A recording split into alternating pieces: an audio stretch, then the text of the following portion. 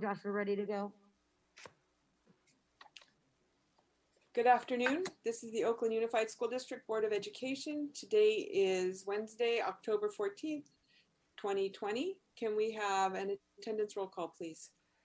Yes, Student Director Powell, Student Director Ramos, Director Ng, Yes, here.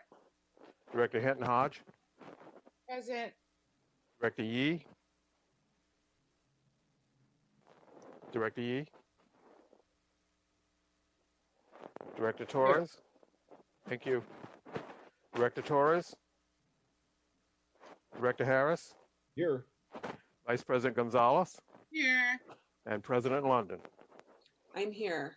Quorum present. Thank you. At this time, the board will move into closed session to consider labor matters, legal matters, and public employee matters. However, rather than recessing into private session as we typically do, the board is going to stay in public session right now to hear item C4, file ID number 20-1892. This item is to consider the immediate suspension and request for approval of dismissal charges and authorization for the superintendent to serve those charges on Justina Ogbu, a certificated employee. As required by law, the district gave Ms. Ogbu notice that the board would be hearing, quote, specific charges or complaints, end quote, against her, which refers to the factual circumstances that underlie the administration's recommendation that she be immediately suspended and dismissed. Ms. Ogbu, as is her right, has asked that these specific charges or complaints be heard in public, which is why we are here in public rather than in private session.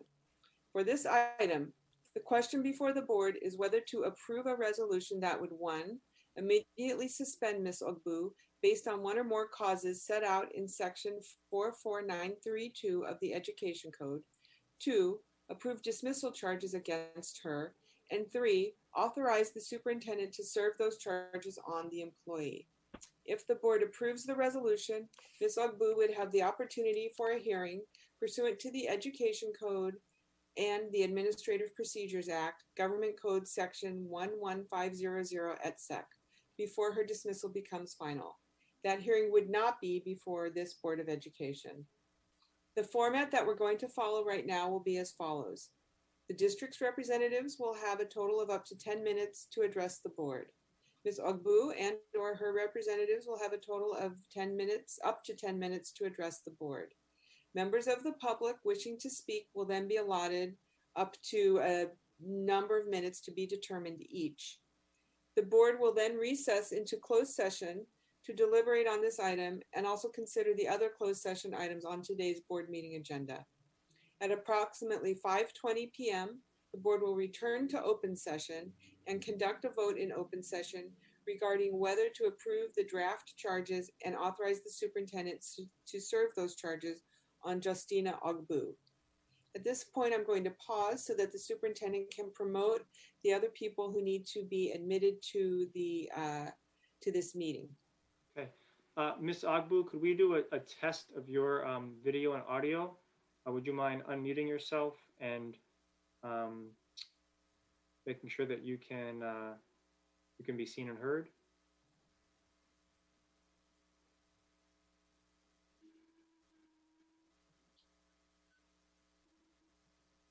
You want the excellent. I think they want to hear. Yeah, Ms. Ogbu, hello. I just heard you. Could you unmute again, please?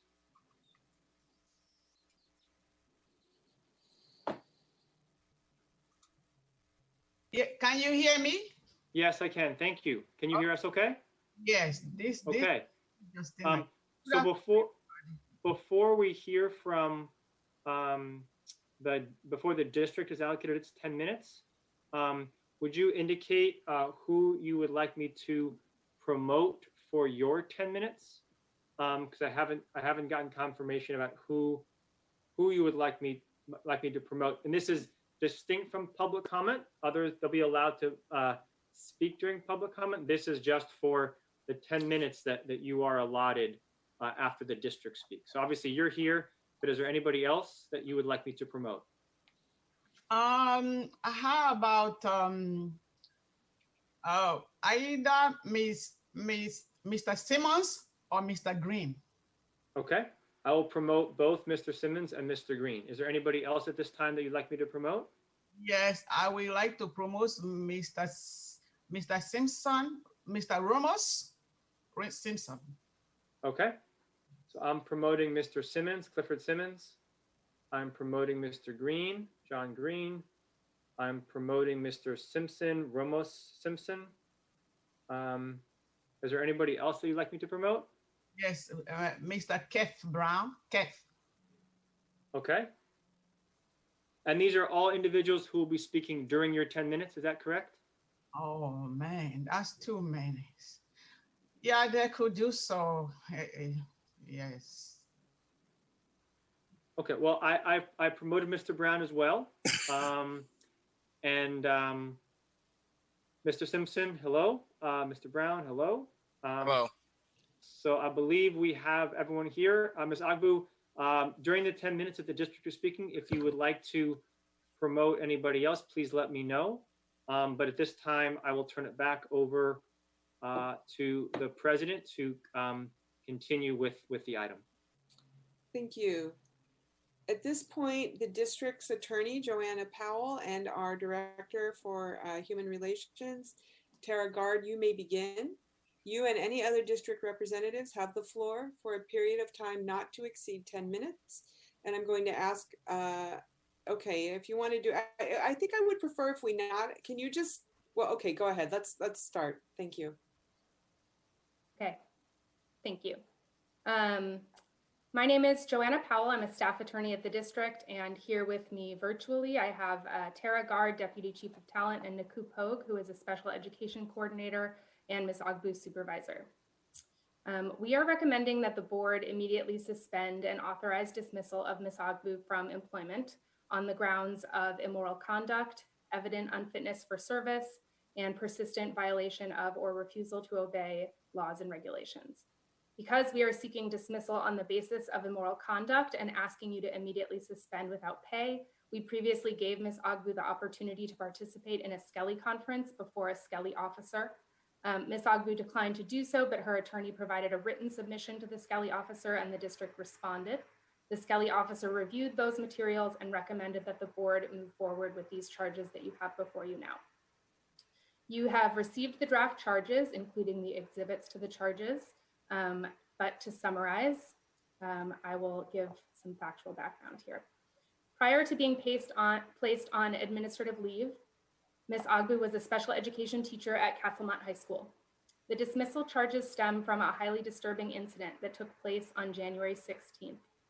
On that date, Ms. Agbu removed one of her students who qualifies for special education as a student with an intellectual disability and speech and language impairment from her class and secluded him in a neighboring classroom with the door shut and without a supervisor present for more than 15 minutes. A video of the incident, which was attached to the draft charges and which the board received, and I hope the board has had a chance to review, shows the student who was wearing a protective helmet sitting on the floor of the classroom, again, a separate classroom, facing the door, screaming, hitting his head against the door and hitting his hands against his face, becoming increasingly escalated. The talent department interviewed several individuals who witnessed the incident, including the employee who took the video. That employee reported that both other students and Ms. Agbu were mocking the student who had been secluded before the video began. That Ms. Agbu made shrieking sounds in imitation of the student's screams, and other students then did the same thing, and that they all laughed. Not only did this conduct put the student at severe risk of self-injury, it also violated the law in numerous respects and therefore opened the district up to liability.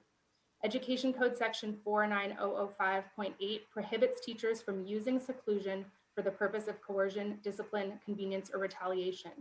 It further requires teachers to keep constant direct observation of a pupil who is in seclusion so that they can make direct eye contact with the pupil. None of that happened here. In addition, this student, who, as I mentioned, qualified for special education as a student with an intellectual disability as well as speech and language impairment, had a behavioral intervention plan. That plan listed self-harming behaviors and loud vocalizations as known problem behaviors. In other words, the behaviors that the student exhibited on January 16th were behaviors that his IEP team and Ms. Ogbu were aware of, and for which the team had planned strategies for de-escalating. Ms. Ogbu did not make use of those strategies, but instead removed him from the classroom entirely and isolated him in a separate room out of view while he was in an extremely agitated and self-injurious state. I will also note that during the district's investigation of this incident, it received reports from several staff members regarding Ms. Ogbu's history of excluding students with severe disabilities from instruction. Further, although Ms. Ogbu does not have any other recent discipline in her file, she has multiple letters of reprimand from earlier in her career in OUSD based on her failure to keep her special education students safe. We are seeking her immediate suspension and authorization to issue dismissal charges based on these facts. And I wanted to leave time to see if either Ms. Gard or Ms. Pogue had anything that they wanted to add.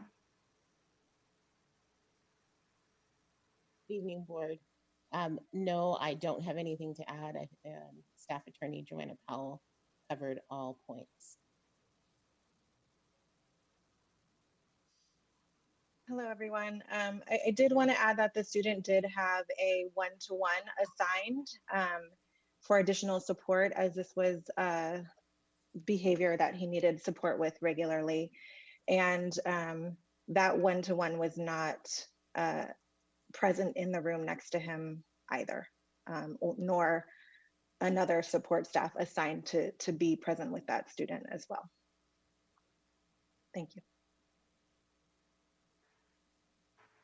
Thank you, President Lennon. I think that's all we have.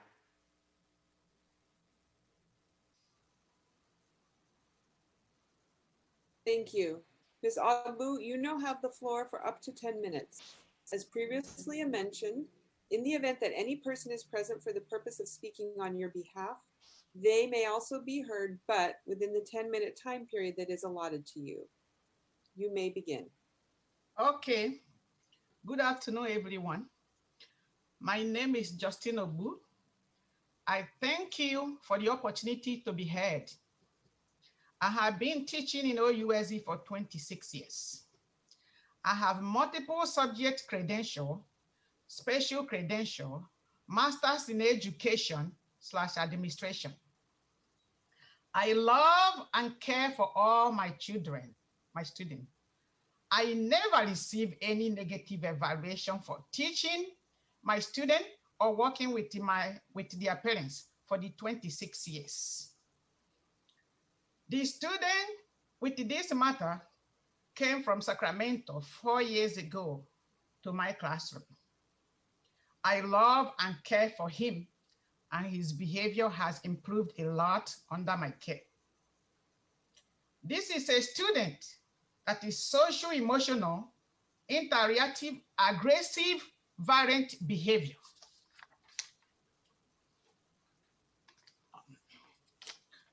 One of these students' goal when he first came from Sacramento to my classroom was to have 4 episodes for self-injury per day by the review date, which could last, is written in his IEP, which could last 30 minutes to 2 hours.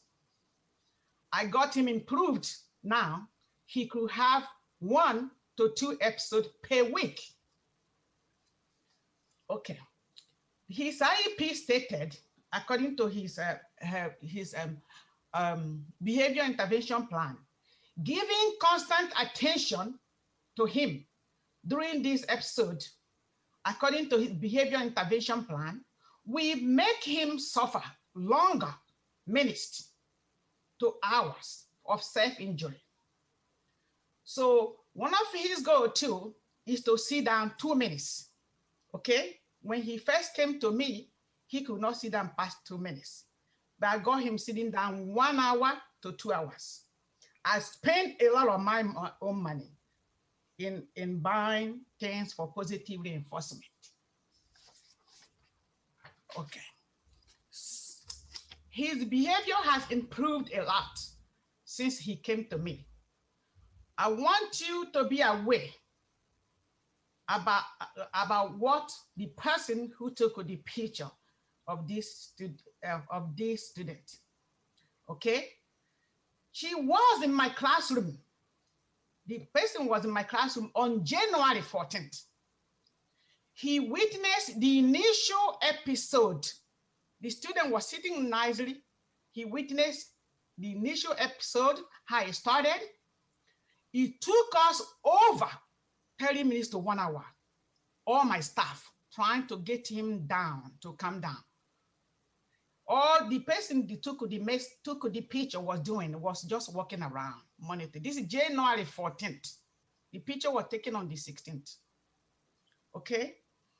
So after that, the person who took the picture can tell you what really helped him calm down. We let her back down and let him sit down by himself and cry and cry and calm himself down, which is written in his IP. Okay.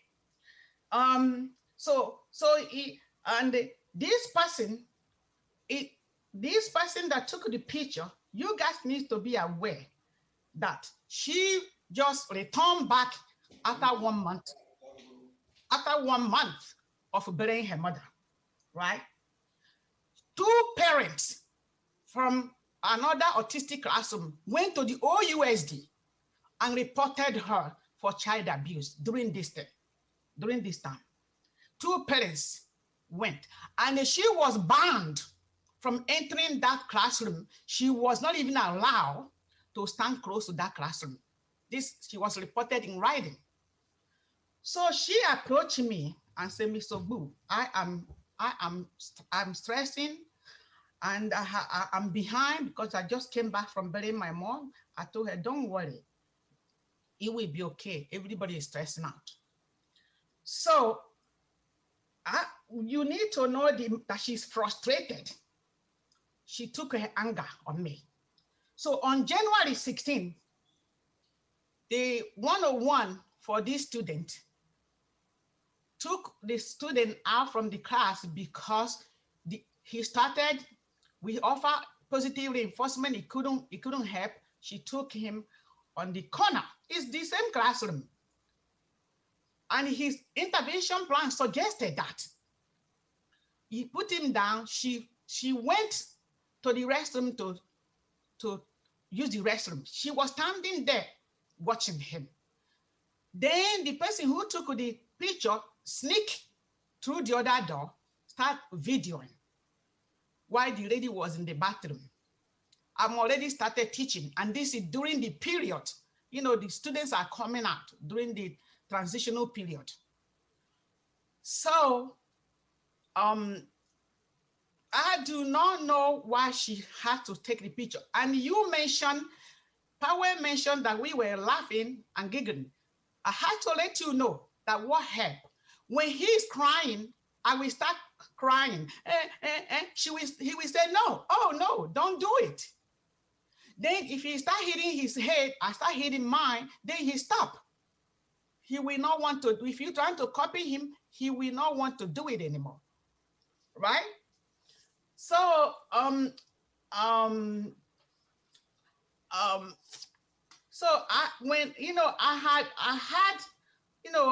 have had Black students because I do not deserve to be punished because someone is miserable and stressing out.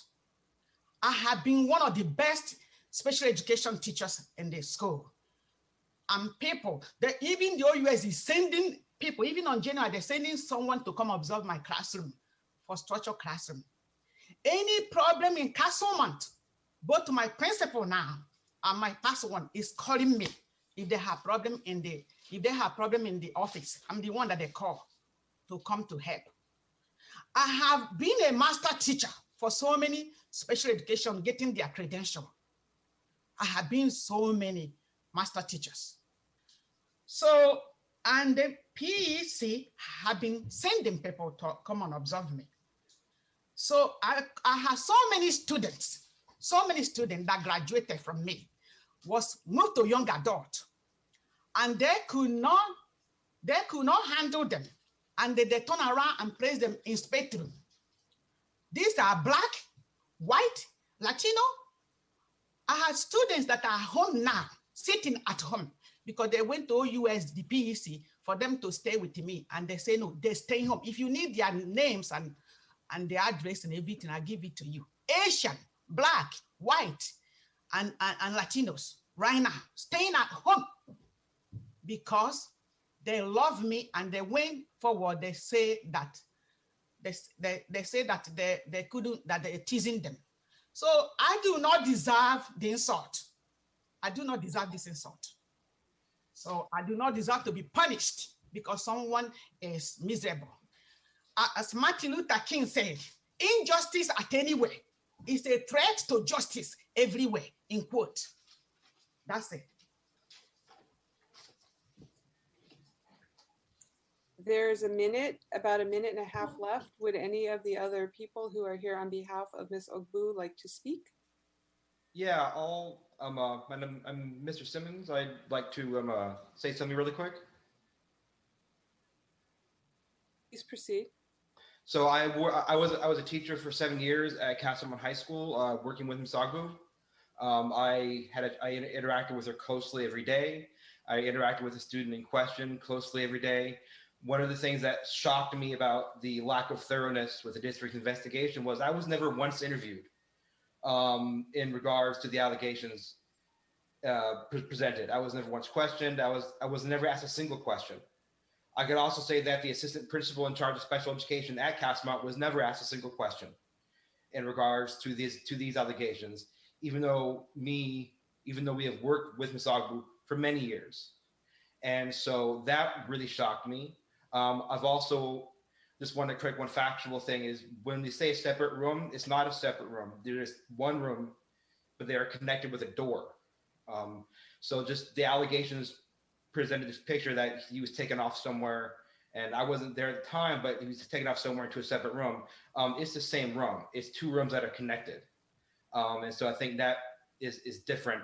I could also say that I've observed very closely how trying to be more positive and interacting with the student in question during his episodes can make them more violent and last longer. And so ignoring him does often shortens the length, the duration, and the severity of the episodes. Okay. And I know she's worked in developing those techniques closely with his group home and caregivers. Thank you very much. Thank you. So that concludes the time that Ms. Ogbu has, the 10 minutes. We will now hear from members of the public on this item. If you are here and you wish to offer comment on this, please raise your hand by pushing the raise your hand button.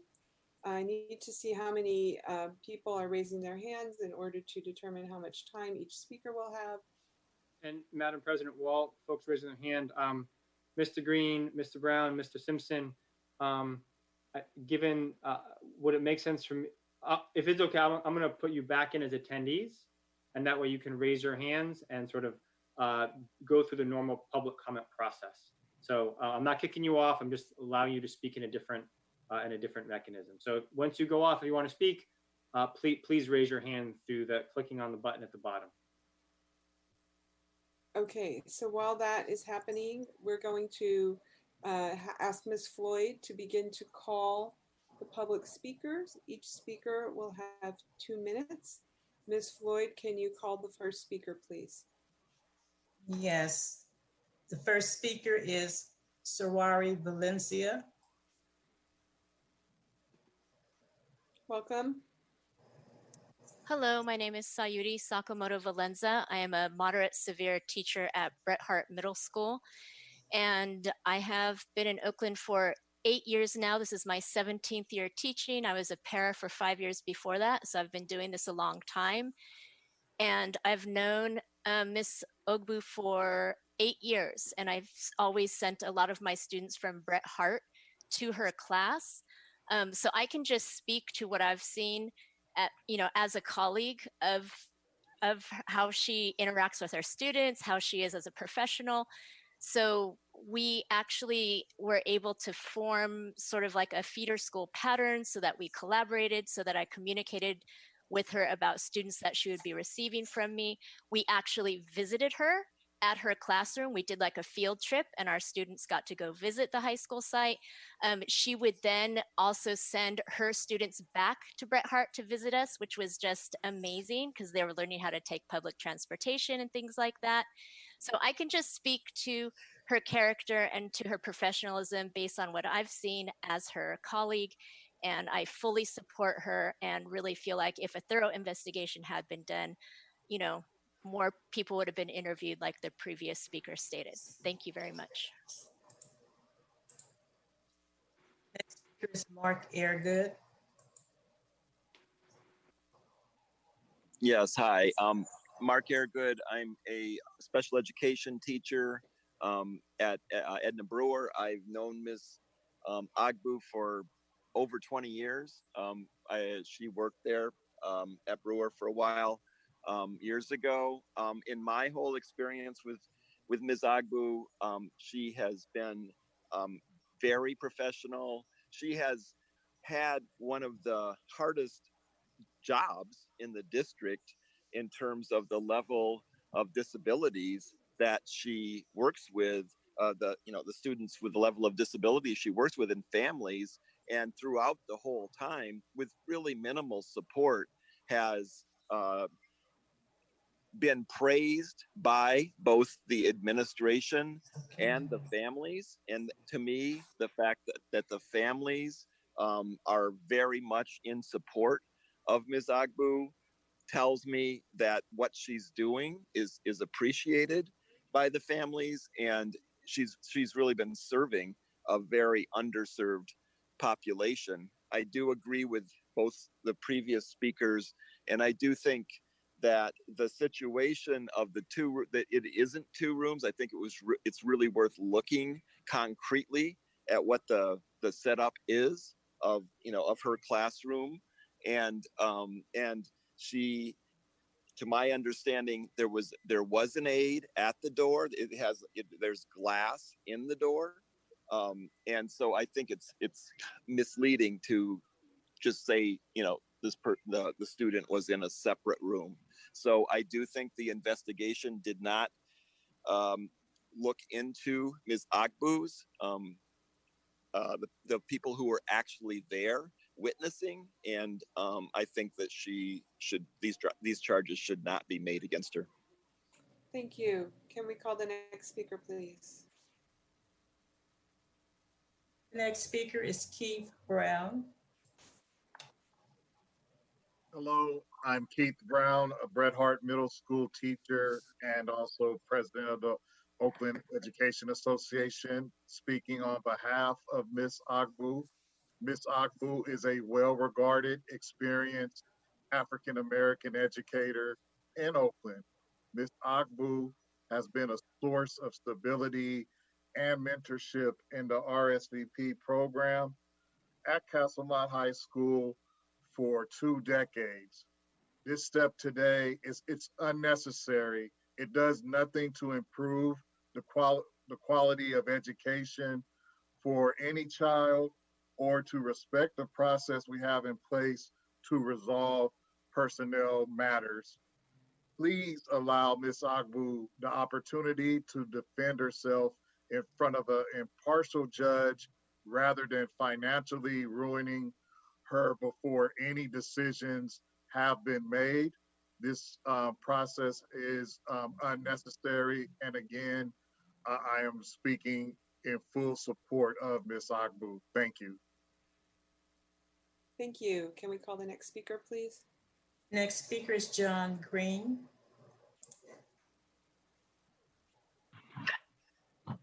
Good evening, members of the board. Thank you for allowing me to speak. I want to make the important point that it is not necessary to immediately suspend Ms. Ogbu, which is placing her on unpaid leave prior to initiating the dismissal process. This is tantamount to imposing punishment before trial. She is accused of immoral conduct for her technique de-escalating a student in crisis, and yet Child Protective Services is not involved in this matter. The district shared a recording with you of the alleged incident because there was a certificated educator in the room with the child. If the district's case was solid enough to dismiss Ms. Ogbu based on the alleged circumstances, you wouldn't have to resort to cutting off her health insurance in the middle of a pandemic prior to the district stating its case to the Commission on Professional Competency. I'm asking you to please allow Ms. Ogbu the opportunity to defend herself in front of an impartial judge instead of holding her healthcare hostage. She is already on administrative leave, waiting for the opportunity to clear her name. If you approve the immediate suspension of Ms. Ogbu tonight, she will spend months without income, healthcare, or access to unemployment benefits. I urge you in closed session to ask your legal counsel for all of your options in this matter and reject the extreme resolution that has been put in front of you. Thank you. Thank you. Can we call the next speaker, please? Next speaker is Paul King Ho.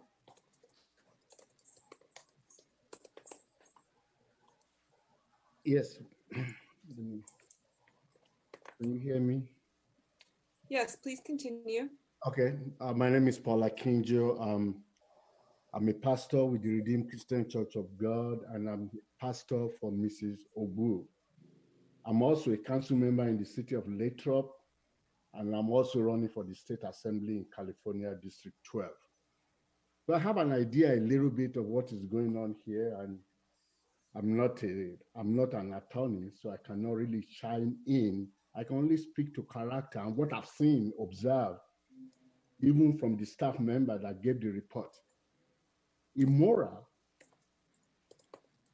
How does immorality get into the work of disciplining an individual or suggesting a calming situation for an individual or a patient? I just don't get it, why the charges of immorality was magnified so much that you're trying to destroy someone's life. We have prayed, we have sought counsel, we have talked, we have done everything we could do. All Mrs. Ogbu wants is to go back to her children. That's how she addressed them. She calls them her children. She loves to teach. And from the evidence I've seen so far, nothing has changed that part of philosophy of Mrs. Ogbu to really participate and educate our special needs children in our community. So when, like the previous speaker have said, no interview was done. Let us face it, you can't just arbitrarily assume that this is a professional for somebody take a picture and said you have 2 rooms and we are lining this 1 room with an adjacent door. It is ridiculous. So even listening to what I'm hearing, if it is an open where people are accepted, the case will be thrown out, really. So I beg you to reconsider. Thank you, sir. If you could conclude, please.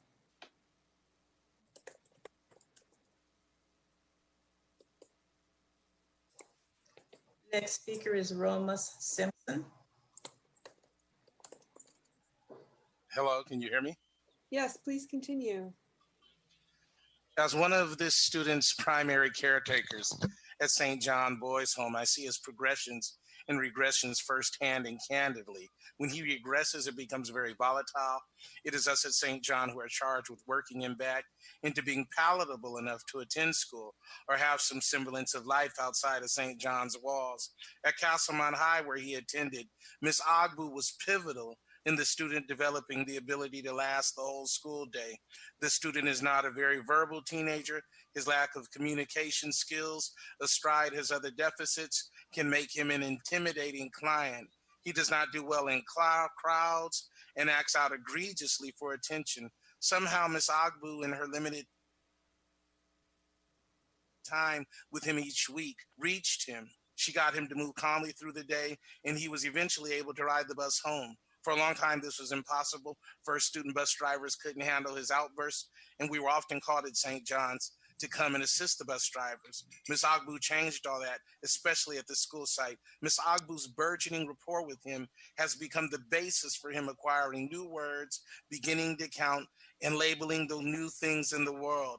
I know these gains may seem small to someone who does not deal with special education children, but they are colossal in lieu of the convergence of deficits some of these kids carry. I thank Ms. Agbu not only for teaching him new things and having the requisite patience and skill to do so, but moreover, I thank Ms. Agbu for being an integral part of the team that allowed him to graduate from Castlemont High and have the experience of making friends, moving to and fro in the city each day, and having a real sense of living beyond the confines of the group home. And I speak for myself, Roma Simpson, and Marcy Hodge. Thank you. Can we call the next speaker, please? Next speaker is Freddy Zavala. Hello, thank you for taking the time. My name is Freddy Zavala. I'm here with my mom, Patricia Zavala. I'm the brother and she's the mother of Patricia Zavala, student of Ms. Agbu at Castlemont High School. Patricia was also a student of Ms. Sakamoto at Bret Hart Middle School. Ms. Agbu has been a really great person for Patricia. She helped her so much in her cognitive and her learnings throughout the entire time of the 4 years that she was at Castlemont High School. It was really abrupt when Mrs. Ruth had to, no longer attend the class. Patricia really missed her. I'm sure a lot of the students in the classroom really missed her and missed all the learnings and all of the bond that they helped grow together. We're here to speak on behalf of Ms. Agbu to ask to please reconsider and help her regain, her position back at Castlemont High School. The school in itself does not have a lot of resources, does not allocate a lot of resources to the students. We saw the environment that the students were in the classroom, and for special education, you need to have a lot of attention. You need to have a lot of ways to benefit the students, and the high school needs more resources, needs more teachers, needs more people in the classroom. I can understand how difficult it can be to manage a classroom of 30 students that are not physically or mentally disabled. It's much more difficult task to do so for students that are going through mental and physical disabilities.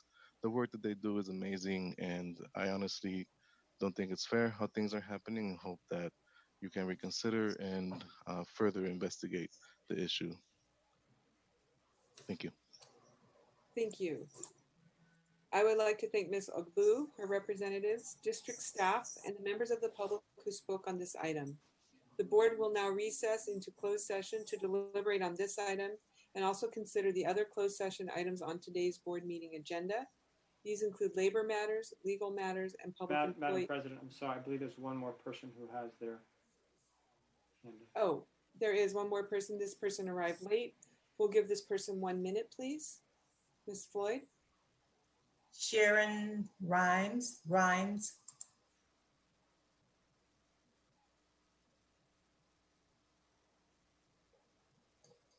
Ms. Rhines?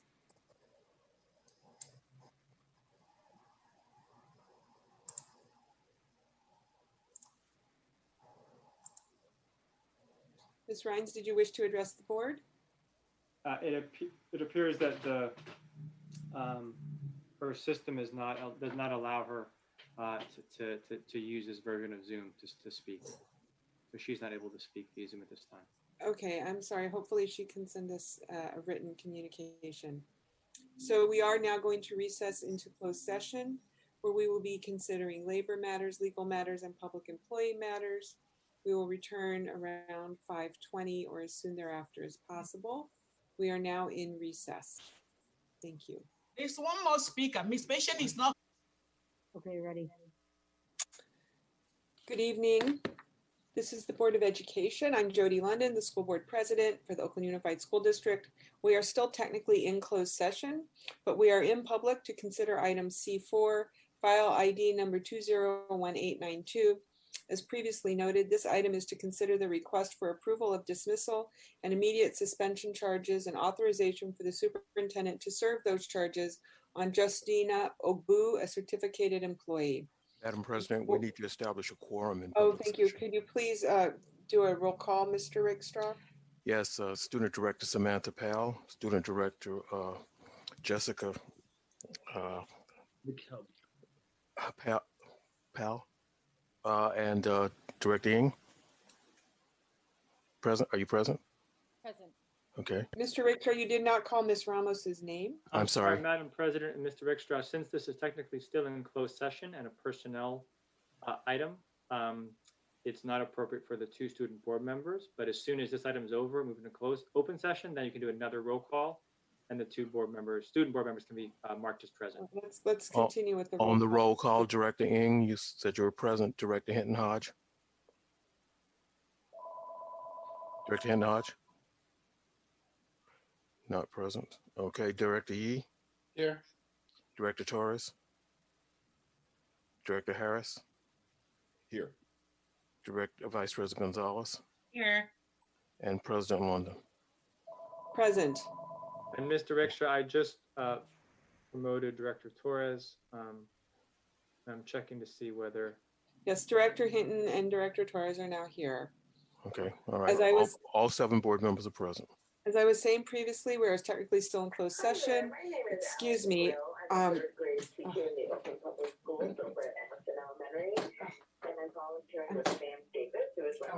I am really sorry. There's a really inappropriate message coming in right now.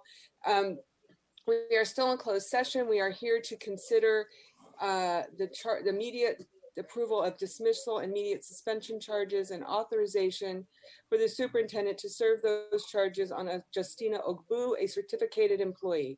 The board previously heard from the district, from Ms. Ogbu, and from the public.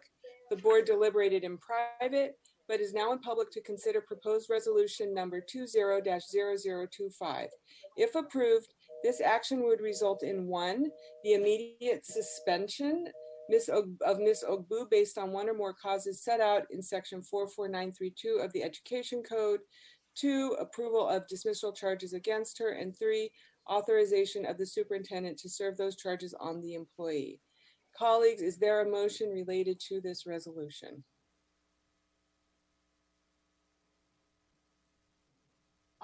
I move to not accept the staff recommendation. It's Director Hinton has moved to not accept the resolution. Is there a second? Second. Seconded by Director Harris.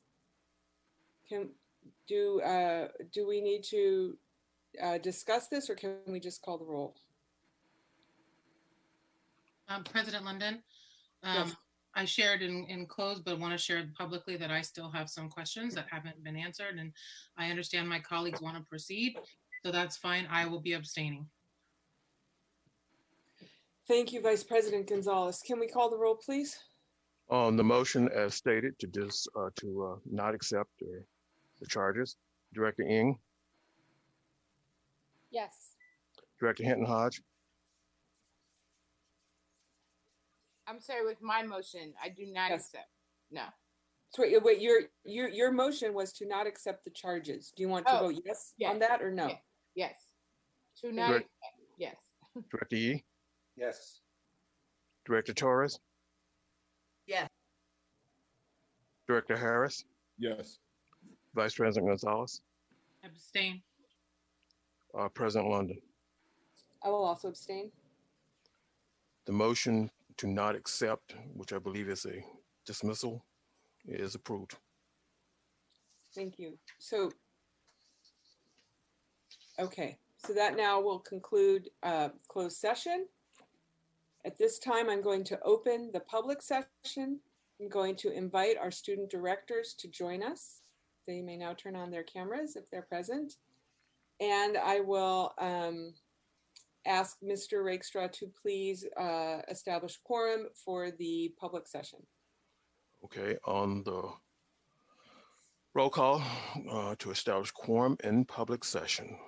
Student Director Pal, Present. Student Director Ramos, Present. Director Ng, Here. Director Hinton Hodge, Present. Director Torres, Present. Director Harris, Here. Vice President Gonzalez, Here. and President London.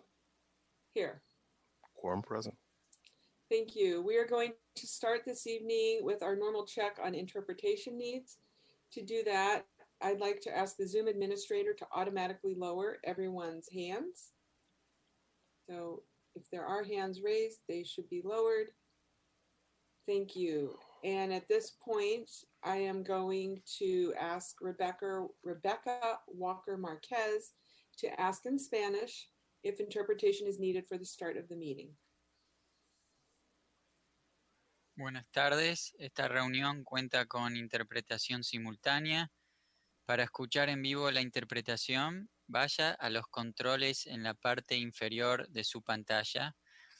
Busque el icono de interpretación, es el que tiene la imagen de un globo terráqueo. Seleccione esta imagen y se desplegará una lista de idiomas. Seleccione español. Debería poder escuchar al intérprete alto y claro. Posiblemente se escuche el inglés a un volumen inferior. Si por alguna razón el audio en ambos idiomas está al mismo nivel, trate de desconectarse y vuelva a ingresar a la reunión. Para saber si hay personas en la reunión que necesitan interpretación, necesitamos que levanten la mano o escriban en el chat que necesitan interpretación. Si nadie pide interpretación de esta manera, no se prestará el servicio durante esa parte de la agenda. Para hacer un comentario público, participe como el resto de los participantes. Levante su mano para pedir la palabra. Hable fuerte y claro y haga una pausa después de cada oración para que podamos traducir consecutivamente. Gracias. Gracias, and that was Senor Copenhagen. My mistake. We will now turn it over to, I believe it's Mr. Yuen, to ask if Cantonese interpretation is needed for the start of the meeting. 各位嘉賓，你而家收睇嘅係屋崙聯合校區教育委員會會議。如果你需要廣東話翻譯，請喺屏幕嘅右下邊嘅控制鍵點擊地球嘅圖案，打開之後請選擇中文 Chinese。選擇中文之後，亦喺個控制鍵上嘅中間部分點擊人嘅圖案。咁就會打開右邊嘅參與者頁，喺呢一頁嘅下邊選擇欄中點擊右下角嘅舉手個字樣，讓我哋知道有人需要廣東話翻譯。多謝。I'm done with President London. Thank you very much. Madam President, no attendees have indicated a need for Spanish or Cantonese interpretation, and so we'll start the meeting without translation. Thank you. Moving forward, our process tonight will be at the beginning of each item to ask in Spanish and Cantonese that those who need interpretation to raise their hand so that we know interpretation is requested. If no hands are raised at the beginning of an item for a particular language, then no interpretation will be provided for that item. If no interpretation has been requested for an item by 8 p.m., no interpretation will be provided for the rest of the meeting. I will now give a quick overview of tonight's meeting. As usual, there are many important items on tonight's agenda, and I would like to highlight a few of them. The board will take action on or discuss important policies that address student enrollment and assignment data, enrollment and student assignment issues, as well as the order of the agenda. The board will hear an update on the district's construction and building trades pre-apprenticeship program. The board will consider a resolution to endorse Proposition 16 on the state ballot. If you are able, I hope that you are able to stay for the entire meeting and give public comment if you are interested in doing so. As always, we will do our best to take precautions during this meeting. Of course, regardless of what platform we are using, we cannot anticipate what a speaker says, just like with an in-person meeting. If a member of the public says or shows something inappropriate, I will do my best to immediately have it addressed, but please know that doing so is not immediate, as mics and videos are controlled by staff. Now for the usual information and instructions regarding how we are going to be using Zoom today and involving members of the community. All board members and the superintendent will be on video throughout the board meeting. Some staff members are also present. Depending on the screen view, you might even see staff names. Staff will only be on video if they are presenting or responding to board questions. A member of the community will not be on video and will be muted except during public comment. There are multiple ways to make a public comment during the meeting. If you have joined via computer, you can raise your hand by clicking on the raise your hand feature, usually at the bottom of your screen. If you have joined by phone, you can raise your hand by pressing *9.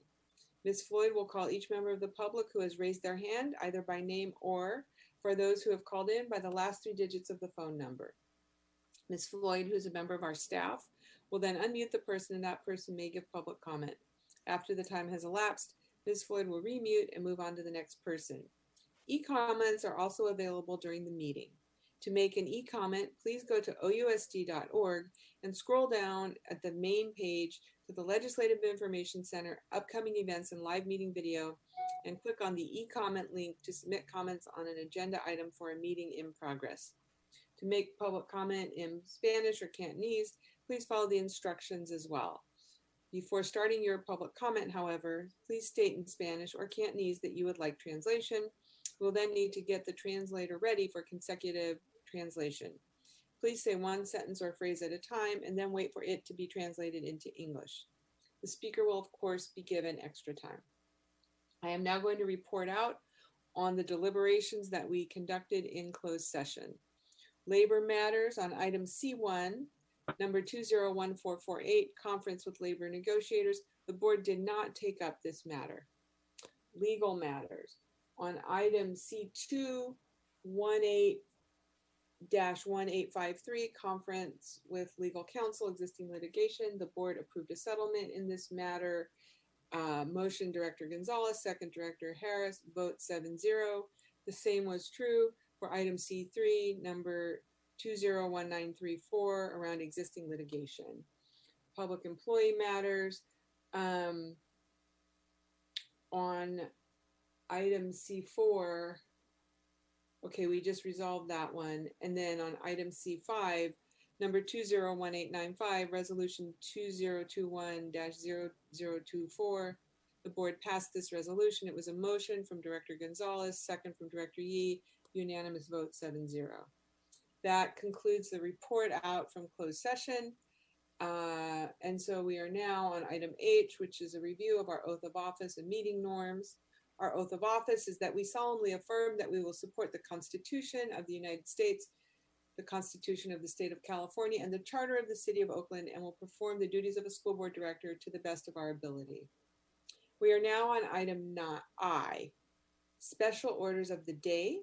We have one item today, that's 20-2041. This is a report from the Equitable Enrollment Working Group, Board Policy 5116.1, open enrollment. And so I'm going to turn it over now to the superintendent and I believe Ms. Muraca. Thank you. Thank you, Board President London. Good evening, everyone. At this time, I would like to introduce our Executive Director of Enrollment, Sonali Muraca. Thank you, Superintendent, and thank you to the board. We really want to start by saying a huge thanks and gratitude for you all for creating this working group and for creating this space for us to discuss this important topic with our community. And next, okay, great. So the agenda for today, we'll go through some of the progress our working group has made. We'll hear recommendations from our 3 subcommittees, and we have a number of folks who are available to help present today. Recommendations on approaching a future broader policy update, and then quickly go through some next steps. So you can see here the membership of our working group comprised of school staff and school leaders, as well as parents. And like I said, we have a number of them here today who will be joining in the presentation. Progress thus far, you can see we've held a number of meetings. We did a survey. The results of that survey are available on our website. They were also presented at the June board update meeting. We reviewed case studies from several other cities. That information is also available on our website. And then based on the community survey results and our June board meeting, we split up into 3 subcommittees that were focused on 3 different pain points. We picked those pain points based on issues that we thought could have both high impact and were fairly feasible to move forward on. So we'll be spending time today talking through the recommendations from those 3 subcommittees. And then, like I said before, kind of recommendations on how to approach potentially a broader policy update in this spring.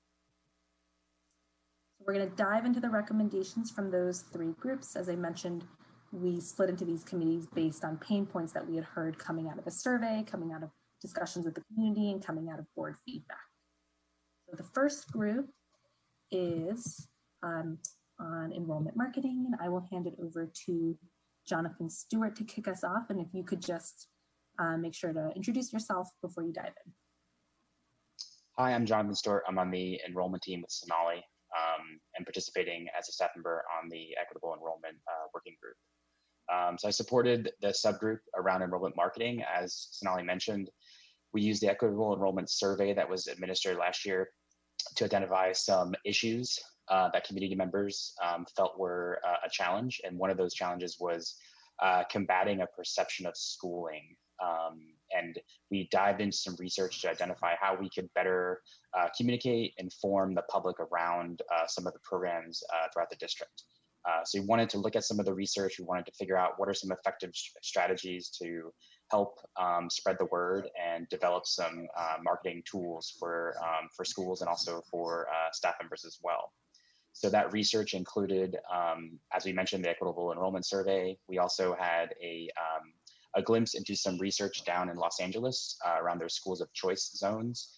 That was very illuminating to our group around how parents perceive data and how they use that information to make informed choices.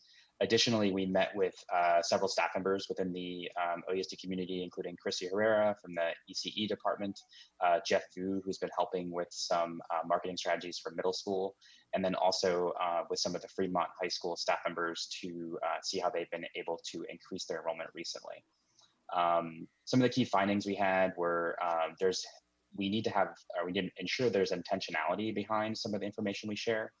That was a big piece of the research that Chris Campos shared with us in terms of both parents are going to share information, and we want to make sure that they're sharing information that we feel like is highlighting programs and giving them a good indication of how schools are serving students.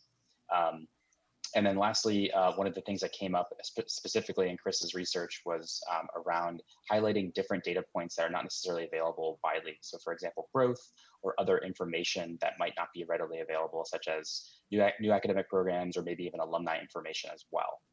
I'm going to hand it off to another Equitable Enrollment Working Group member, Michelle Gonzalez, and she'll talk through a little bit more in detail.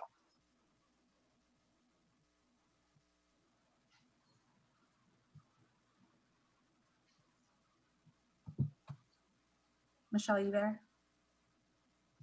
Sorry, I was on mute. Thank you. Hi, Michelle Gonzalez, Assistant Principal at Frick United. I am presenting our first recommendation, which is around creating centrally supported videos for our middle and high schools, specifically to highlight the great things happening at all of our different sites. Oftentimes, there's a lot happening and there's a lot of good teaching and learning and experiences that students are having that don't necessarily get advertised, and giving each school the space to be a focus and putting these videos in 3-year cycles with about 10 schools a year, starting a pilot with Fremont High, and moving on from there, given that Fremont High has the Media Academy and they've been doing a lot of, the students have been creating a lot of videos to market the school, etc. Basically, the rationale is most schools don't have that capacity. We don't have academies or media academies, much less at a single site. And trying to get a sense of how that helps to change perception, which we learned through our research that it does help a lot when the public is presented with what's really happening at sites versus what people think is happening. And we would need to create a budget and staffing analysis to be able to support this recommendation, obviously looking at our communications department and KDOL for this work. And I'm going to hand it to Cynthia, who can talk about our second recommendation.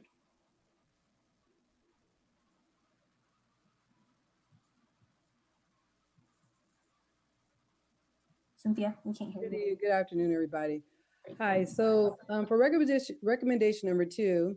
Cynthia, could you introduce yourself quickly? Sorry. Oh yes, I'm sorry, I'm Cynthia Bagby. I'm the principal of Redwood Heights Elementary. All right, so for recommendation number 2, central office we're thinking should work with sites to create a school spotlight section on a regularly distributed newsletter to families and staff that would include a photo and a highlight of the programs and achievements for each school throughout the year. The rationale of this is that central office would support school sites increasing communication about the positive programming happening in all of our schools, and the considerations that school sites would need to commit to providing central office communications with a photo and a highlight for their school once a year. And communication office would need to prioritize time and capacity for this effort. And basically this just kind of grew out of just thinking that we could just reimagine some of the marketing and communication tools that we already have, and to ensure that we highlight all of our schools. Could be as simple with just a nice photo that highlights one of their key programs. Thank you. And all right, and our third recommendation is around our social media toolkit for each school site to support and increasing their social media presence in order to attract students and families to each site. Many families, especially in this day and age, use social media, and I think we have different populations that we serve as a district, and being able to reach all of the different populations, I think social media is one of those tools that unites us all, and we've done the research and we've seen, looking at Oakland in the Middle and things that were done at Fremont High and other sites around their social media marketing. Part of our research found that, or we learned rather from the research, is that often sometimes students are making those decisions for the families, and being able to reach families in different venues that aren't necessarily just emails or newsletters is important. And it can be done very simply, and giving the leaders at each school sites a short training and toolkit that they can use throughout the year to get that running, supported by our centrally as well. And I think those were.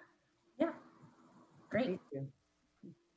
And the next subcommittee is around increasing access for low-income families, where we have 2 recommendations, and I will hand it over to Ms. Rachel Lata to present the first few slides. And Rachel, if you could introduce yourself as well. Hi, I'm Rachel Latta. I'm a parent of 2 kids, a kindergartner and 3rd grader at Prescott School, and I'm also a parent leader with Equity Allies. And the working group that I'm on, with a few other folks I think who are here as well, is the pain point around increased access for low-income families to high-demand schools. So the problem was that low-income families are unable to easily access high-demand schools if they so choose because of the current enrollment system priority. And so many of our highest demand schools are in neighborhoods that are quite expensive, and also in a segregated city that creates demand challenges. So the goal that the working group came up with was to propose a few smaller scale initiatives around the enrollment priorities that could increase access for low-income families to these high-demand schools, and that could also provide some information to learn from when approaching any broader enrollment policy updates that may happen in the future.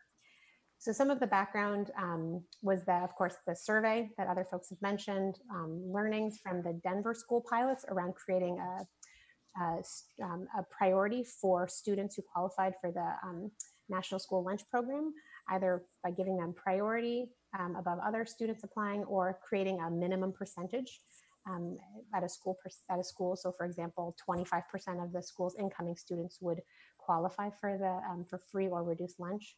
We also learn from case studies at Berkeley using census information as a proxy for free and reduced lunch, as that free and reduced lunch is self-reported, would be self-reported here in Oakland. So how Berkeley kind of works around that.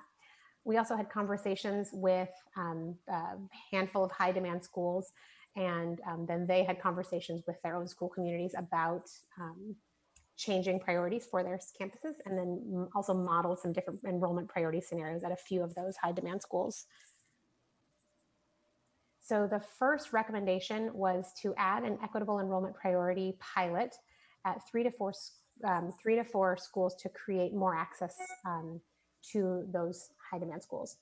The reason that was the first recommendation was first that the school communities that are bringing forward enrollment pilots had previously expressed interest in exploring enrollment policy changes with a lens of increasing equitable access and diversifying their schools. One of the learnings from the survey was that school diversity was a top value that families mentioned in the Equitable Enrollment Community Survey. And then pilots, again, as I said before, can help inform a broader enrollment changes.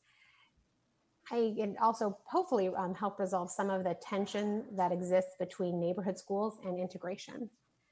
A few of the considerations are that the pilots thus far have been driven more so by affluent communities at high demand schools. So the schools that are creating pilots are not only in affluent communities, but the pilots in the school have been driven by the more affluent communities within those schools. Additionally, the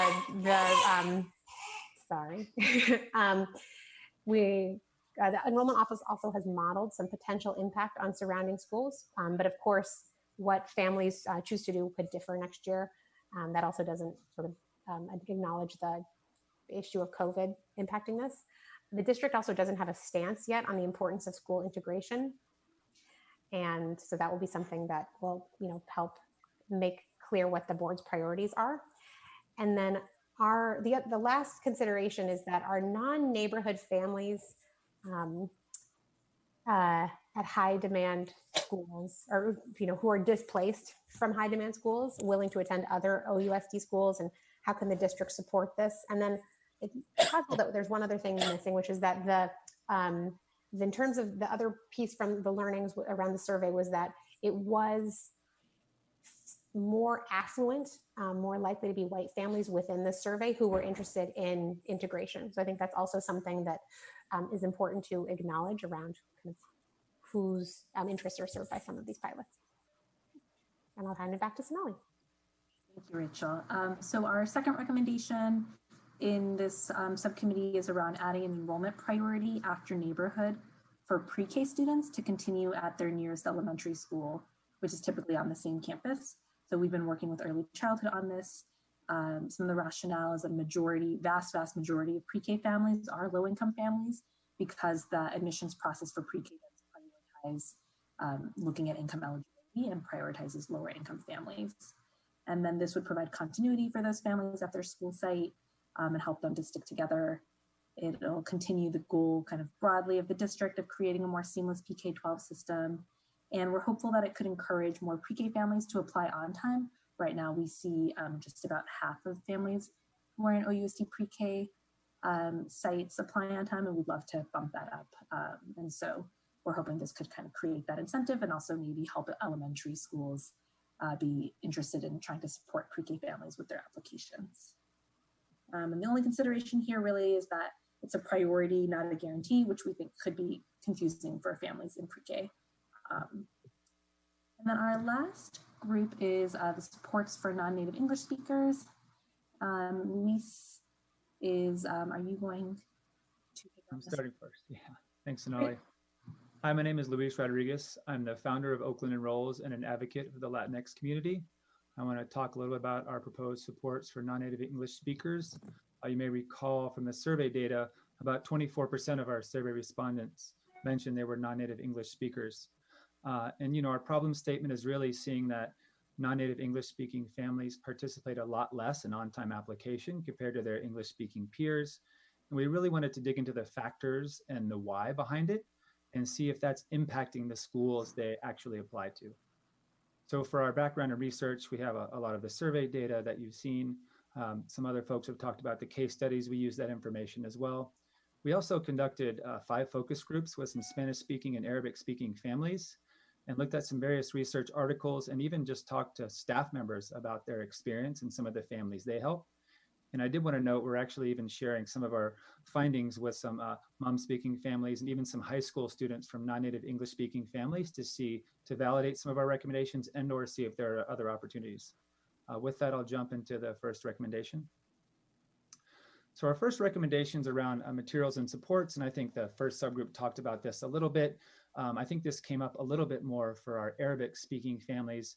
I think we do translate a lot of materials, but I don't think we do a great job of hosting tours and having information and events really focused on those families and making them feel welcome and invited. Instead of just translating, actually having the events hosted by families that speak those languages, and just also thinking about the overall supports for non-English speaking families. So it's not just, hey, come hear this about enrollment. I think there's a broader opportunity to better engage non-native English speaking families. And I think one way to do that we discussed is increasing collaboration with trusted community partners that have strong connections with non-English speaking families, realizing that to scale, to support all these families, there may not be enough staff at OUSD to do that. So how is there a way to partner with the community to do that maybe a little more seamlessly? I did want to point out a bright spot that some of the folks in our focus groups did mention specific OUSD staff members that they were super thankful for their help and their guidance, and just thinking, how do we continue to have more families feel that way at more of a scale? And then the second recommendation is really around improving academic quality information. I think the first subgroup talked about other information that some families were looking to see. I think there's also a challenge here in the way the information is translated for a lot of our non-native English speaking families. And again, they're asking a lot of questions that aren't answered with some of the tools and data we provide today. I think some increased focus groups there would really help. And again, 24% of our families that responded to the survey are non-English speaking families. So we really need to figure out a way to get them information they're looking for to help them make choices, because this is academic quality information is one of the highest factors that everybody reported in terms of selecting schools. With that, I'll transition over to Keita, who will talk about recommendation number 3. Thanks, Wynn. I'm Keita Brown, co-founder and special projects director with the Oakland Reach, which is a parent advocacy group. And most important, I'm a parent of a 4th grade student who attends Aspire Triumph Technology. For this part of the presentation, it was centered around the recommendations that we got back from the surveys that were completed, where we saw a lot of English respondents that were identifying diversity as a big value, but we saw it being a lot less for non-English speaking families that responded to our survey. So we wanted to definitely dig into that just a little bit more. And one area we found, which when we kind of talk to non-English speaking families, we're looking at, when they're looking at choosing schools for enrollment, they're really looking at culture. They're looking at teacher training. They're looking at curriculum. They're looking at things that make them feel welcomed and valued in their native language and in their culture. So we think one area of feedback based on what we got from families is to look at how we are looking at things when we speak about diversity, and to really be open to what families take that as being meaning. And we could potentially do a better job with cultures, especially when it comes to the Latino and Arabic speaking families. And we also believe that in the second questions that they had asked was, what does school diversity mean to them? It was really kind of exciting that we saw in a previous work group that they speak about piloting as a priority. And we're doing some of that digging, and we brought up the concept of diversity within our focus groups. Parents were like, what exactly do you mean by that when you say diversity? Is that just low income, or does that mean other things? Help me understand. We really feel adding some processes around these responses could definitely provide some answers of figuring out ways to help bring non-English speaking families' voices to the forefront in those pilots, so that they have an opportunity to voice their aspirations, their opinions, and their desires when there are discussions and we're talking about providing diverse schools for their children. And with that, I will pass it over to Jerome. Good evening, board. I will keep it at 2 minutes. Please keep Keita off of mute. She will help. So recommendation number 4, increase immigrant family supports.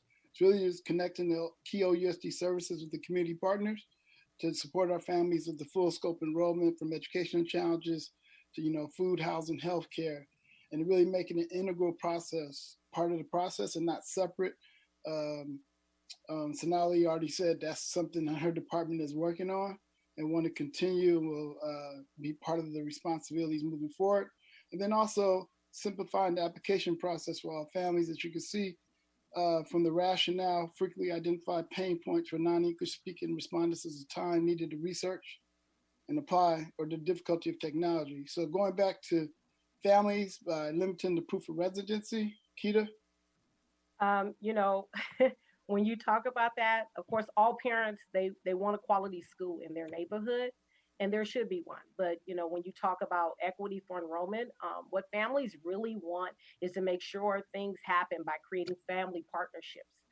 So we need to look at removing some of the obstacles, the barriers when families are looking to apply for schools. They say all the time, you know, why do we go through all this red tape when I land at like 250 on the list? You know, so a lot of families, what they do is just simply opt out because they feel, why should I do all this work when I know that I'm not going to get a spot at the school that I've applied for? So when should we do this? We should be working out different ways to be able to make sure that this partnership with parents, and when they have a guaranteed spot, that you're actually providing ways for them to actually do that when their child is actually enrolled in that school. So that's what I hear from families. And with that said, just want to really quickly thank Gary Yee for his participation and involvement in this process. And we just want to close with, we're moving from the 21st, to the 21st century, from family engagement to family partnership. Matter of fact, Early Literacy Annual Plan for 2021 says family and community members must be partners in building systems and practices that serve our most marginalized communities. That's from our plan already. So that's the direction we're moving. And we all want you just to remember these 1, 2, 3, 4, 5 very important words. Family culture is first culture. Thank you. Thank you, everyone. So I know we are over time, so I'm just going to breeze through these last few slides. There are some recommendations here on a larger policy update that we are planning for this spring, just at a very high level. We know that there's going to be critical need for support and buy-in from the school board. We know we want to do more engagement with the community. There's a need to acknowledge the tension between neighborhood schools and integrated schools, which I know Director Yee has been doing some work on. And we want to situate our work within a larger policy frame, which is also something Director Yee has been working on. And the next steps, I will just, we can come back to if people have questions, but they're outlined here over the next several months, including a working group to try to implement kind of an implementation working group on the marketing and language support recommendations. All right, with that, we are done. Thank you for everyone for your patience and for the working groups work, and we can take questions. Thank you. So board members, what I would like to suggest is if you have any clarifying questions, we ask those now, and then we can go to public comment. And then this is not a voting item. It's really just a progress report. So if there's anything in particular that we want to emphasize, we can do that. But let's start with just clarifying questions. Director Ramos, I see you there. I know Director Powell is on the phone. Do you have any questions or thoughts about this? You're right in the heart of this. No, just thank you so much for the presentation. Don't really have any questions at this moment. Okay. Director Powell will find a way to communicate with us. I'm sure if she wants to add anything. Any clarifying questions? Anybody else? Director Hinton. Oh, good. And let's go with 3 minutes, please, for board members. Ooh, okay, sure. So there was a comment, thank you for your work. There was a comment about school integration and that the board or district had not really taken a stance on that. And so in the same way that Ms. Brown was kind of speaking to, definitions, and I think that that's a really important piece if you're going to interrupt, in my case, looking at it racially, like these terms have to be defined. So just curious through the superintendent or staff or anyone around, where do we go with that? And is that a hindrance or not? The other question, I feel like I didn't hear, I heard sentences like affluent families were primarily a part of the pilots and they're the ones that kind of initiated that. So I'm going to assume you have a lot more, again, definition of affluent families. And I didn't know whether that was a good thing or a bad thing. It sounded like a bad thing, but I wasn't really clear about that.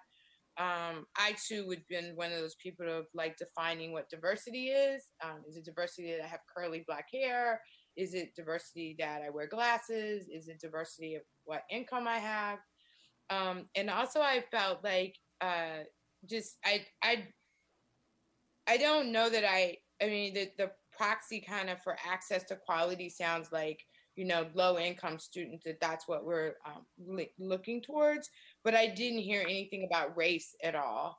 And I didn't hear about and then for me to think about this integration piece, like for me, what I read and kind of the research that I look at, and when I think about even my neighborhood of West Oakland, right, that is fastly gentrifying, there are a lot of white people that live in the neighborhood now, and they do not attend the neighborhood school. And then for a lot of the Black people who live in that neighborhood, about 60% of them choose not to go to the school. And so, and there's a lot going on in some of our neighborhood schools around where, you know, at least the ones that are really low enrollment. And you see gentrification, and you see new gentry kind of like trying to revitalize the schools, which is a great thing. But I don't know if it's necessarily revitalizing for the people in community who said, I don't want to be here based on maybe quality or again, how they're approached or how, you know, they're the cultural element that even Ms. Brown kind of spoke to, like why people feel good about sending their child to us. So anyway, so just feeling like, it's more of a question, do we need to dig into this integration piece? And again, are we talking about racial integration? Are we talking about socioeconomic integration?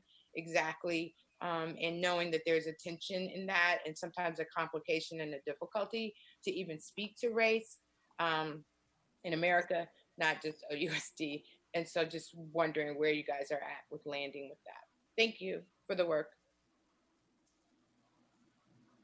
Just a super quick response. I think that Director Hinton Hodge totally, you know, summarized, I think, a lot of the conversations we've been having around the fact that I do think it's a bit of a hindrance that there isn't a definition as a community, as Oakland, as OUSD board around what types of integration, if any, we are interested in pursuing. Is it racial? Is it socioeconomic? And so I think that is, I know Director Yee has been interested in having that conversation, and the board having that conversation, and I think we are you know, interested in hearing from the board about where they would like to see us go. And so we are looking forward to folks having that conversation. And yeah, so I see Director Yee's raising his hand. So yeah, Director Yee, go ahead, 3 minutes, please. Thank you, and I appreciate the last several comments. I just wanted to note for the audience and my board colleagues that the very last item on the agenda tonight is my introduction of new legislative matters, which focuses on the very topics that you're talking about and the desire for the board to help the community represent a coherent definition of integration that becomes a part of our enrollment policy. So for those of you who have the board agenda in front of you, if you scroll to the back, you'll see a presentation that will be discussed as a first reading at the next board meeting, along with several other items that are coherent. I just want to also thank Mr. Gordine and the enrollment working group and Ms. Maraca for doing this important community engagement work. As I've been preparing, and you'll hear about it later, I found that your work is really important in helping me to shape what I believe is the board's responsibility, the superintendent's and her staff's responsibility, and the community's responsibility. So we are not working in cross purposes at all. We are working together to get this completed before the end of this calendar year. So, so thank you for your work. The one that I was really curious about is because we're talking about low income rather than race, you might have situations like Lincoln School, which I know very well in Chinatown, which is very low income, but rather racially hyper-segregated in some ways. And so you may end up focusing on low income and not addressing the question of racial integration that I think is on the minds of many of us. So that's the kind of thoughtful detail that I think that the enrollment working group, as well as staff, as well as the board, could address. And I really appreciated the consideration section of each of the recommendations, which highlights why this is super difficult work. And finally, my one other last comment, because I have 39 seconds left, is suppose a pre-K kid is low income in a neighborhood which has a high demand preschool. Does that pre-K kid in the neighborhood get a priority? So there are situations where we have great pre-K and TK programs, and I agree that they should be open to priorities for continued development. But all these things require the kind of steady research about how it impacts families in the neighborhood, low-income families, and racial families as we consider moving forward. But it's a beautiful first step, and thank you. Thank you, Director Yee. Vice President Gonzalez. Thank you, Ms. Maraca and the working group. It's a lot of work, and for a topic that people feel very strongly about. We are already getting outreach from families who are concerned about the pilots. So I know that this is going to be really hard work. I'm really excited about it. Some of the stuff is stuff that I've been wanting us to take on for a long time, especially supporting schools to tell their stories about the positive things that are happening. So I'm excited about all the things that you all mentioned, and I'm really looking forward to digging in and getting this work done. Thank you, Vice President Gonzalez. Anybody else? Director Ng, go ahead. Hi, this will be quick. I also just appreciate the comprehensive recommendations and being able to hear from various committee or task force members. I guess in terms of the work group, because of the larger bodies of work that's happening in the spring, will the work group continue, or what's the what does that timeline? How does that dovetail in terms of the work ahead, particularly because the larger recommendations will take some time. So I just want to understand what our process around engagement in the group will be. Thank you. Yeah, I can speak quickly to the timeline of what we're thinking. So this poor working group has definitely put in a ton of, I think, a lot more time and energy than they initially thought they were signing up for. We will be pausing now until probably maybe late January or early February once the new board is in place. While that pause is happening, though, we will be working with staff around convening a group to look at the implementation of those recommendations around the marketing supports and the language supports. So that will sort of still be happening in parallel. And our partnership with UC Berkeley around modeling broader enrollment policies and scenarios across the whole city, that work will also be continuing their kind of data crunching and data processing. And then our goal is in late January, early February to come back. We might change some of the membership. We know some of the new board members may want to nominate people to be part of it. And then we're also hopeful that at that time we can do some more engagement, potentially in person. Not sure if that'll be possible, but that's definitely been a hindrance. We haven't been able to engage communities that are sort of harder to reach as much as we wanted. So that's sort of the goal. And then potentially late next spring, we would bring broader recommendations if we're ready to do that. And if we're at a place where the board and the community feels like we have some level of, maybe not consensus, but some level of agreement on the kinds of things we want to try citywide. Thank you. Director Harris, did you want to say something? I would like, Director Torres, did you want to add anything? Did you have any questions or comments? Not yet, no. So I would like to offer a few comments. I want to thank the working group. It's a tremendous amount of work. I was very impressed when I saw the the level of detail that they've gone through and the survey and all that research. Ever since, even before I had children in the schools, I've been very bothered and perplexed by what I call the it school phenomenon, right? The idea that in elementary school, there's only 7 schools in the whole city that are acceptable for your kid to go to.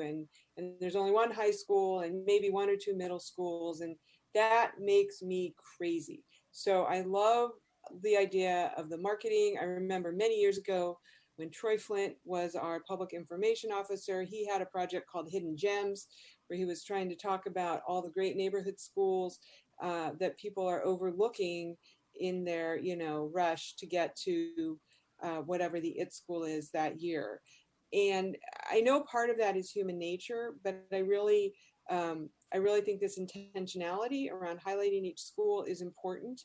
And I guess one of my questions is whether I think our Oakland in the middle school marketing program has been really successful. Our enrollment is up in 6th grade. It's one of the few areas where enrollment is up even this year. And I'm wondering if there's a way that we could get some grant support to do that. I'm very delighted to see you partnering with UC Berkeley. That's long been one of my ideas, is that we should be working with folks there at the Haas School, at the OLLI program for people who are retired. So I think these are all really good things. But what I want to come back to is the question that we've all been grappling with, which is, what is it that we're solving for? And I know we're going to talk later about integration, but is it diversity? You know, what Director Hinton was talking about. Is it diversity? Is it racial diversity? Is it economic diversity? Is it both of those? And then I have been listening very hard to the Nice White Parents podcast, as I'm sure many people have, and also a recent interview that appeared on Fresh Air, with Terry Gross, with Hannah Jaffe-Walt, the reporter. And one of the things that she said, I was listening to it this morning, is, you know, the parents at the schools that are that are not the schools of choice, that are not the IT schools, they don't really care about integration. This was a summary from the reporter. What they want is for their school to be well resourced, which is what we've been trying to get at for years and years with different types of policies and other approaches. And so I'm struck with that. I just heard it this morning, and I've known it intuitively, but, you know, to hear someone else say it is very different. And so I'm still grappling with that, and I'm still thinking about that. And I think we really have to examine that. So anyhow, with that, I'm going to stop, and I'm going to ask if, I should have asked earlier, if there's anyone who needs interpretation. I apologize. And if you did want to offer comments, now would be the time to raise your hand. So if people could raise their hands, we will start calling speakers. We'll give each speaker 2 minutes. And Ms. Floyd, if you can kick it off, that would be wonderful. Thank you.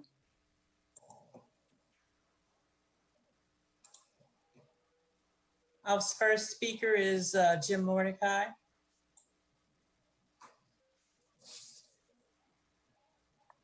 Okay, Jim Mordecai speaking as an individual. This is a hugely important and difficult topic. You mentioned the I word. There's no I in team, and that's the conflict that everybody. You're being asked to look at a whole system, but you're an individual, and you have your individual wants and needs, which cannot be met if you're going to be working as a team. So that's the problem. But thank goodness that some people are trying to face up to what is a problem. And I think it's been very clear more than ever that this is a racially divided, but this is also an economically segregated society and school district. And those are big, big problems. I think you can make advances, but they're going to be evolutionary and small steps, not revolutionary. But thank goodness you're taking up the topic. Thank you. Thank you, Mr. Mordecai. Can we call the next speaker, please? Our next speaker is Carol Delton.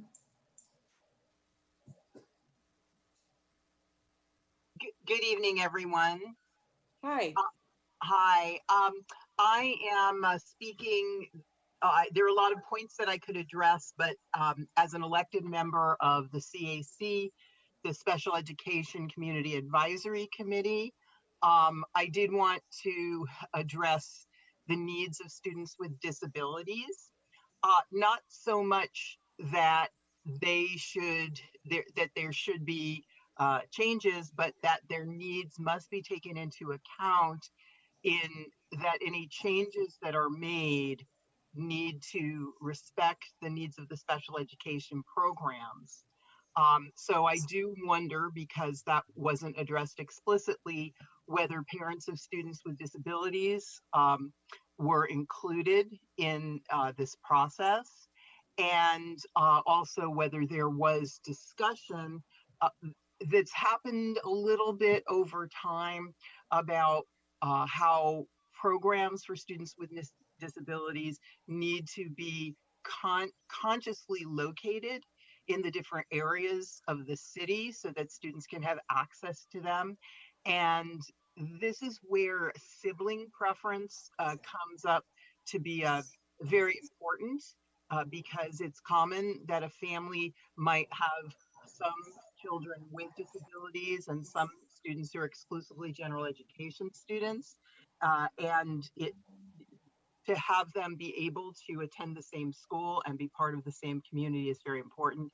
I want to wrap up by saying how much I enjoyed the style and tone of the presentation, and how much information each speaker packed into their short time, and you could be a model for many other presentations that come before the board. Thank you. Thank you. Are there more speakers, Ms. Floyd? Yes, our next speaker is Asada Olabala.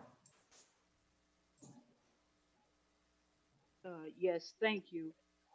Just for a little reminder, someone who was in school in the 50s and 60s, I can recall that the issue of integration had nothing to do with being with white people. It had to do with the fact that we understood there was a very great difference between what we had in our schools in terms of the facilities and the resources, that we wanted to have an opportunity to have the equity of those resources available to us. Now, having said that, it is also very important as a society that we have the opportunity to learn how to engage in social interaction with each other. And we have to take advantage as often as possible to create that, because it doesn't exist. Another thing is, I was disappointed with the focus of the equity group not even having a language of racial equity when it's so much needed, not only in this district, in this city, across this nation. I'm also disappointed with the goal of having access for low-income families to high-demand schools. We should have a goal of every school working in every neighborhood, and not to want to focus ever to send kids to one school before it's successful, but to make every school successful. Lastly, at some point, the conversation has to be for African American children, the challenges that they are met with language diversity. You speak how you accommodate the language diversity, but for African American children, that is a challenge when you have so many different diverse speaking languages. Thank you. Thank you. Can we call the next speaker, please? Next speaker is Patrick Messick.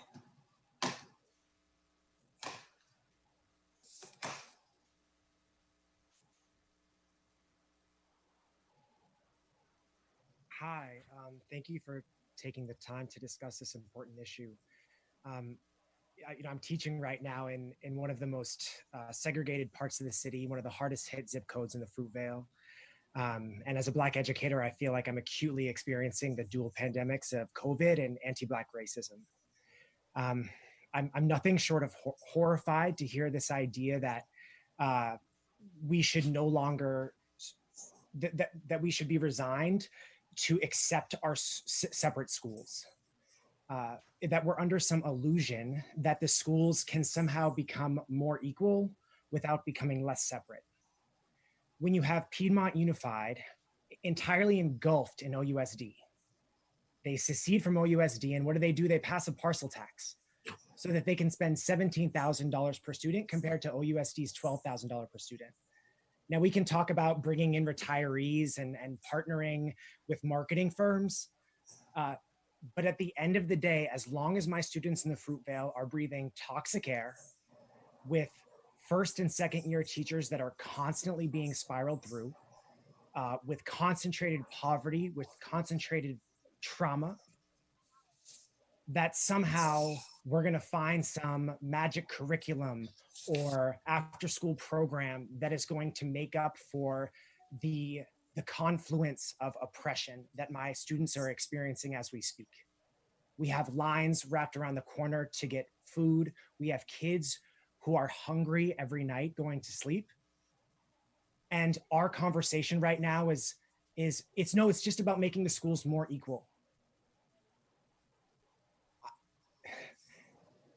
If y'all think that we're going to get to a solution without solving a truth elocuted by Justice Warren that separate but equal has no place in the field of education some 70 years ago, we're moving backwards. Thank you. Thank you.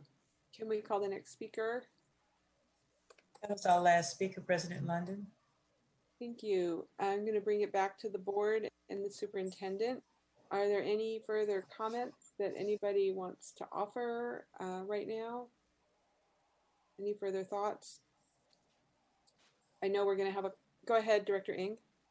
Well, this has to do with the marketing strategies, and excuse me, I had to step out for just a sec, so I might have missed it, but I'm curious about with the marketing strategies, if there was some deep discussions around what it meant for this year, marketing during COVID looks like, and how that shifts our near-term strategies for outreach and marketing to our schools. So I apologize again if I missed that, but I wanted to make sure that I understood how we're thinking about strategies for this upcoming year, short term. Yeah, Jody Talkington, did you want to maybe address that? I don't think it was a huge focus of the conversation, but if you wanted to jump in. Sure. Good evening, board. Jody Talkington, Director of Strategic Projects, and I was also supporting the Equity Enrollment Group and on the marketing. And so I want to be sure that I got the question down exactly right. Just how are we following up with the marketing and seeing the implementation for this year and beyond? For this year during COVID, since we aren't doing school tours, and there's not, everything is just so different. How are we thinking about pivoting some of our marketing strategies, particularly our marketing and outreach strategies for schools this year? Or are we thinking, how are we thinking differently about supporting schools, and what are some of what's coming up from schools around what is needed to be able to promote themselves during this time? Well, we definitely want to we did talk about that a little bit in our group, because we were planning both for what can we apply this enrollment season, and then also what would be strategies or recommendations for ongoing years, no matter if we're back in the schools or still doing remote learning. And so we want to still be able to highlight schools. And so we've thought about creative ways of them telling their stories about in the shorter term, like for example, for recommendation number 2, folks could take pictures of different communications or online offerings or support that they've been able to provide for families during this time as a way to highlight just their community and support during remote learning, or even just lessons. So there's still ways that we talked about for that second recommendation. For the video, I might ask Michelle to speak to the Fremont, because we actually recorded that this fall during remote learning. And so we're able to have a sample of what a video can look like even being recorded during this time. I do think we will need to think about it more. As Ms. Maraka said, we're going to be moving into an implementation group after this.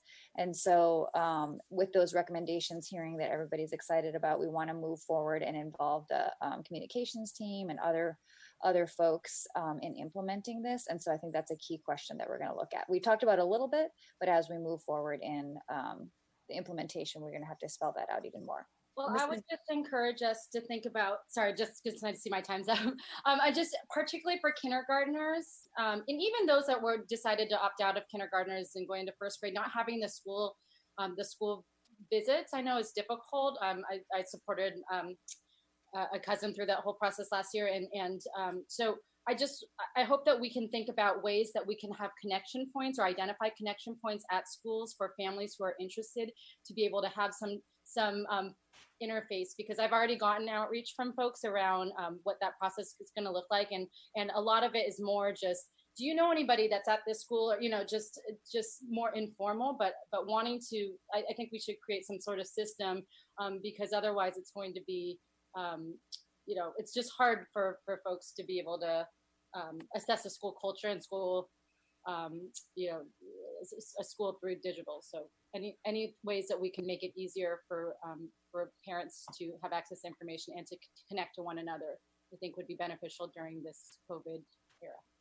That's great. Thank you so much. I saw Director Hinton next, and then we'll go to Director Yee.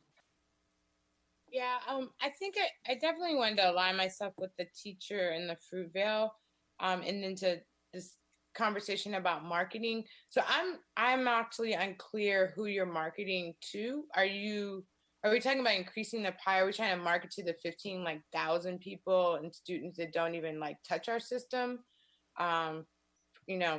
Kid born, they go to whatever. They don't touch our system. So I'm kind of curious about that. And as a mom who had the opportunity in a blended family to raise 4 kids, my kids needed everything, and 2 of them were Black boys, and they're I had the privilege to kind of have choice, right, from independent Black schools to charter schools to Catholic school to public schools, and my neighborhood school, as a matter of fact, right, for my youngest. So I guess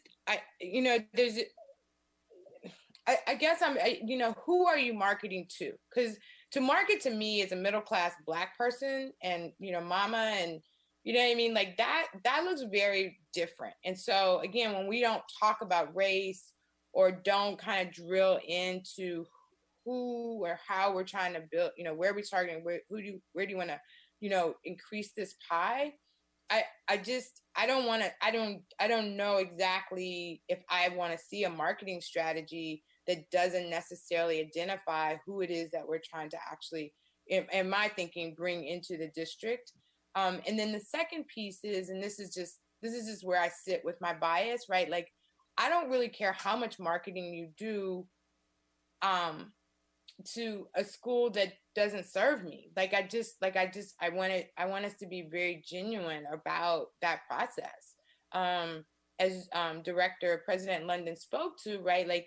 We can look at the map and there's, we have 80 schools, but 11 or 12 of them are high quality. So again, are we marketing towards just those 11? Or again, we're trying to pull the gems out of the schools where, again, in my case, where 60% of the families don't choose it. So I just, I'm not being asked around marketing budgets or anything like that, but eventually this board will. And I would just make sure that it is super competent in culture.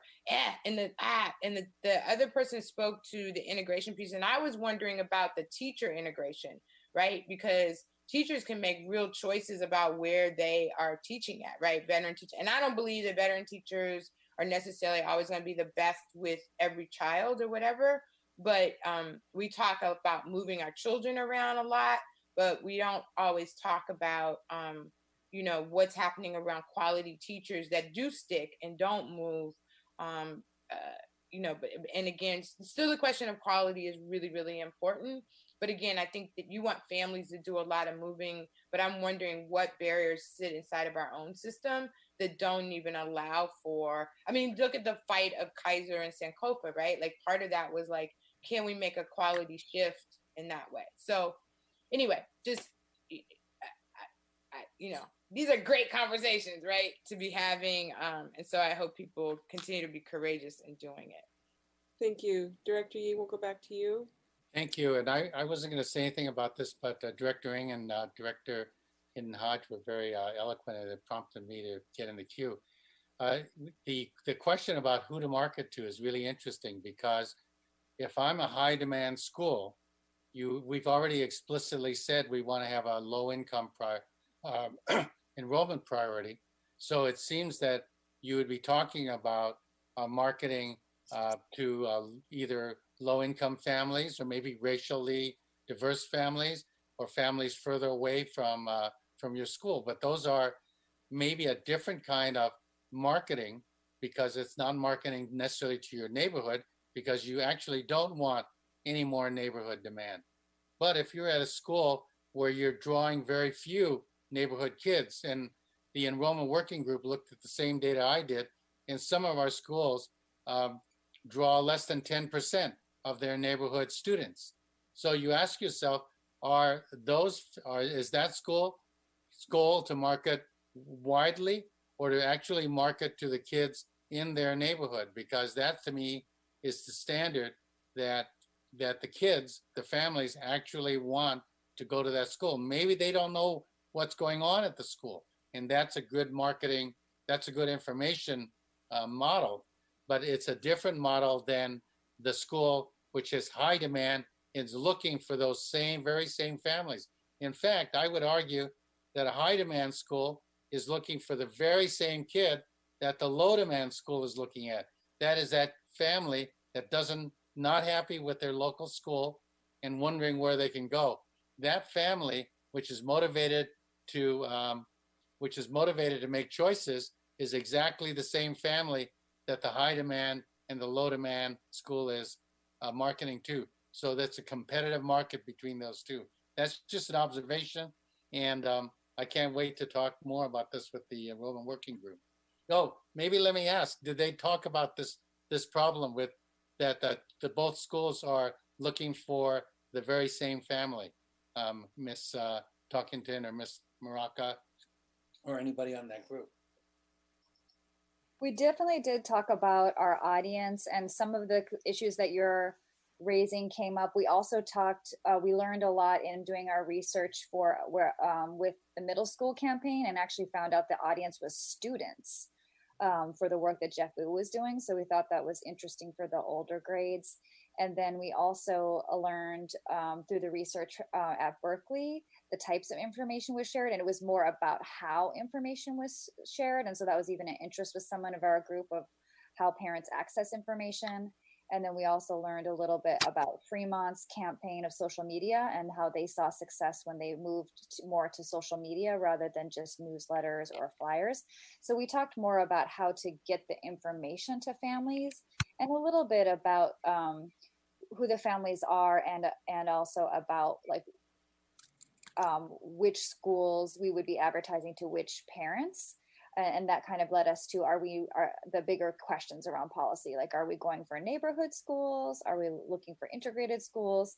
Because we can advertise a school. Are we looking at feeder patterns? So we kind of need a little bit more clarity on that. So we're starting with just sharing the positive gems about all of our schools, but we can see a more targeted, intentional marketing to families when we are have more of a strategy for our enrollment, or our vision for enrollment across the city. Thank you. Superintendent, Ms. Maraca, Ms. Talkington, is there anything more you need to move forward right now? Do you need any direction from us? Do you have sufficient information to proceed?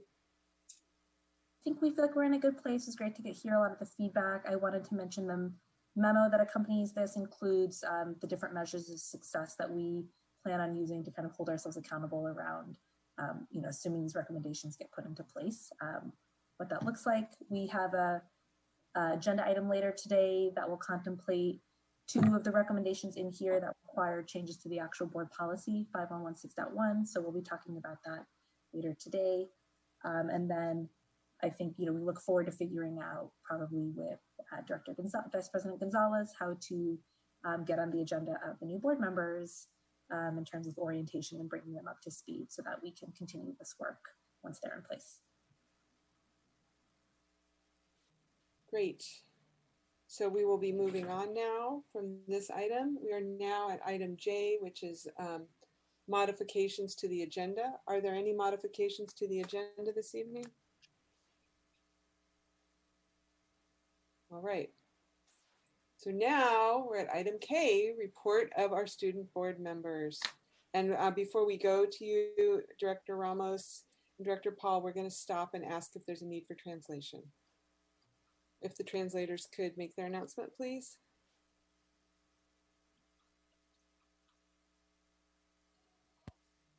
各位嘉賓，你而家收睇嘅係屋崙聯合校區教育委員會會議。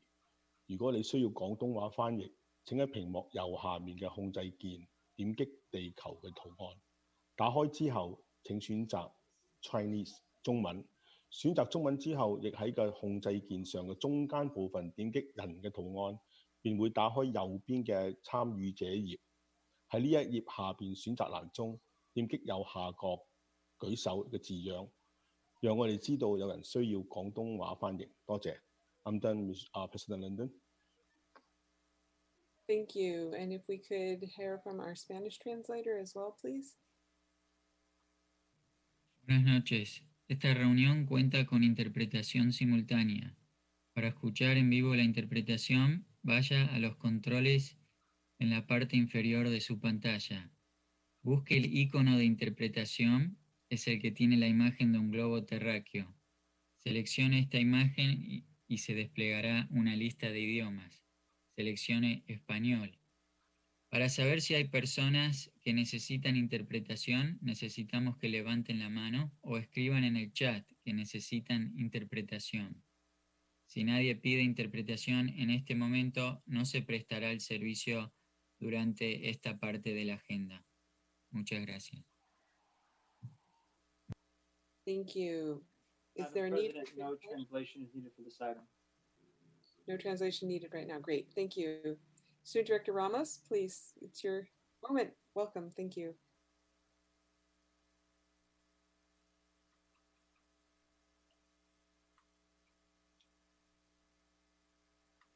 You need to unmute yourself, Student Director Ramos.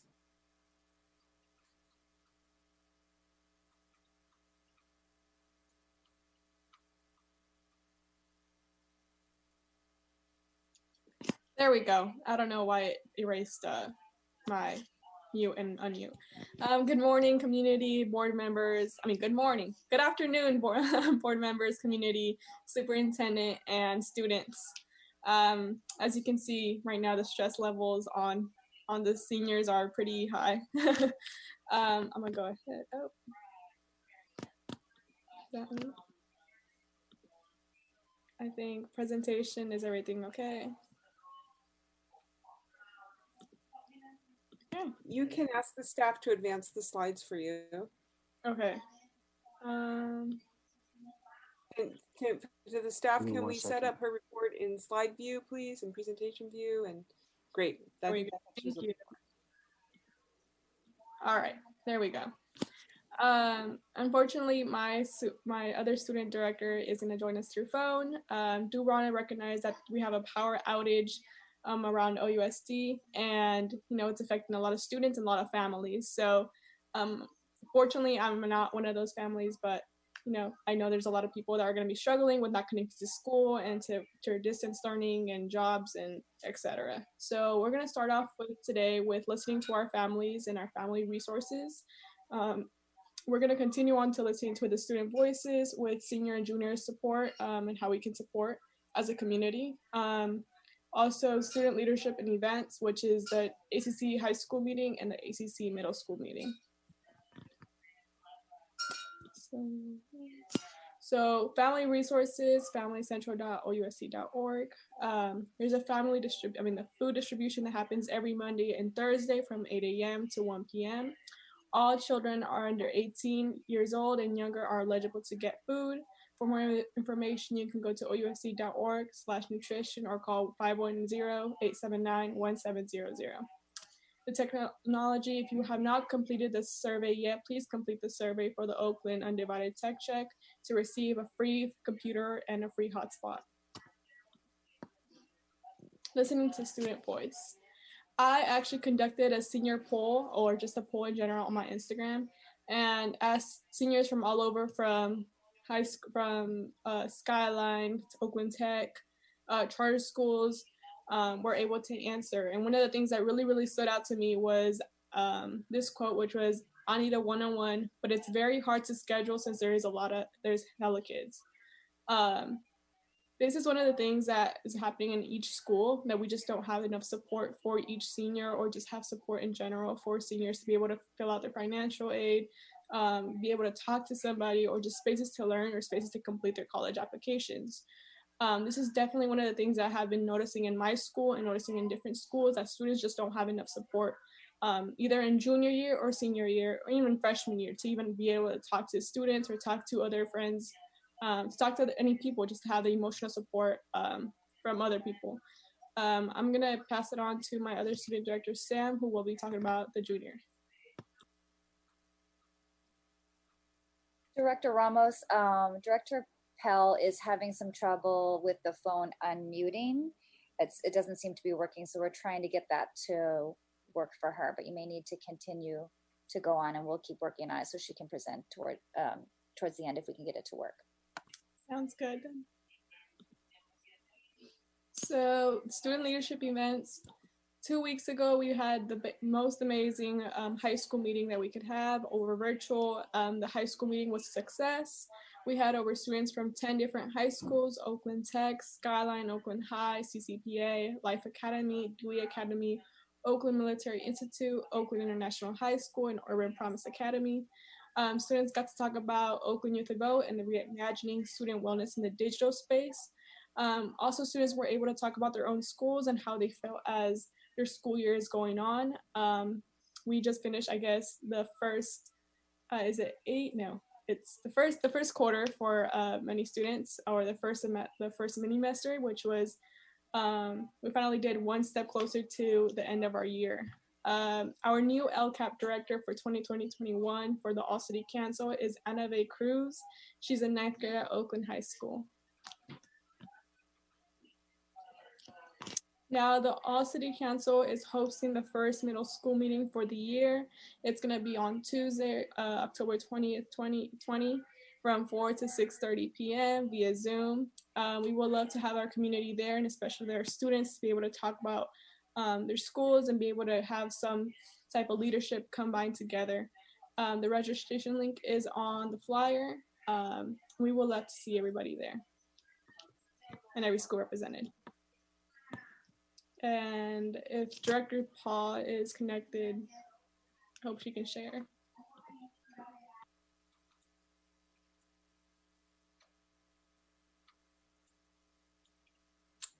Director Paul, are you able to unmute yourself and say hello? We'd love to hear from you if you can.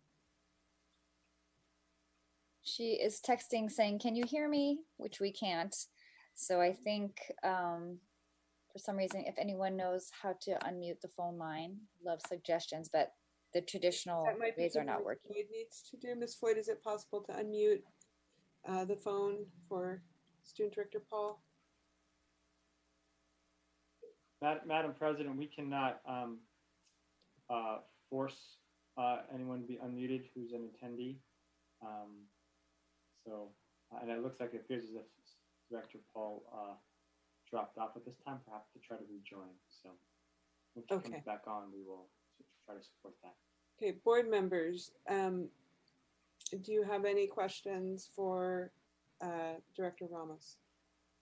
Comments? Director Harris, let's do 2 minutes, please. I won't need it. I just wanted to say thank you for the report. I really appreciate your reports. Sorry, Student Director Powell couldn't get on. And just wanted to take this moment to acknowledge your work on the youth vote and getting that on the ballot. We can't advocate here, but I support your work. I will say that, and I hope everyone that's watching this meeting will take a look at what the students and their mentors have put together for your consideration as Oakland voters.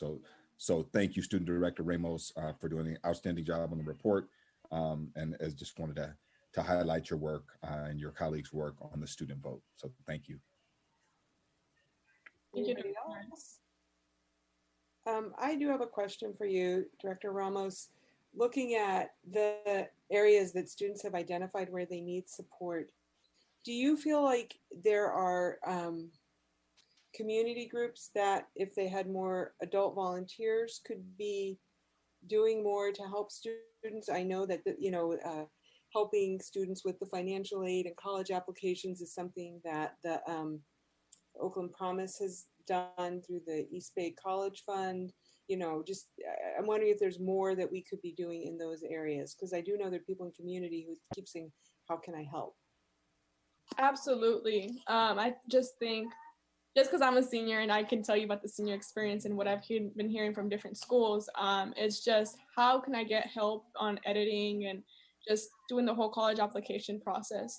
Even though there's some colleges like the CSUs, the UCs, who have made their college applications much, much easier just because of the pandemic, it's still very hard for first generation and especially low income students to be able to go with that application process. So it's usually asking, students usually asking for community members, and if not, how can we make spaces or how can we make workshops for all OUSC students to be able to attend? There's a lot of organizations that are taking initiative on that, but not every student knows about it. So it would be cool to see every student be able to have these different resources available to them. Great, yeah, and I'm seeing from one of our college staff, our career technical education staff, Mr. Sanchez, that the East Bay Consortium is also a great resource. So it sounds like it might be helpful if maybe through the superintendent, if there's a way to make sure that all of the schools and the students are aware of these different community groups that are out there helping. I know at some of the schools, the parents actually help review essays for kids. And so I don't know, what's happening everywhere, but I just want to kind of lift that up a little bit. Director Yee, go ahead. Thank you, Ms. Ramos. I think the help with the college application stuff, is a priority for all of us, because we sort of know, what it takes to get into college after all these years. But I guess, every meeting I worry the most about the additional 10% of the kids who are likely to fail because they didn't have the support, or they didn't have the extra support they need to get through this final hump. And I wonder if there's a way that that all city council can take on that responsibility. So we're looking, not at just helping our successful kids be more successful, but the ones who are struggling with the pandemic the most. I don't know if that's too weird, but it just is always worrying me, because our graduation rates have been going up so steadily over the last few years, even in the time you've been at high school. And I expect that there's something going to happen this year, because I look at the attendance rates and I know that kids don't have the additional supports because they're not there. So it's one thing to have resources for them, but if I was those kids, I wouldn't be coming to school doing it. I'd be too ashamed because, or I may have to work because my parents are out of work or something. So I just don't know what to do about that. And so I guess I'm just asking you. I actually know the feeling of how it feels to just either just drop out of school to go to work. And it's a big problem that's going on, especially in the Bay Area. So I would love to talk with the rest of the student leadership to see what we can do as students to be able to help other students to get back on track. Especially just because during this pandemic, it's made it very hard to just want to even go to school, make school optional type of thing. So it'll be great to see students helping other students. So I'll get back to you on that. Thank you so much. Thank you. Jody, if I could go briefly.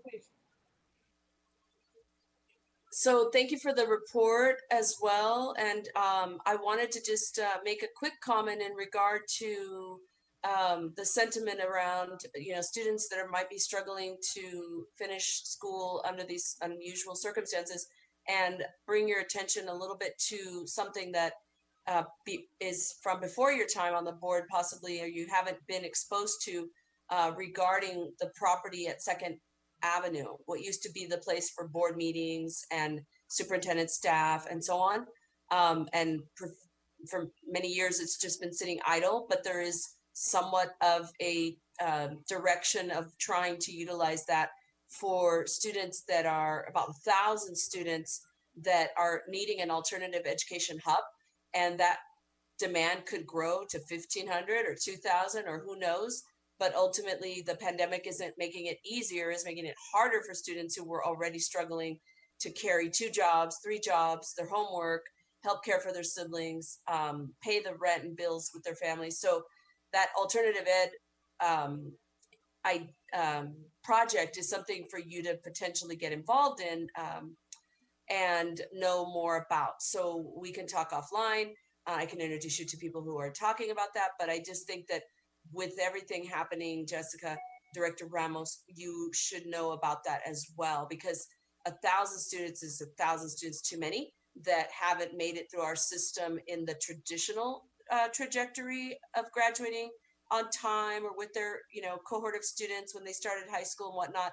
But that's just the reality, and their education might be interrupted for any number of reasons, homelessness, immigration issues. But I definitely think that we shouldn't forget that large number of 1,000 students and possibly more with COVID. So it would be important for all city council and yourself and the other student board member to understand what that would mean, because having Laney across the street could mean more dual enrollment, graduating, working on that AA degree, and just skipping steps, because some kids are actually just saying, I wasn't challenged, I wasn't given the options, I didn't have enough that interested me. So hopefully that alternative of going to Laney as well is what could keep students engaged and finishing. And so the key is getting students in society in productive ways and contributing and doing something that they would love. So so we can talk about that, and definitely appreciate your in-depth report. Thank you. Thank you. If we're ready to move on, and I believe we are, we're now on item L, which is the president's report. And I do have a presentation this evening, if we could pull that up, please.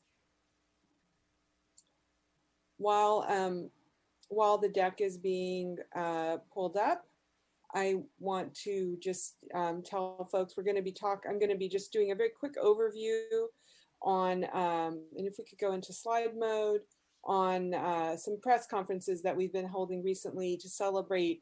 We finished a lot of new construction over the summer, and sadly we can't be there in person with the students. So if we could go to the first slide, please.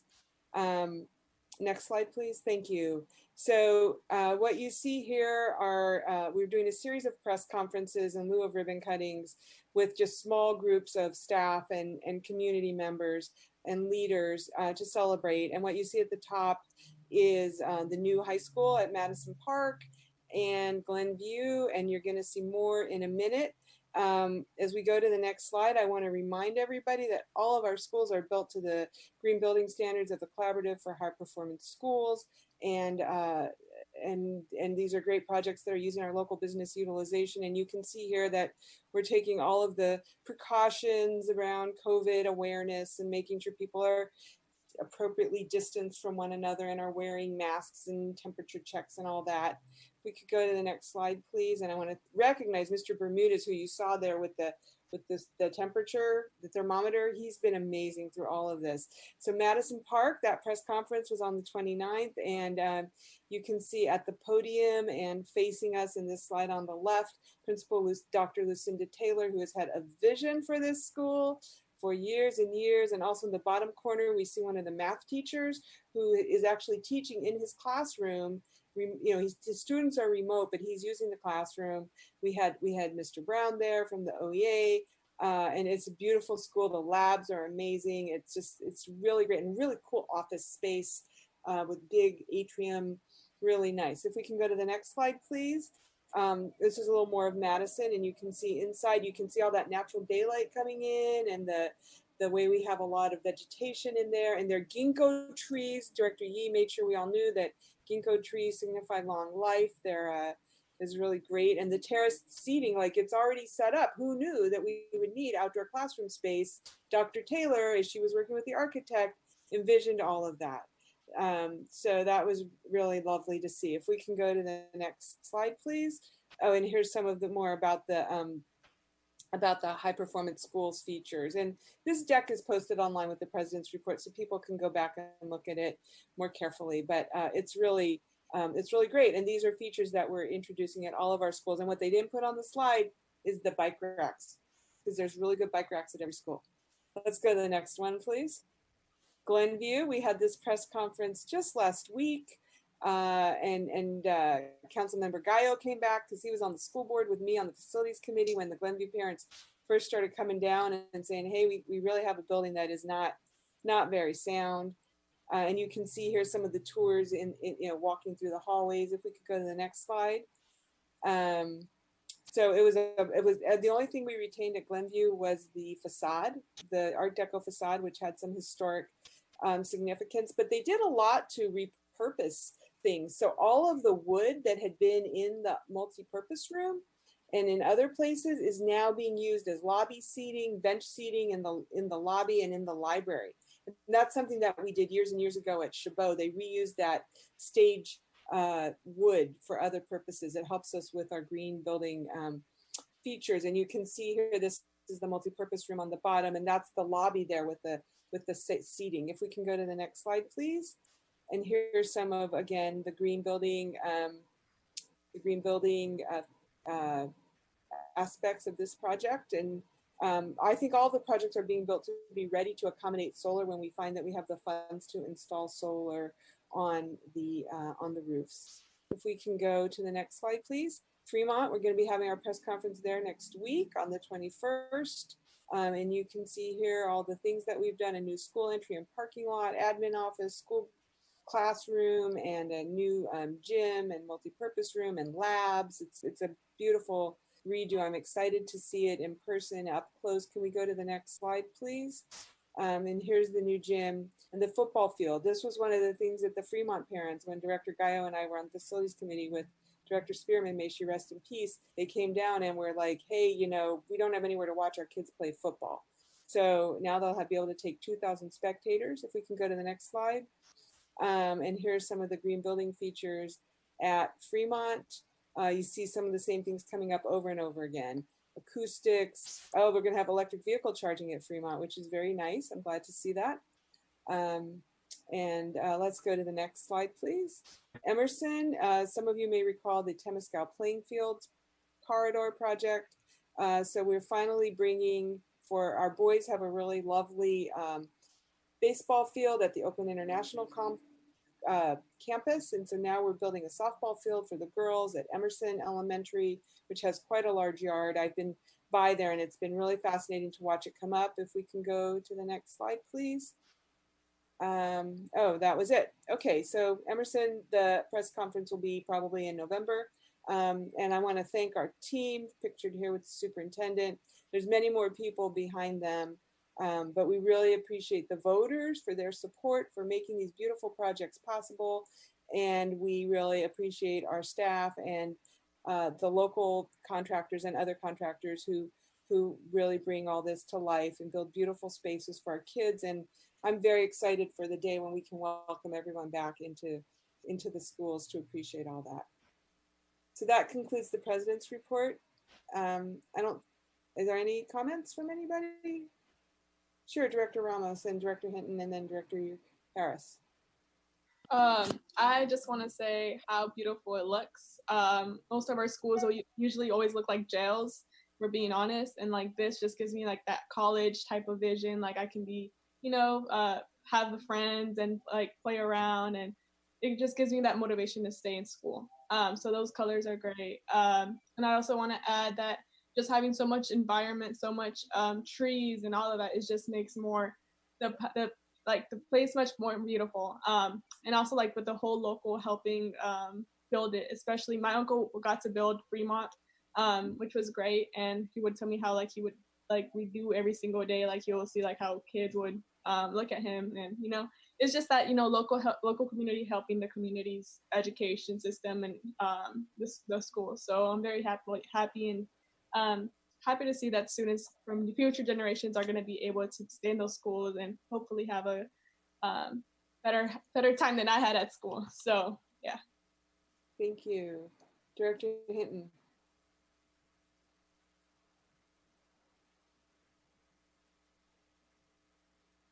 Director Ramos actually kind of stole my thunder in that.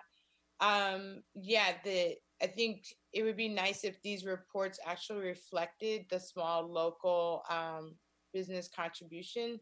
And I think a lot about the one at Glenview, where at one point families were suggesting, and some board members suggesting, that we suspend the policy because of delays. Things like that happen in construction. But I mean, it's just to note, as you know, Director Ramos talks about her uncle, you know, that the opportunity to kind of circulate the dollar, making sure people are gainfully employed, as we put, you know, millions of dollars and taxpayers are supporting our schools. To me, that is the story that is also incredibly important to be lifted. And then I'm a bit probably paranoid that I don't see a date for Central Kitchen, which is in West Oakland, which was incredibly a labor of love. And, you know, we get targeted a lot about mismanagement. So I'm going to definitely use my next 2 months to kind of speak truth about why we stopped that project, because it was not a good deal that was happening for our Black and Brown JV partners. And as a district, we stood on some values that we needed to do better business, and people who were going to work with us had to be in integrity. And so that project was delayed, but it is also, I think, beautiful, and it's one that's kind of moving forward. So I haven't heard at all about a celebration in my neighborhood around that and all the folks that supported it. Thank you. And Director Hinton Hodge, thank you for reminding us, and we're reminded by our acting Deputy Chief of Facilities that there will be a presentation later tonight on the local business utilization. And I hear you about the Central Kitchen, and we'll follow up with that on staff. Director Harris. What a great president's report. I love it when you do the facilities overview. It's good to see all the great projects that are happening at Glenview, at Madison Park. Those were sometimes we just felt like we're never going to finish. And seeing Fremont, you know, in completion, it's amazing to see. And voters, you know, just thank you so much for investing in students. I don't really think you can fully appreciate what a gift you've given the students and how needed it is. So just thank you. You know, a million thank yous. You know, speaking on behalf of just District 7 and the project at Madison Park. You know, 20 years ago, that building's not built, right? You know, with Dr. Taylor's vision and that high school wing, that's really given that school an opportunity to fly. And they were already performing so well academically. So just really excited about that. Thank you to the voters, and thank you, President London, for giving us a chance to get a look at it.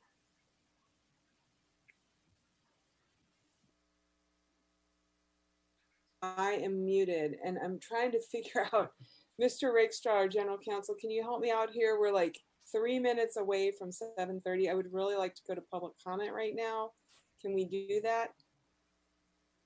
You can talk slowly, but public comment cannot start before 7:30. My apologies, Madam President.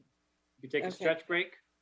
We're going to take a 2-minute stretch break, and then we're going to go to public comment on non-agenda items, and then we'll go to back to the agenda, which would be the superintendent's report. I just prefer to keep us more on track. So we are in recess for 2 minutes. Well, Madam President, let's not go on recess, because then okay, we'll have to turn off the feed and then back on the feed. So just maybe we can be silent for 2 minutes and stretch and then come back. You could do the translation reminder again, President London.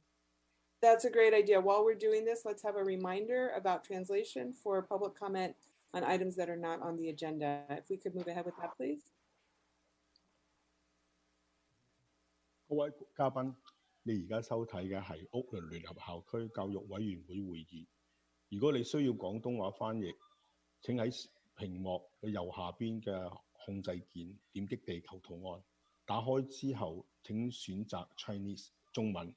選擇中文之後，亦喺個控制鍵上中間嘅部分點擊人嘅圖案，便會打開右邊嘅參與頁。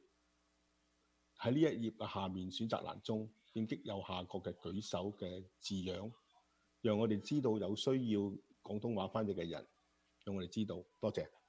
I'm done, President Linden. Thank you. And if we could go to our Spanish translation, please. Buenas noches. Esta reunión cuenta con interpretación simultánea. Para escuchar en vivo la interpretación, vaya a los controles en la parte inferior de la pantalla. Busque el icono de interpretación, es el que tiene la imagen de un globo terráqueo. Seleccione Español. Para saber si hay personas en la reunión que necesitan interpretación, necesitamos que levanten la mano o escriban en el chat que necesitan interpretación. Si nadie pide interpretación, de este modo no se prestará el servicio durante esa parte de la agenda. Muchas gracias. Thank you. Madam President, no translation appears necessary for this item, and it is 7:29. So if you speak slowly, then you'll be okay. Okay, the next item that we're going to go to is public comment on items that are not on the agenda.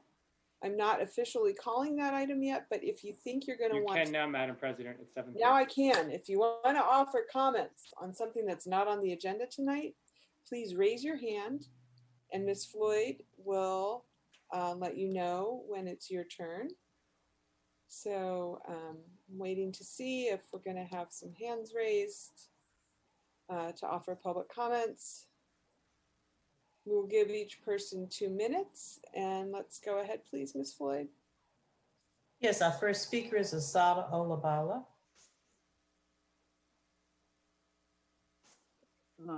I'd like to address the adjustments that you're going to be making with public participation at the board meetings. There was an individual who filed a complaint with the Ethics Commission because what you're trying to do is also what the council is doing.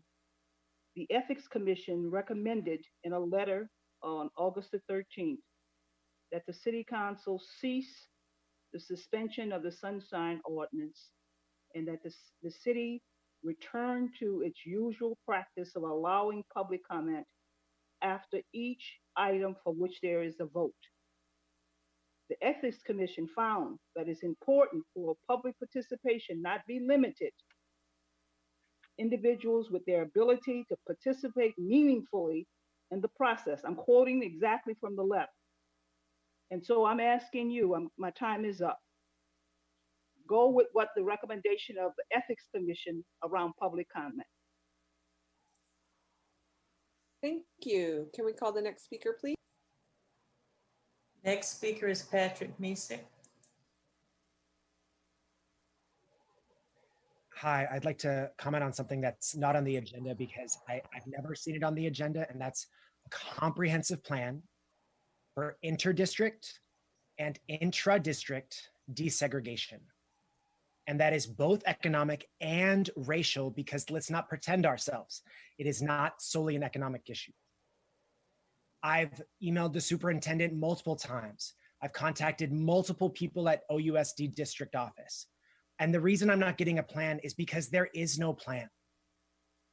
50 years of research has made it crystal clear that one of the most effective ways to improve the education of Black and brown children is to integrate schools. We ignore it. We ignore a basic sense of what our children deserve. So I ask again, and I will continue to ask, for a comprehensive integration plan, both inter-district and intra-district. 70 years has. Thank you. Can we call the next speaker, please? Our next speaker is Jim Mordecai. Hey, Jim Mordecai speaking as an individual. What we've learned so far during the pandemic is that COVID-19 is an aerial infection, person to person. So what I want to know is what is the standard for humans occupying these buildings, whether they're new or old, what is the standard? And we know that you have machines that move air around, and you have certain rooms which are not covered. So how are you going to cover every room in every building to make sure that the virus isn't waiting is not in waiting? We need to move the air and move the virus out by mixing the outside air with the inside air. What's the standard? Thank you. Thank you. Can we call the next speaker, please? President London, that was our last speaker on this item. Great. Thank you, everyone, for your participation. We're going to go back in the agenda to the superintendent's report, item M. And I am pleased to welcome Superintendent Kyla Johnson-Trammell. Thank you. Thank you, Board Madam President London. We do need to do a translation. Translation. Okay, great. Excuse Go ahead, me. please.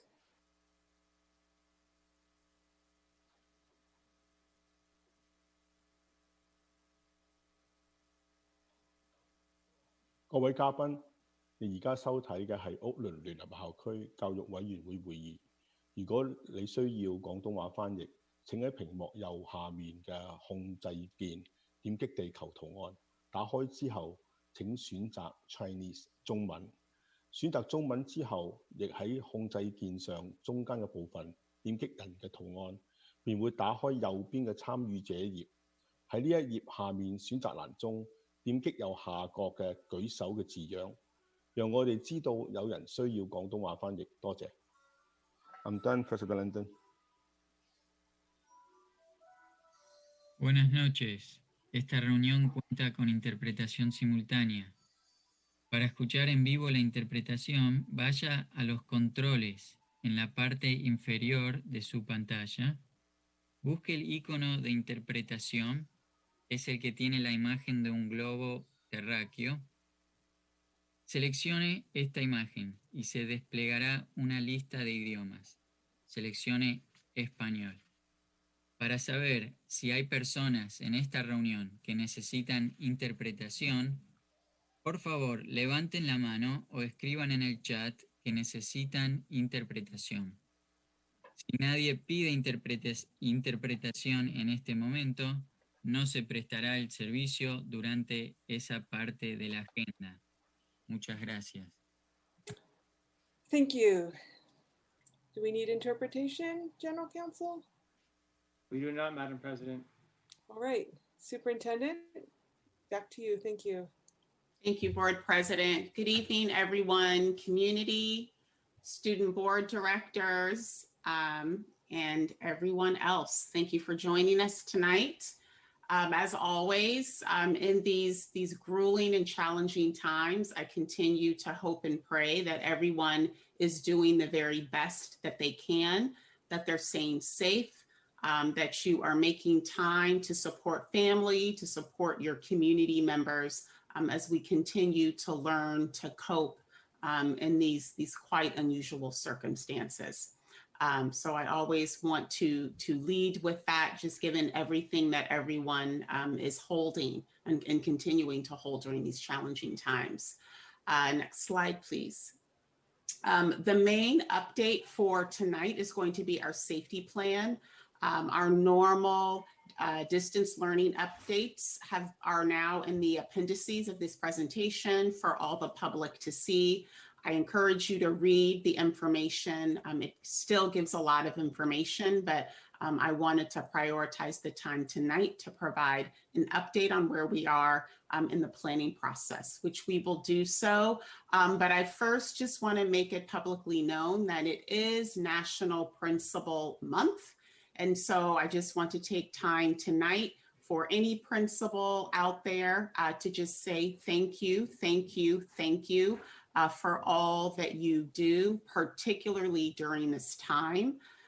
It is our building principals that are shouldering so much of the communities that they hold from their students and teachers, classified staff, just all of the coordination, whether we're talking about tech distribution, food, getting feedback from parents around communications, services that are needed, and being there to care for everyone at the school. And so we couldn't do any of this without you. We appreciate everything that you do for all of our students across the city. And I just wanted to publicly acknowledge the incredible work. So thank you again. And for all of you out there, take some time to send an email or a personal phone call just to acknowledge and provide that support and encouragement as we continue to figure out ways of providing learning during these extenuating circumstances. Next slide, please. So what I'd like to do now is I'm going to turn it over to our Chief of Staff, Curtis Saricki, in just a few minutes. I just want to give a public acknowledgement and appreciation to our Black Organizing Project, to many of our OUSD staff members, and so many of our engaged community partners who have helped to design and continue to be actively engaged in this process of helping us to provide a recommendation for a safety plan in a police-free environment. So we see this as multi-year work, and really what we're focusing on in terms of what we will be bringing back to the board in December is what we are naming as phase 1, which is really focusing on key compliance, policy, and protocol changes that we need to have in place in order to have a different environment in terms of how we're providing safety for students and families. I want to underscore that this work is both about policies and all of the paperwork and making sure that we are dotting our I's and crossing our T's. And it's also about mindset, approaches, and relationships. And we will continue to be intentional about both, and we will continue to learn how we do. I love what Jerome from our equity office said earlier today, moving away from just family and community engagement to true partnership. And that's a lot of what we're learning in this process, is how the district as an organizational entity can work better with community to get a different result. So with that said, I will turn it over to our Chief of Staff, Curtis Saricki, who will take you through where we are to date in our planning process. Curtis. Thank you, Superintendent Johnson-Trammell. Good evening, board members and community. Pleased to be here to provide an update on the safety planning process. First, I just wanted to echo a little bit of what Superintendent Johnson-Trammell said, and to both name and to thank our co-conveners, Black Organizing Project, specifically Jessica Black and her team, as well as the expert support of Forward Change that is supporting BOP, and our co-facilitators that are really helping us to create productive spaces for the work. We have, since we last updated several weeks ago, I think over 6 weeks ago now, we have been meeting weekly, many more times than once a week, as well as the data and the roles and processes work group have also been meeting weekly over the last several weeks. So there's been a lot of work underway. We can go to the next slide, please. And again, I wanted to reiterate what the superintendent named, is that we have our co-conveners group meeting very regularly. And just to really speak to this thing around this multi-phase process, that we are actively engaged to deliver to the board a first read in November, and then a plan to vote on in December that will really address the key things that we will need to know and be able to do in a police-free environment. And we will hit the ground running in January with phase 2 and beyond around the larger pieces that are in the George Floyd resolution. The resolution is really well written. It's very robust. There's a lot of work in it, and to really do justice to all the components in the plan. It's just not possible to bring forward all of the transformation and innovation work, as well as all of the policy revisions, job role descriptions, 5150 responses that we need to be able to respond to in a different way moving forward. And so that's really why I just wanted to share on this one, is to, to really share with you around this multi-phase process moving forward. We can go to the next slide, please. Part of what we've been doing, I believe I shared a little bit about this last time, and I'll share the next slides will give you a little more in-depth around this, but we've done basically an audit and a review of all OUSD policies that will either need a lot, some, or no revision. We've taken deeper dives into the data to be able to provide actionable data to the work groups around what they're actually solving for in terms of the types of scenarios that we'll be developing alternatives for. And we're also curating best practices, both through other research that the Black Organizing Project has done, as well as curating samples and best examples from other districts and cities, not just in the US, but globally. We can go to the next slide, please. We just this one has a animation in it that I don't really want to go through, so just keep going till I'll tell you when that's it. That's good. I'm not into the animations are hard to track. Just wanted to share that at a high level, our policy review showed that there are 36 OUSD policies that reference police or Oakland School Police, 36. 7 of those require significant revision. 16 require minor edits, 4 require minor revision, and 9 will require no change. The booklet over to the side, the guide, that is our classroom guide. That is a protocol guide that we have in every school and every classroom. That's kind of a how-to around some of the standard emergency response protocols that we have in place. And some of the policies, like in that 7, are around campus disturbances, questioning and apprehension, search and seizure, OUSD tracking and reducing student contacts and arrests by law enforcement. And there's 2 that are actually on our district police department, a policy and a set of admin regs. And so this work, what we will bring back to you both for the first read in November as well as in December, part of the package of this first phase compliance plan will include updates to these required policies that will demonstrate the alternative safe plan that we're trying to get to. We can go to the next slide on data. We've shared data before. This is just another slice to give you a little idea of some of what we're solving for. And this is data from 2019 calendar year. So it's still 2 full semesters of school. And we started with over almost 2,200 calls. And after patrol traffic field visits, if we take those out, we ended up with 928 calls. And of those 928 that did not require an actual incident report, once our police went out, we ended up with 344 incidents.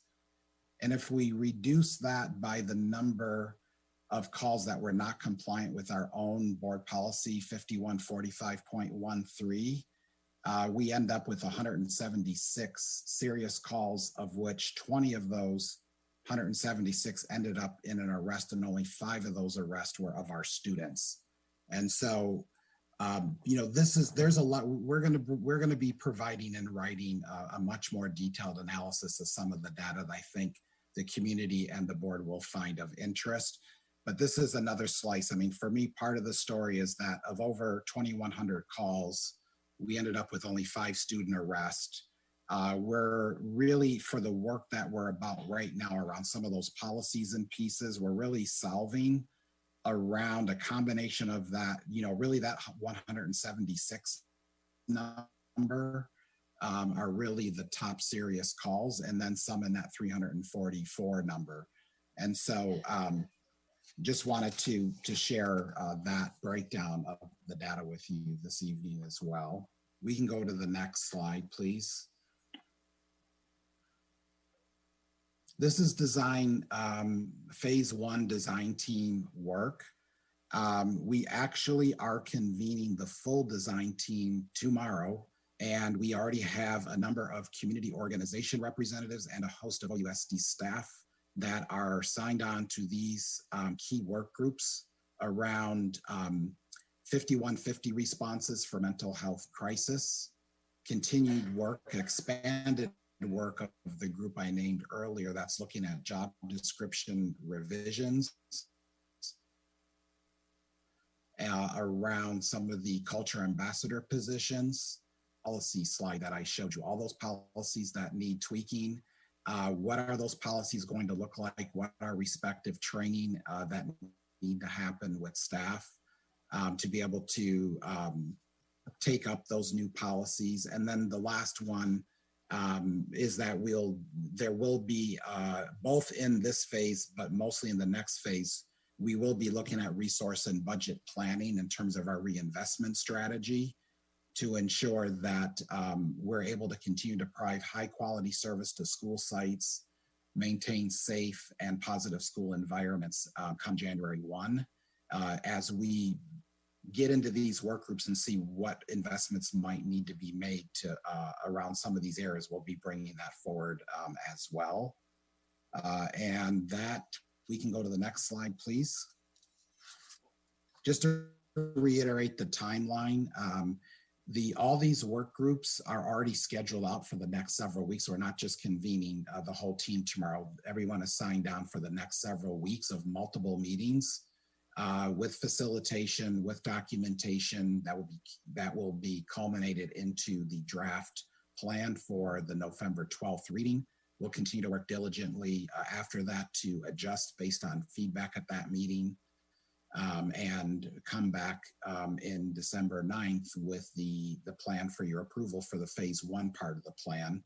I also wanted to commit tonight to the board that between now and the November 12th meeting, that we will provide you with a written report as well to share with you further information about the progress of the work groups so that you have one more touch point prior to the November 12th reading around the progress of the work and where we're at. And with that, I will conclude and hand it back over to Superintendent Johnson Trammell. Thank you, Curtis. That concludes our update for this evening. So Board President, I'll hand it back to you for questions. Thank you. Thank you. Colleagues, any questions or comments for the superintendent and staff? Go ahead, Director Yee. Let's try to keep it to 2 minutes if we can. Right. I really love that funnel slide, Mr. Siricki, where you identified the type of call. But what I'm most interested in is who made the calls. What aspect of our school community is primarily making the calls? Are they administrators? Are they support staff? Are they teachers? Are they SSOs? Are they students? Are they parents? Can you give me just some rough idea? I don't have that with me right now, Director Yee, but I think it's an excellent question. And we actually have a deck, and I'll circle back with our co-convening team because we have extensive amount of data that's been done by a couple of folks on this. And so we can actually share that in the written report that I will provide to you all before the next meeting. But I think that's part of what we need to look at in terms of where the calls are who's actually calling from the school sites to our police department.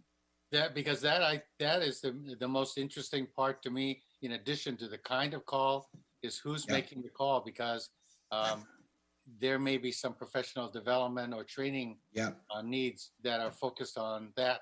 And it may even be, it could be across the district, or it could be just a few schools. I mean, those are the details that would be really helpful for me. But thank you for the work, and thank you for the team. Thank you for that question. I appreciate that. Any additional questions or comments? Director Hinton.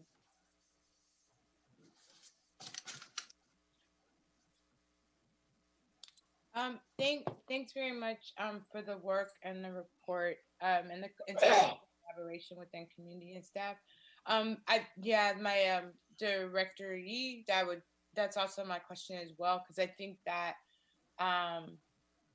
again, for me, the George Floyd resolution, abhor police brutality, but saw that happening, yes, in our streets, in our community, but still struggle with the conflation to our specialized community kind of oriented folk of color Oakland residents that were our police force. So this kind of teasing out the information of telling the truth and the true narrative is really important, and to identify where criminalization is actually happening and who is calling police. I want young people to feel safe. I don't want them to feel threatened by police officers. But I do know that this report is going to eventually speak to, this is not the elimination of police that will ever be on our campuses.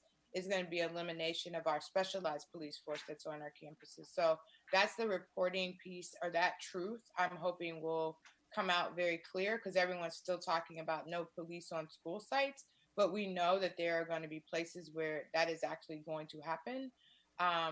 If we can cut down calling on 5150s, that work that you're talking about, having alternatives there, that sounds really, really great. But there's a reality that was drowned out about child abuse cases, child custody cases, great harm, young people potentially with guns, or parents with guns.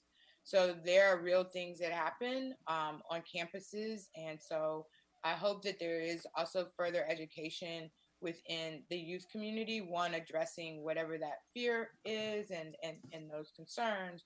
But this data, I think, just tells an incredible story at multiple levels around what's happening. I had another thing, but my time's up. But thank you for the work, and I want to highlight that this Saturday, some of us on the board will be participating in the implicit bias training, and so I think that that's a huge other body of work that I know you're working on, to make sure that we're clear about the framework, and we're doing that work up and down the organization. But the board did vote to say that we will participate, and so I know Saturday many of us will be beginning kind of embarking upon that work. And so to you, definitely, Curtis, is a huge shout out to you and your work, and to the superintendent, because the day after the vote, I know you began building this plan. So with community. So thank you for your work and your efforts. Thank you, Director Hinton Hodge. I will say that we do, the data that you shared around like the child abuse, as you scroll down that, we can give even more details of what make up the calls in each of those buckets. But you'll even notice that even on those 20 arrests, of which 15 are non-students, that you'll see that child welfare type issues and crimes to children are in that bucket. So there's some of those things are actually spelled out there. And also in connection with Director Yee's comment about the data, we do have school by school data of the types of calls by school. And so that's also interesting piece to look at. And, if we couple that with the who by school, and there are differences by school, actually who calls, that will also, continue to inform how we approach it, and certainly on the training end. Thank you. Thank you. Anybody else? I have a quick question, Director London. Go ahead, Director Torres. Similar to what Yee said, Director Yee said about wanting more data. I felt like if there's about 1,400 calls after those initial numbers, from 2,100 down, to about 1,400 when you take off those first few items that were identified, on some level, it seems like we were abusing, or somebody was abusing the calls for service, or how do we get data about the calls to the extent that with only 20 arrests, what are 1,400 calls for? I mean, obviously people could be confused making a call and it's a mistake, but it could be that, as he said, are certain schools more prone to be calling? Are certain parts of the city more prone to be calling? And how has that then had an impact on the community? And so I guess I'm just wondering, like, where's the data below for the final 1,400? If Mr. Siricki, was that something you gave thought to presenting, or was that not able to be divided up and figured out? I wasn't sure what happened after that.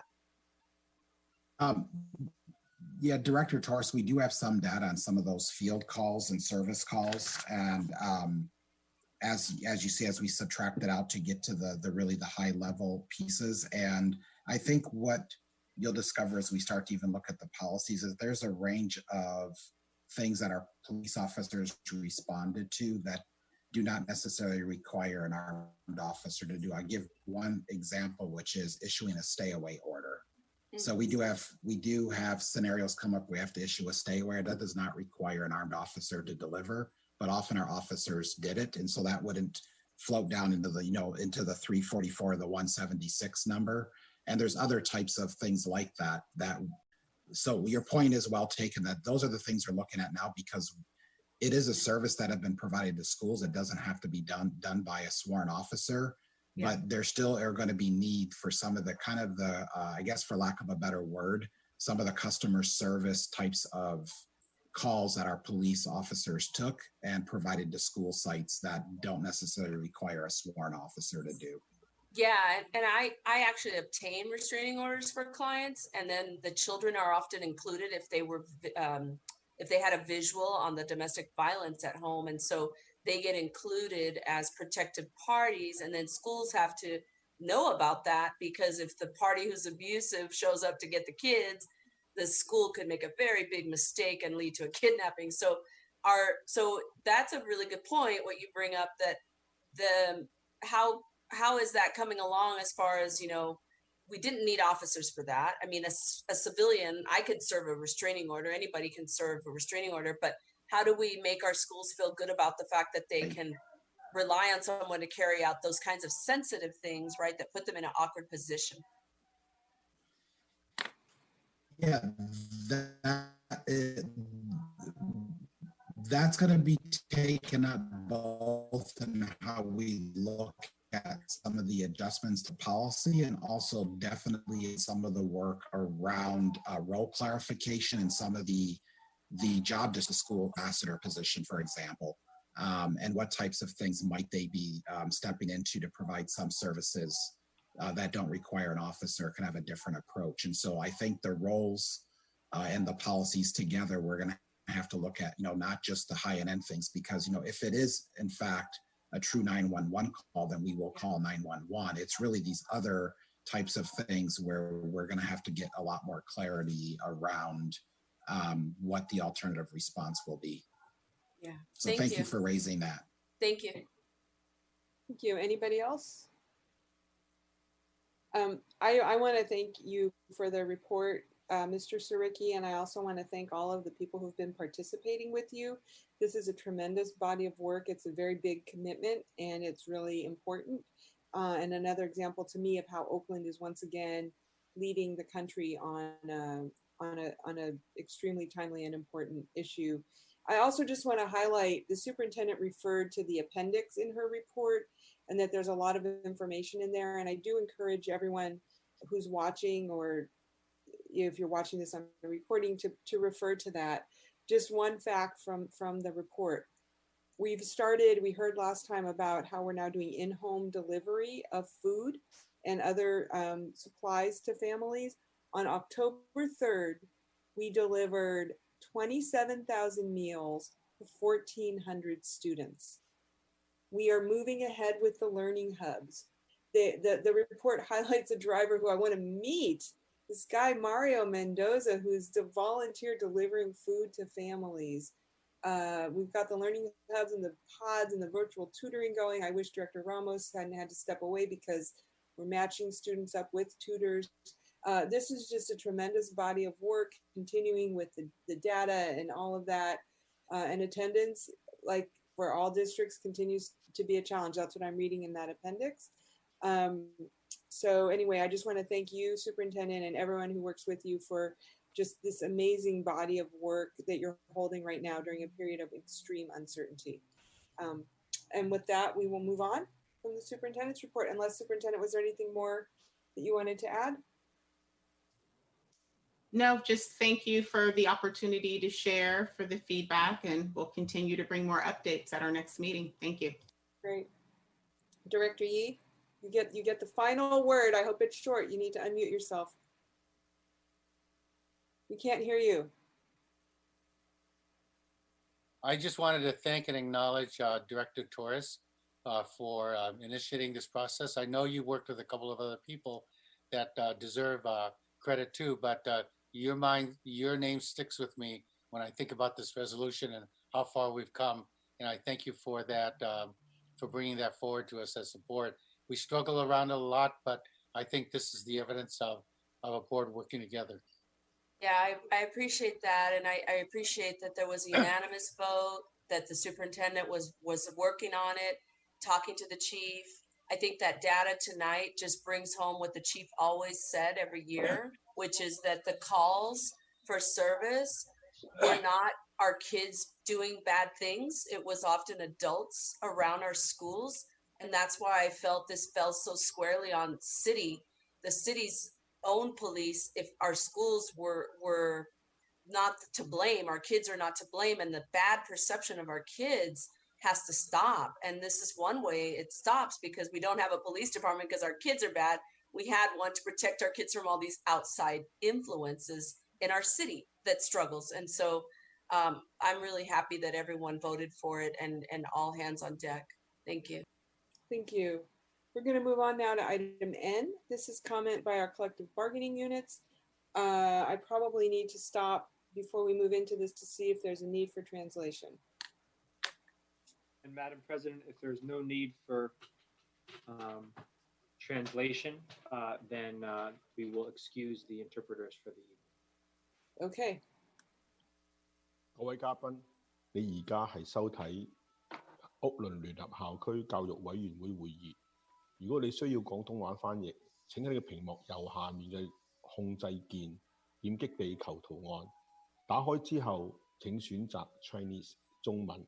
選擇中文之後，亦喺控制鍵上中間嘅部分點擊人嘅圖案，便會打開右邊嘅參與者頁。喺呢一頁下面選擇欄中，點擊右下角舉手嘅字樣，讓我哋知道有人需要廣東話翻譯。多謝。I'm done, President Linden.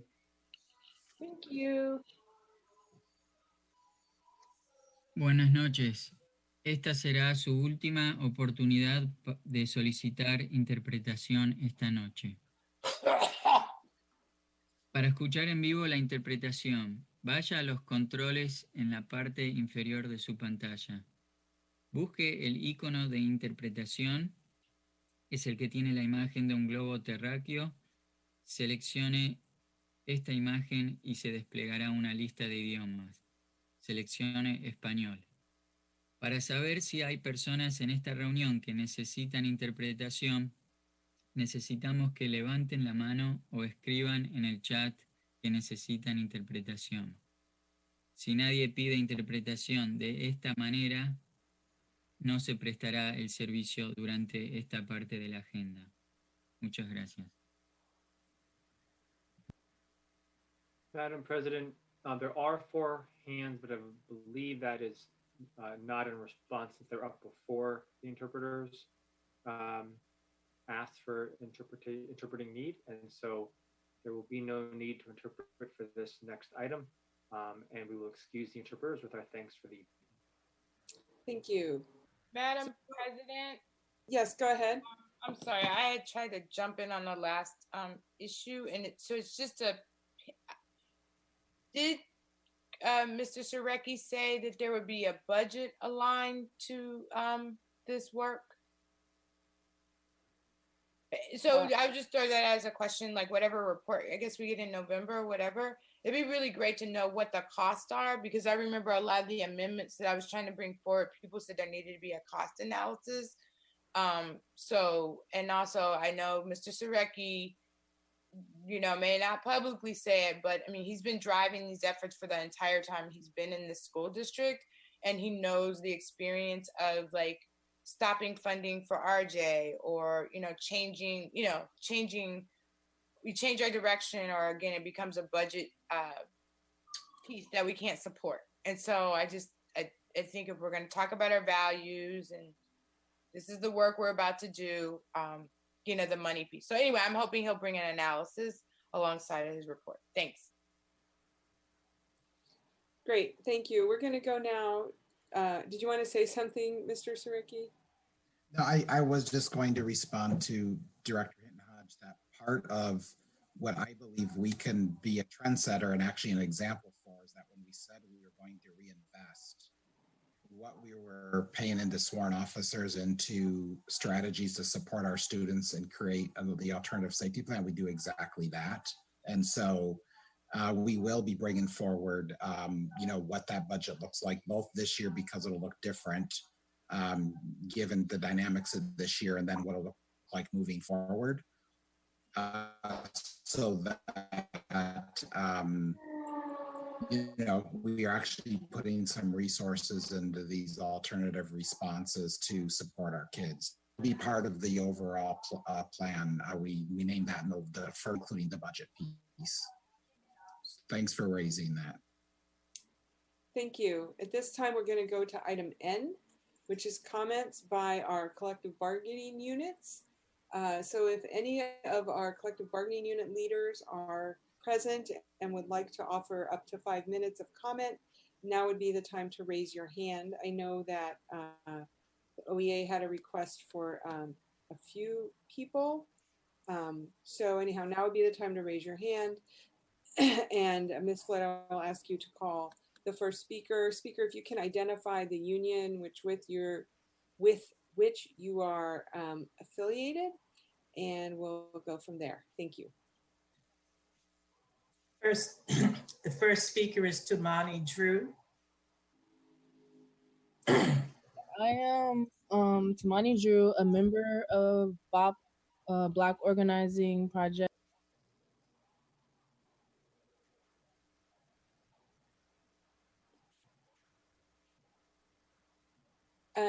Ms. True, the time to, I don't know if this is a time for our unions to be speaking. So the item that you want to speak on is going to be coming up after this. Next speaker is Kampala Rancifer. Ms. Floyd, I believe that at least two of the three individuals with their hands up wanted to speak together. I don't know if they're interested in doing it one at a time.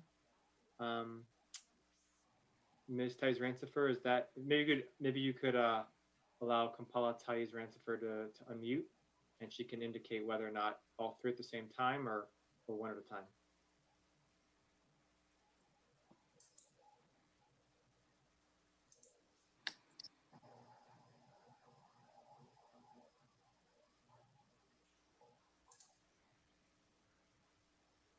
There we go. Thank you. And yes, so Kiande Salter and myself, we would like to present this evening on behalf of OEA. So if she could also be unmuted, that'd be great. Can you repeat her name, please? Kiande Salter. If we could stop the timer to restart. Yeah, we'll restart the clock.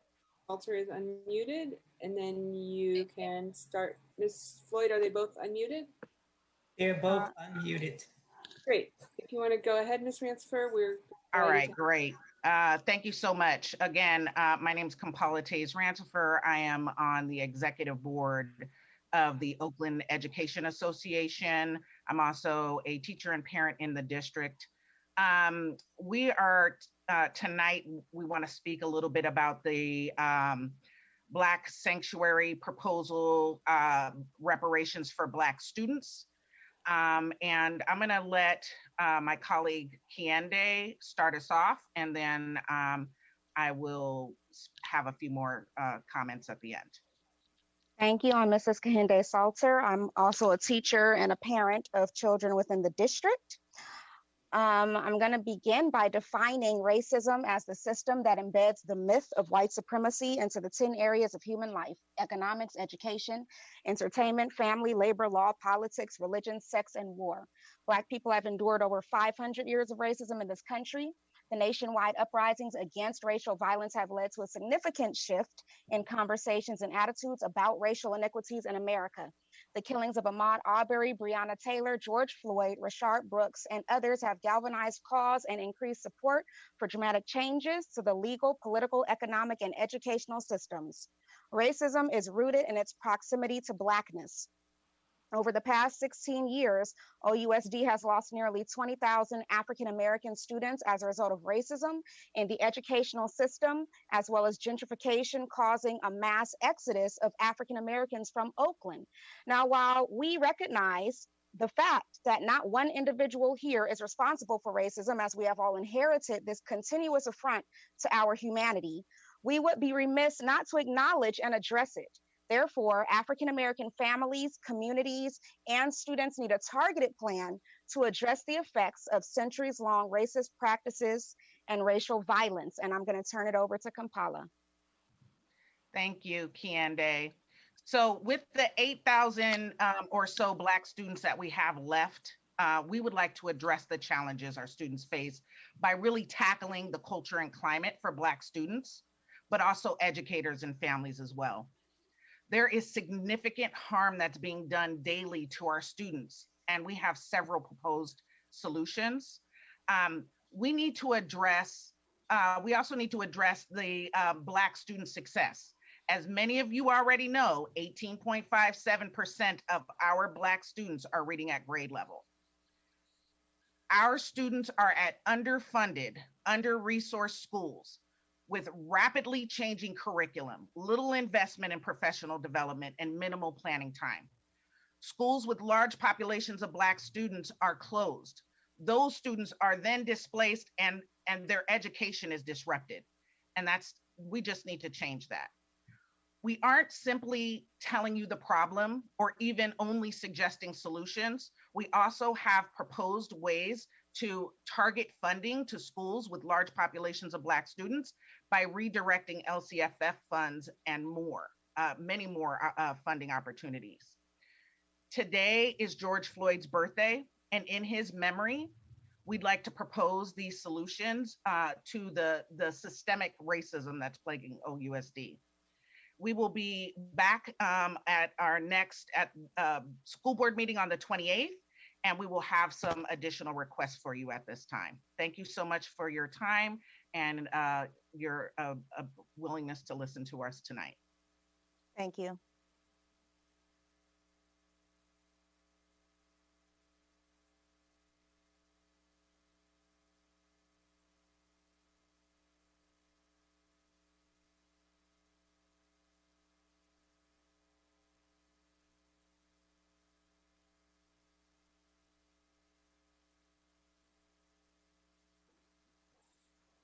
Madam President, you're still on mute. I'm sorry, I wanted Ms. Floyd to call the next speaker, please. And I was going to tell her she was muted, but it was me. I apologize. Ms. Floyd, could we call the next speaker, please? Yes, the next speaker is Rocinda Thomas. Welcome, Ms. Thomas. So I'm actually with the group from the Blacks with Kampala. And my comments was simply that we please want all of you to review the proposal, because we're going to bring a full proposal on the 28th, and we will have some requests for all of you at that time. So we want to thank you for your time. Thank you. Are there any more comments by our collective bargaining units, Ms. Floyd? That was our last speaker, President London. Thank you. We're going to go now to item O, which is public comment on all of the items that we have heard so far this evening. So if you wanted to comment on anything you've heard up until now, the superintendent report, my report, student director report, we took comment on this on the enrollment policy, so we don't need to do that one. Now would be the time to raise your hand. We'll give you a couple of seconds to do that. And Ms. Floyd, if you see that there are people raising their hands, let's see how many we have. We'll go with 2 minutes for each speaker, please. Yeah, first speaker is Nick.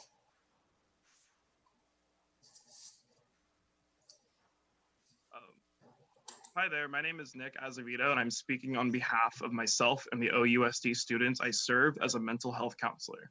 I am here speaking in support for the Black Organizing Project's comprehensive safety plan. BOP has been leading the way for police-free schools, and we want to remind the board that you are accountable to the community and not the other way around. The board needs to respect BOP's leadership as we enter this new phase. Working as a mental health counselor, I've seen firsthand how police affect the mental health of Black students. And every less call to the police is an opportunity to reduce recurring trauma for our Black students. Who else are school staff supposed to call when OUSD schools are not properly staffed with mental health and crisis specialists? Earlier in this meeting, we heard from the student board members, Student Director Ramos, and shared that OUSD students have requested additional mental health services. Student leadership and the Oakland community have made their position clear.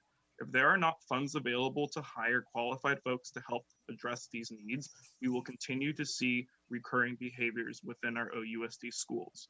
We need more licensed clinicians and counseling professionals to provide consistent advocacy for our Oakland students and put the mental health of these students first. I yield my time. Thank you.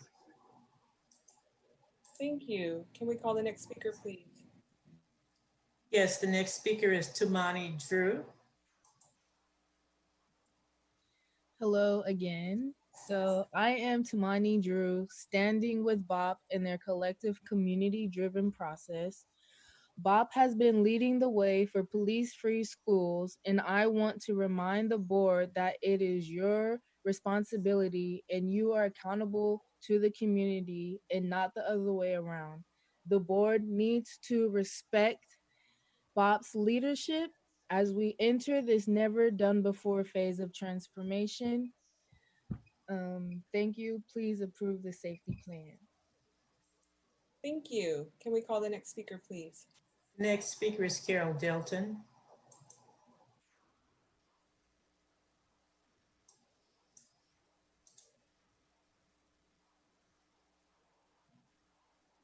Good evening again, everyone. I would like to speak on the superintendent's report. And I want to, there were a number of slides which were not addressed verbally tonight, but the information in them is still public information. And I wanted to make sure that with respect to special education students, that you have the correct information and the public hears the correct information. I've been emailing with Jen Blake, the Director of Special Education, to make sure that I had the right numbers in her report that she made recently in the Budget and Finance Committee meeting, where, and she confirmed tonight that the special education percentage K through 12 in OUSD schools is 16%. Overall in OUSD, when you take into account the younger students and the young adults, it's 17.5%.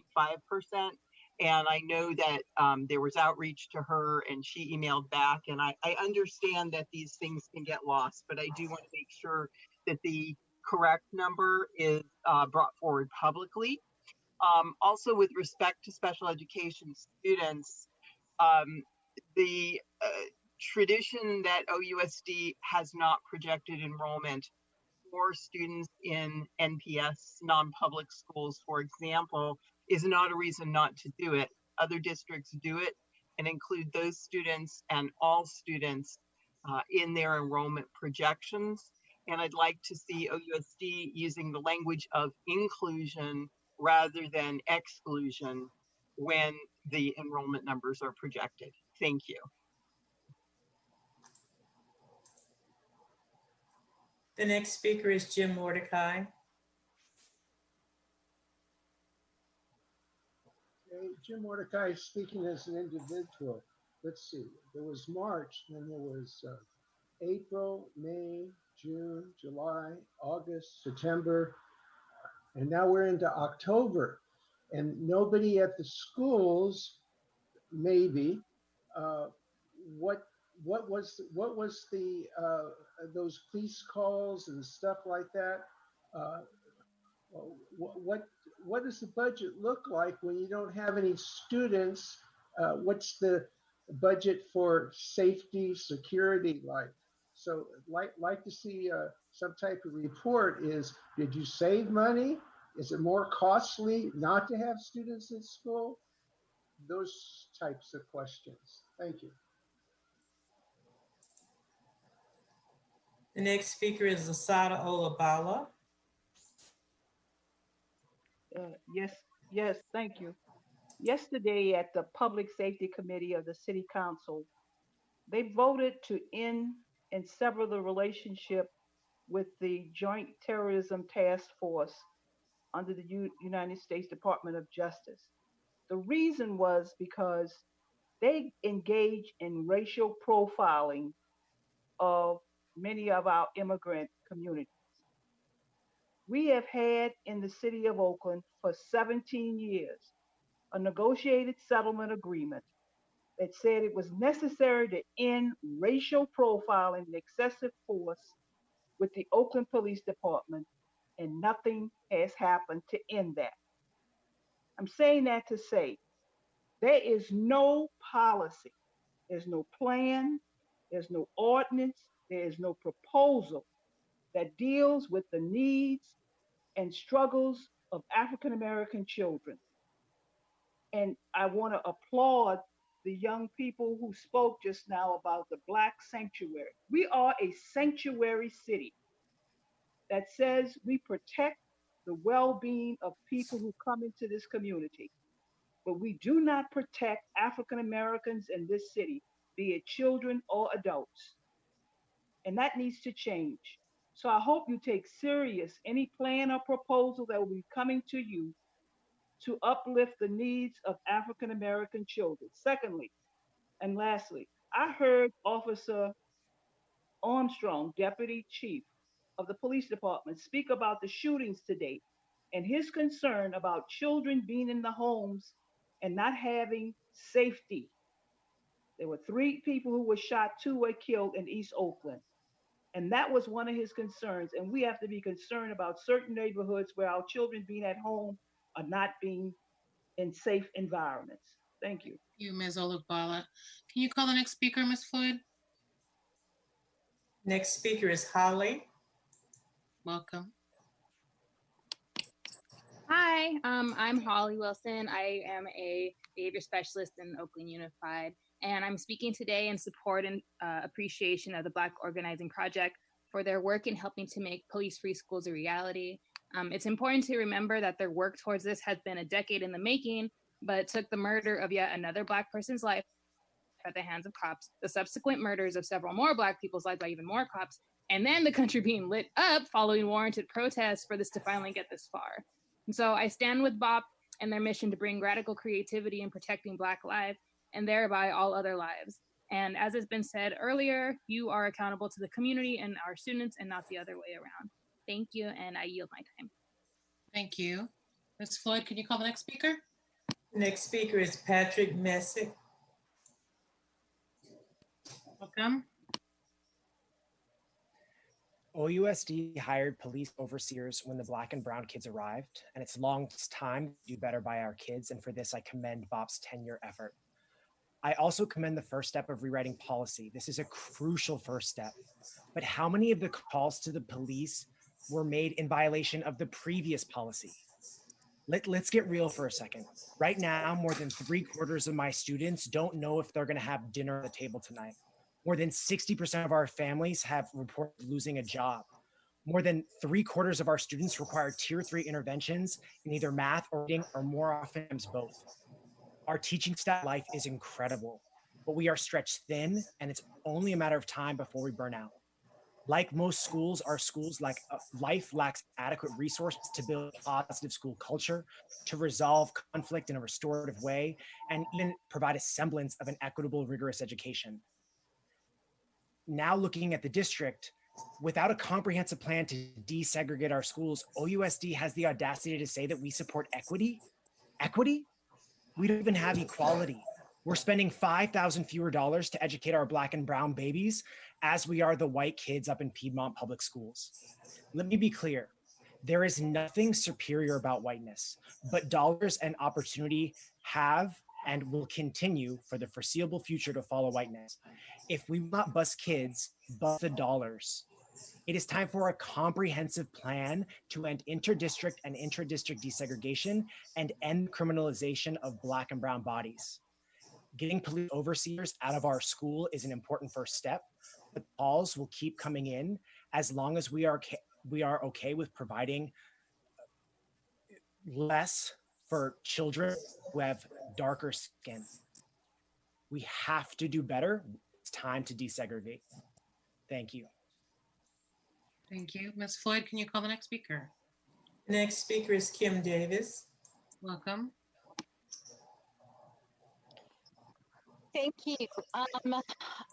Kim Davis, parent, but also a member of Parents United for Public Schools, and just wanted to stand in solidarity with Bob and urge you to rely on the expertise that they've built over the last 10 years of study and learning and advocacy to adopt the plan that BOP has already written for you.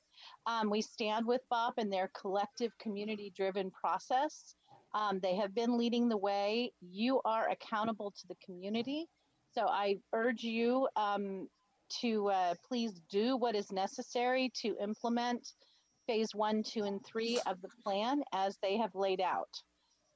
Also, just wanted to say how great it was to see the images of the completed projects under Measure J, and specifically wanted to just remind you that the some $30 million plus that have been invested in Madison Park look amazing, and I'm really proud that Oakland has made that investment in the Madison Park campus.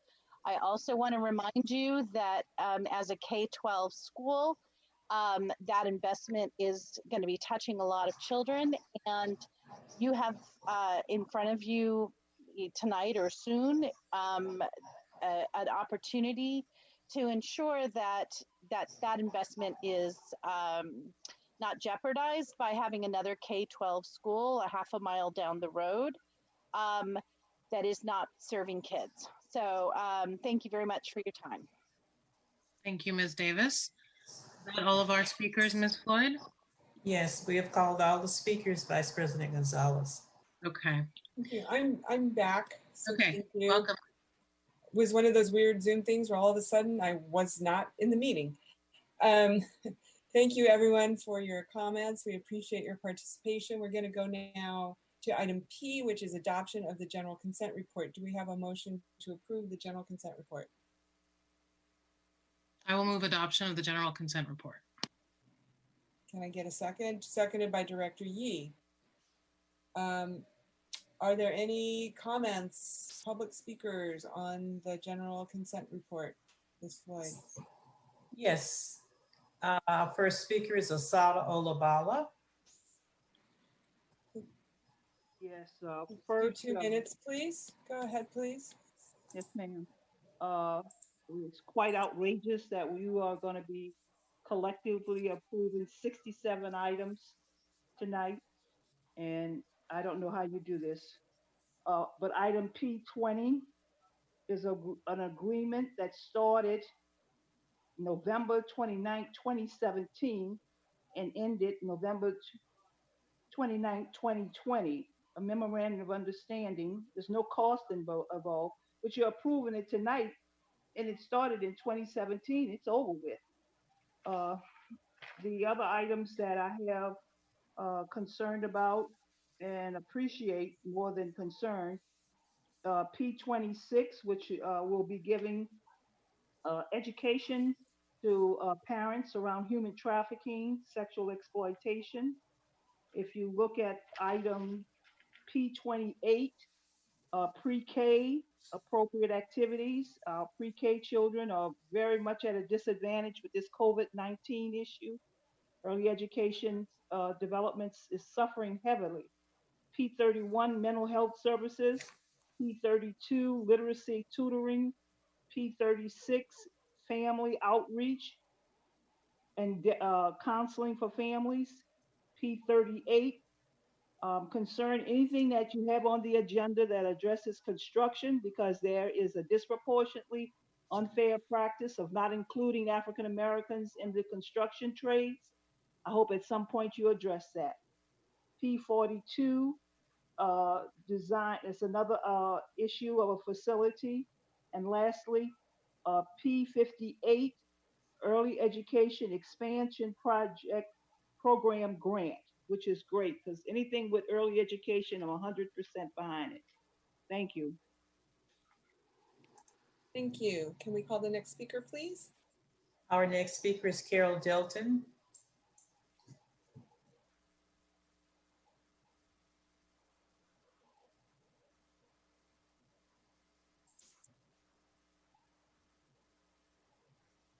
Good evening again. Good evening. I wanted to address the items P66 and P67. So first of all, congratulations to all of the appointees and reappointees to committees.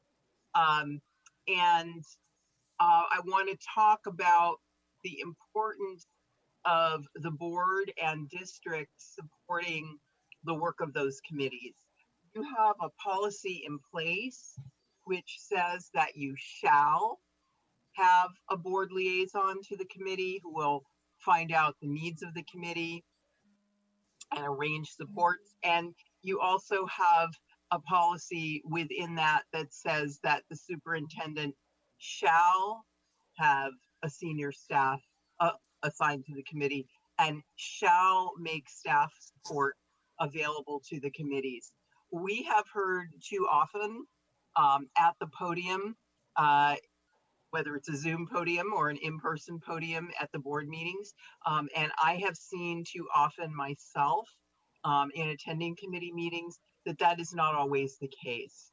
So having the policy in place is wonderful. Please follow through with the actual supports. Thank you very much. Thank you, Ms. Delton. Can we call the next speaker, please? Next speaker is Jim Mordecai. Okay, Jim Mordecai speaking as an individual. On page 46, I'm not sure if you're breaking this up, but I think it's P1-1, but it's basically a security service. And I was informed by a member of the staff that this is security for the new centralized kitchen. And it's so, but okay, one thing that's interesting is that it's not, it wasn't a bid item. And so, so when you don't have a bid item, how do you decide who the person is or the company that you're gonna pick? And that's the question I raised. I don't know the answer. Thank you.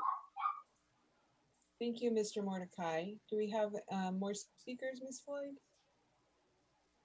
That was our last speaker. Thank you. Can we call the roll, please, on the general consent report?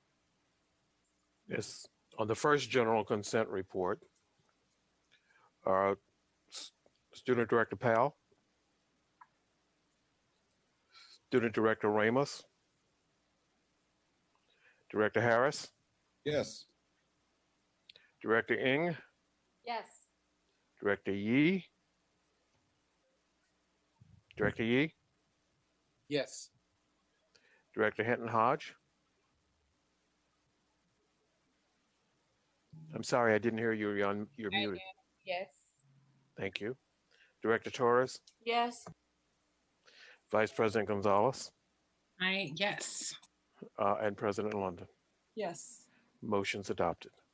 Thank you. We'll now move to item P1, which is adoption of general consent report, measures B and J general obligation bonds. Is there a motion to approve? So moved. Second. Moved by Director Harris, seconded by Vice President Gonzalez. Mr. Mordecai already spoke on this. Are there additional public comments on this agenda, this consent agenda? Yes, well, Mr. Mordecai's hand is up again. Do you want to call him? No, he already spoke on this item. Okay, there are no additional speakers. Thank you. Can we call the roll, please? Yes, Student Director Powell, Student Director Ramos, Director Yee, Yes. Director Torres, Yes. Director Ng, Yes. Director Harris, Yes. Director Hinton Hodge, Yes. Vice President Gonzalez, and President London. I'm sorry, President London, I didn't hear you. Yes. Okay. The general consent report on measures B and J obligation bonds are adopted. Great, thank you. Item Q, we heard at 7:30 on the dot for once. We're now at item R, which is public hearings, which we have none, which brings us to item S, unfinished business. The first item is S1 201776. This is a second read and vote on an amendment to our agenda materials. Vice President, I'll turn it over to you. Thank you. This is very similar to what, sorry, let me see if I can. Sorry about that. This precise moment. Your dad has some opinions about this item, clearly. I don't know what they are, but I'm guessing it's the point. This is very similar to what you guys saw last time. The only real changes, I know you guys had expressed concerns about having the consent report and the superintendent report at the end of the meeting. And so if you look, there's two different versions here. And so the revised version has the superintendent report up, further in the meeting, similar to where it is now. I hope that addresses that concern. I have left the consent report where it is now. I'm trying to make sure I have the right version open because there's two versions here. With the few meetings that we have left, we don't. Let's see. I want to make sure I'm looking at the right one here. Okay. Yeah. So yeah, we still have the superintendent's report as item O and the clean version, similar to where it is now. And then the consent report at the end, because we're going to get to that. That's one of the really important things we do. But the way that it takes up a lot of time now, it just doesn't seem necessary. What I'm trying to do is get to our business items sooner so that the things that people really want to talk about, we can get to them a little bit earlier in the meeting. So I'm eager to hear any additional feedback. And I assume you're moving adoption. Yes, I am moving adoption of the changes to Board Policy 9322. I will second it just because I helped write this current version and I'm really curious to see how the next iteration goes. Colleagues, do you have any comments or questions for Vice President Gonzalez about this item? Are there any comments from the public, Ms. Floyd? Yes. Our first speaker is Asada Olabala. Thank you. 2 minutes, please. I'm not understanding when you're giving what can be considered a summation of what you're going to be doing, that you're not speaking to public comment and what the intent is around public comment. Are you intending not to follow the Sunshine Ordinance, which says that you will be able to have public comment made upon each item of the board agenda at the time that the item is being considered for a vote. And the fact that you didn't bring that up, and that's an important issue for the public, is very concerning to me. And the fact that the Public Ethics Commission has stated that we believe the public deserves to see that it is a part of the government and its working diligence to ensure that we have the opportunity to participate meaningfully in the process. It is important that the opportunity that you give to us is maximized, not minimized, at all times. The fact that you are doing this and you don't have that many people that speak at these meetings. You have thousands, tens of thousands of parents, over 400,000 people in the community, and you get no more than 6 or 7 people who participate on a regular basis. And you find it necessary to silence them as much as possible. What kind of process are you dealing with? You can control the amount of minutes that we speak. Sometimes it's 2, sometimes it's 1. Why are you doing this, Gonzalez? It doesn't seem to be a democratic way of doing things. Thank you. Do we have additional speakers, Ms. Floyd? Yes, our next speaker is Carol Delton. Thank you. Good evening again, everyone. I'm sorry to say that I find this proposal overall to be more hostile to the public than it is actually facilitative of an efficient process on behalf of the board. We heard earlier an excellent presentation where committee members kept to time limits, gave a lot of content, and did so in a very disciplined way in a small amount of time. As I mentioned earlier, they could be a model for many of the presentations that come before the board, and that are the reason that the board meetings tend to be longer.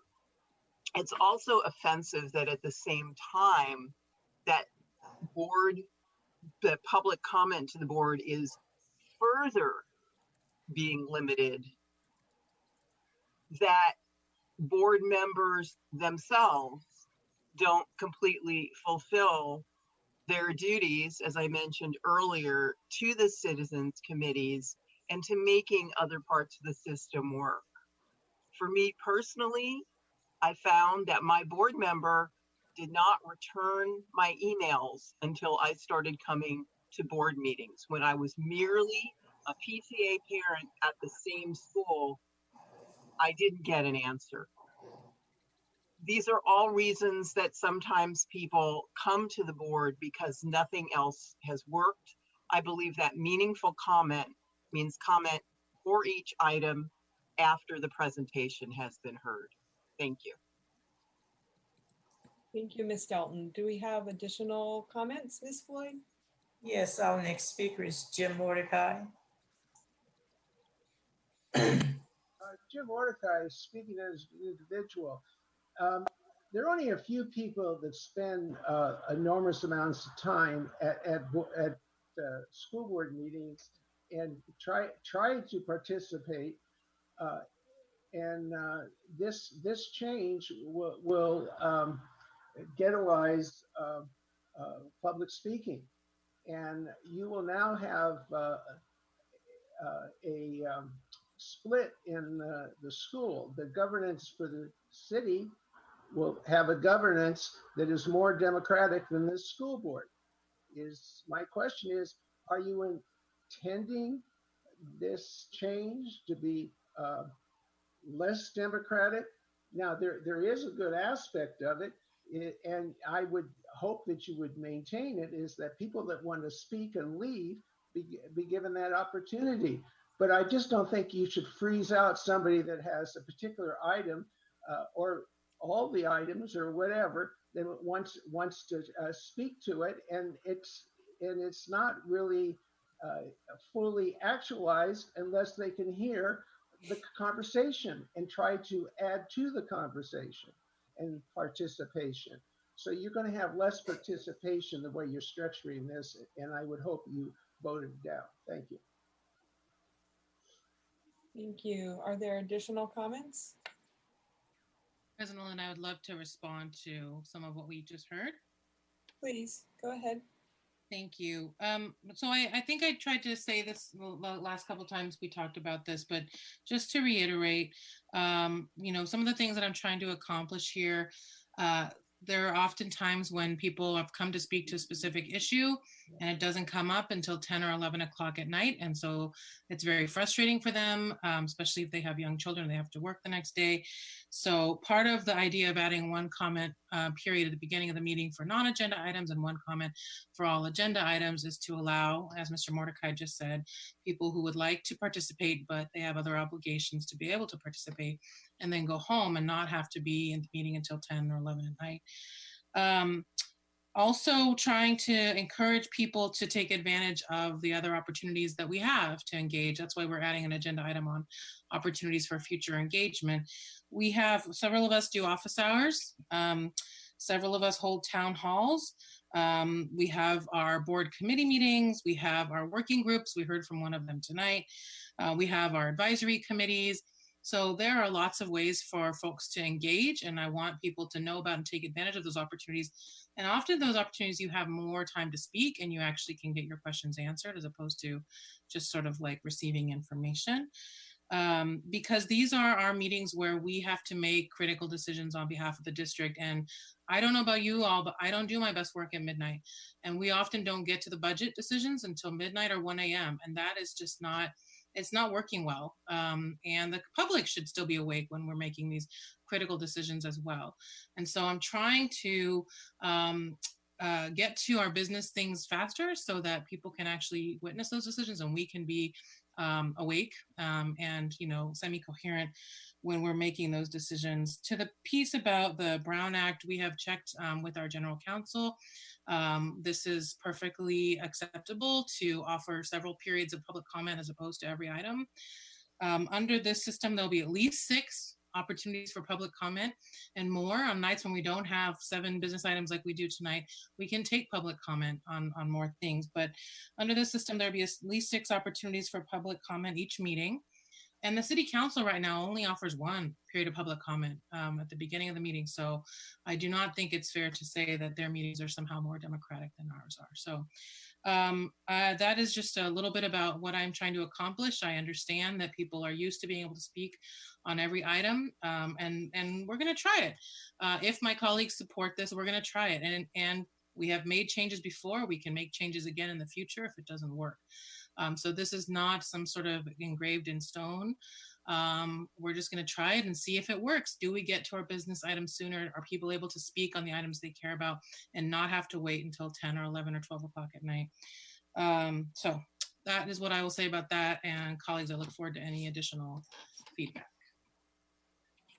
Does anybody have any questions or comments? I do. Okay, I'll just ask since I was already had my thought going. So can you remind me when this would go into effect, Vice President Gonzalez? Well, my hope is that we could just try it now, try it at our next meeting if it's adopted by the board, but I'm open. But I do think that would help to sort of, you know, try it on, right? Get in the rhythm of it before the changeover. I think that will probably depend on the ability of our board staff to make the programming changes in the software that pops out the agenda. So we'll work with them if this passes.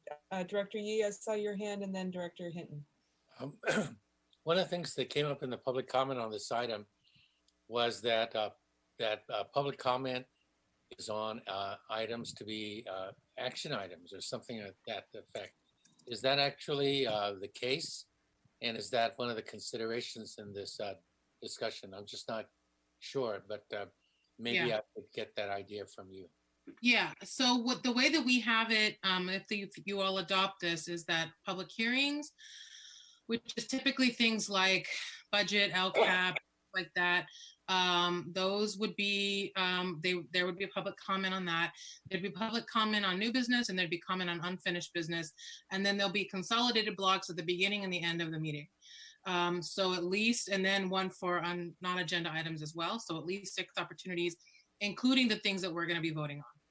Thank you. Thank you. Director Hinton.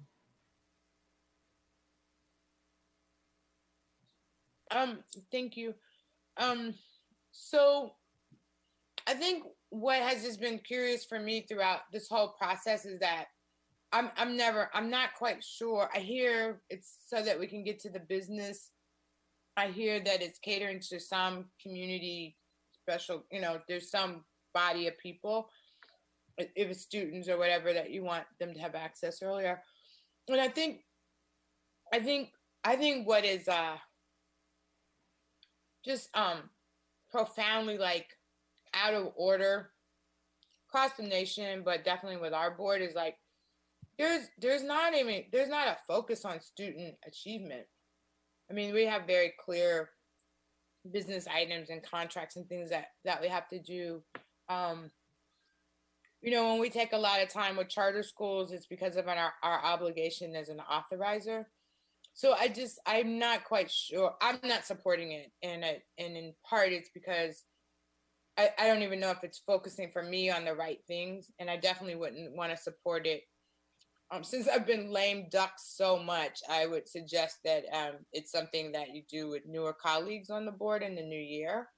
Because for me, if it's not enough of a focus on saying, how do we get staff and us in alignment around talking about student achievement at the part when our brains are working really well, or we're talking about, again, fiscal solvency and those kind of creative things that we need to do, or innovative things that we knew, or, following through on some of those things.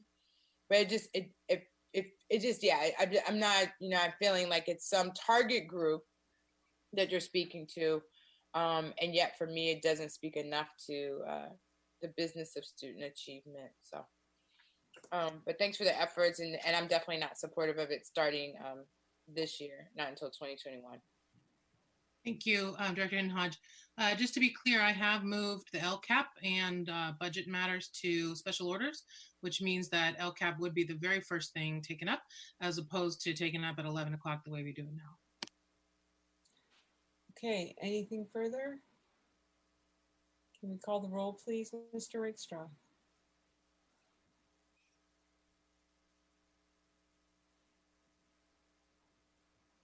He's going to On the roll, yes, we can do this, but on Granicus, it moves around and I can't get to the mic or the camera. So it takes a moment. On the motion as stated, I assume the student directors are not present? They're not present. Okay. Director Hinton Hodge? No. Director Harris? Yes. Director Torres? Yes. Director Yee? Yes. Director Ng? Yes. Vice President Gonzalez? Yes. And President London? Yes. Motion's adopted. Good luck. It's yours. You guys will have it. Ng, Gonzalez, Yee. Okay, we're going to go now to item T, new business. The first item is item T1, 202033. This is a report on our construction and building trades pre-apprenticeship program. And I see Ms. Moritz here, and I know that Mr. Sanchez is also in the virtual house. So welcome, and go ahead.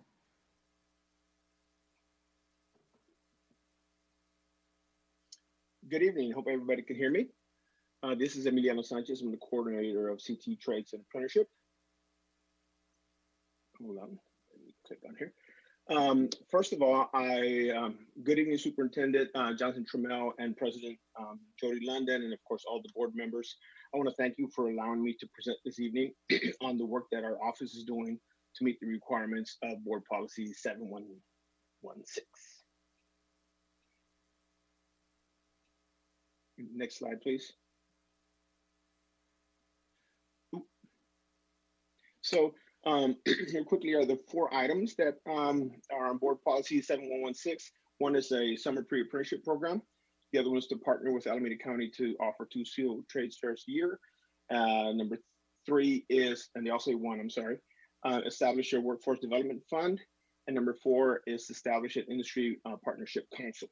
Now, these are 4 items, big bucket items. I'll share a little bit others, but I want to thank the board because I know we'll have 4 new board members moving forward. And I want to thank the board for being so progressive 4 years ago and thinking how OUSD is, because OUSD is well ahead of the game in this area.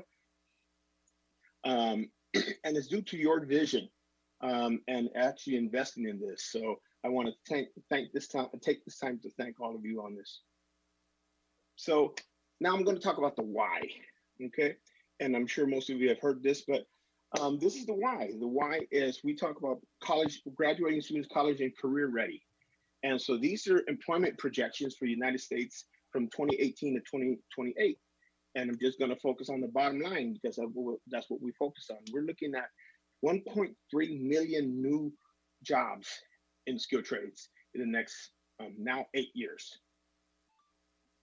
Now, the thing with our workforce is aging. So 50% is 45 years or older, 25% is 55 years or older. That's affecting stuff, especially since there are 15 openings are for replacement of these new jobs that we just mentioned about. So numerically, basically is if I take 4 workers, you're going to have 2 under 45, 1 45 or older, and 1 55 or older. For you visual learners, 2 look like that, 2 look like that, and 1 look like me. Okay, we need to work to fill these positions. Now, one of the things we talk about is we want to make sure that our students are career ready. And that means that when they go out to get a livable job, livable wages for their careers and their jobs. Those are the wages of the carpenters. So people have this misconception that the skilled trades are dirty work, underpaid. That's the top wage of a carpenter who does a 4-year apprenticeship, equivalent to a 4-year college degree, $50 an hour, which if you do the math, that's $100,000 a year. In the Bay Area, that may get you by. Okay? But you don't start off at that. You start off at 30, which doing the math, that's still $60,000 a year. Sound wages. We can go even further to plumbers and steam fitters, which are huge, huge supporters. So I'm sporting their hat today. Local 342, those are the wages. So you can see taking the middle range right there, general foreman, someone who retires from there as general foreman, the last few years they're making $79 an hour. Again, times 2, you're looking at close to $160,000 a year. Okay, there's a entry level employment. Again, the entry level is with no skills yet, but they do have to pass a test. So there is some knowledge, background knowledge that they must have. Excuse me. Now, again, the why. So some of you have seen this before. And so despite all this employment opportunity, and despite the fact that it's a well-paying opportunity, they surveyed 1,300 industry leaders across the US and Canada and said, what do you believe is the biggest obstacle to getting good quality candidates, apprentices into the trades? Given these options here, you see those 3, high school, and people aren't used to working with their hands anymore. That's all the result of what the schools did 35 years ago. So again, how progressive this board is in addressing this. And then the other ones say parents don't push it, they push them off for a college track, and fewer parents are in the trades. And again, who affects the parents? We do. We're the ones that are saying, college for all. But what they're hearing is it's college or nothing, and there's great careers opportunities in the skilled trades. So now the how. Again, I'm part of the Link Learning Office. My executive director is here tonight, Lucia Moritz. We use our work-based learning continuum as the model on how we do things. Okay, you have to build awareness, exploration, preparation, so that they can get to the training. You can't train somebody to be a carpenter if they don't know what the job is, or a steam fitter. I didn't know what a steam fitter was 35 years ago until my brother became one. So again, that is what our office uses in regards to when we're talking about work-based learning and, and opportunities to expose our students to careers. Now I'm going to address the 4 items. The first one is our summer pre-apprenticeship program. I want to thank Josh Daniels and the legal department and of course the board. The floor fell out from underneath us and we didn't know what was going to happen this summer. At the last minute, working with Josh and the team and OUSD legal approval and the board, we were able to bring together 13 students. So 13 students completed the program there at Cypress Mandela. Not only did they get 5 weeks of intense training, they also got their stipend and we paid for their PPE. We usually include a tour to the different apprenticeship centers, but given that they were closed, they came to us. And so working with Construction Trades Workforce Initiative, they arranged for 4 virtual presentations. We had the sprinkler fitters, iron workers, sheet metal workers, and electricians actually present. And it's not just to us, but they invited us to the venue. 10 of the 13 actually received OSHA 10 certificates. And I want to add that 7 were actually graduates, of which 3 decided to stay and continue and do the 16-week program. Item number 2 was the skilled trades. Thanks to all the support, Councilmember Harris has actually come out and visited us there at Cypress Mandela. We had our 1 skilled trades fair at February 1st, and we had over 200 students and staff attend this event. You can see the schools that were there. It grew in popularity. We had more people join us this year. We grew by 30%. We added East Bay Mud, Ross Valley Sanitation District, BART, and PG&E and they're coming to us. It's a lot nicer when they come to us than we have to hunt them down and say, hey, do you want to present? Unfortunately, then the day we shut down was when we had their last event scheduled there at Laney. And, I got the call from Sandra and canceled March 11th when it was March 13th. But even that, we had over 300 students. We were probably going to get 400 students because we had Berkeley, San Leandro, Alameda students and staff wanting to come to our events. Again, this is a result of the vision that the board had 4 years ago.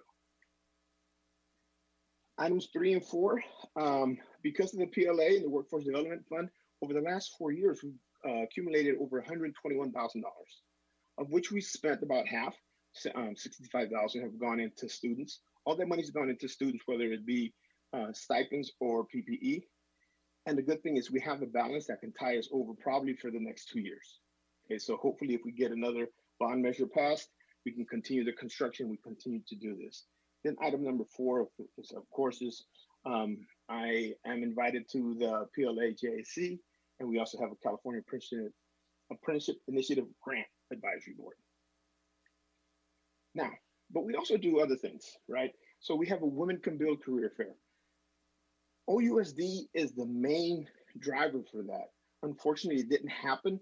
It would have been this month, but last year we had over 160 of our students attend.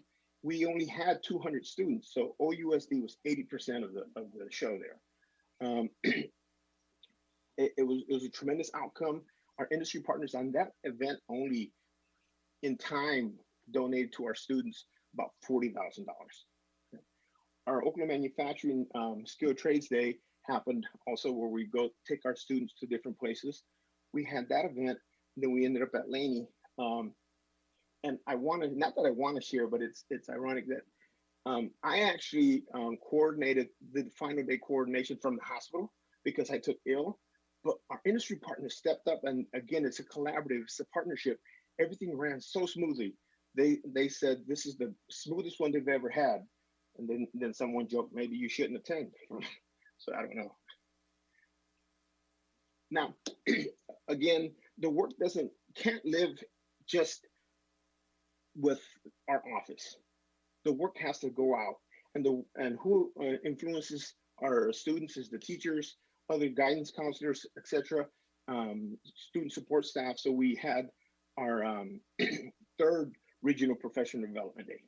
And so again, something that is going to be a victim to COVID-19, but we had over 35 students, 35 participants, adults, go to the different training centers. And we started off at Cypress Mandela. And I want to share that I stand on giants that have passed. Speaking of Cypress Mandela, we lost the founder, Art Shanks, and Sylvester Hodges this year. And so they were huge supporters of OUSD and of my work. So I can't continue this presentation without thanking them immensely. And I know they're hearing us now. Now, again, partnerships. This is most of our partners. If I try to squeeze them all in, it would be Excuse crazy. me, Mr. Sanchez, we do need you to wrap up shortly, please. Yes. Okay. Just one more minute. So I was just on the phone with someone from the California Community College Chancellor's Office who gave us the California Person Initiative grant, and they so support the work that we're doing to educate our youth, especially the ones that are marginalized, given that, you know, we have foster youth, we have low income, we have African Americans who have been excluded from the skilled trades, like the prior person commented. And so this is the work that they help fund us. So this is our baseline data, year 1 of the grant, year 2 of the grant, year 3 of the grant. So again, we've been able to impact instruction at Fremont and Skyline, the 2 host pre-apprenticeship programs. And as we transition major highlights, I shared a few growing partnerships. We actually partnered with Laney College in Peralta. When they dumped their CTE program because of COVID, we were able to revive it. And we distributed kits to students so that they could do construction, culinary arts, etc. And again, that's a partnership through Laney and Merritt. And of course, we're pivoting our work. And this is our last slide. We didn't have a manufacturing day, but we're looking at a manufacturing week, a virtual manufacturing week. And we didn't have a professional development session, but we're going to do Future Focus Fridays, where we have individuals such as Jason Gumtao Tao present to adults and students about the careers as an electrician. And we're going to incorporate not just the skilled trades, but other CTE careers. And that concludes. I actually do want to thank again Lucia Moritz for her support enrolling into her new position as executive director. And questions, or I know we're out of time. Thank you, colleagues. This is an informational item. We do not need to vote on it. Are there any questions or comments? I am mindful of the time, so I would ask that we could keep those short, please. Director Harris, we'll give 2 minutes, please. Mr. Sanchez, I appreciate the presentation and your work to really change the narrative. And I just wanted to just appreciate what you said earlier. College is not for everyone. And these are viable, well-paying jobs. In fact, I'm gonna hit you later. I'm gonna put an application in, man, to be a steam fitter. But no, this is work that's close to my family, close to my heart. I was a carpenter in college, and just appreciate it. And you know, these are viable options. Certainly nothing to be ashamed of, but only something to be proud of. And just really appreciate you showing that the chart of available jobs over the next 8 years, 1.3 million jobs. In our nation, just across the nation, we are so deeply in need of an infrastructure investment.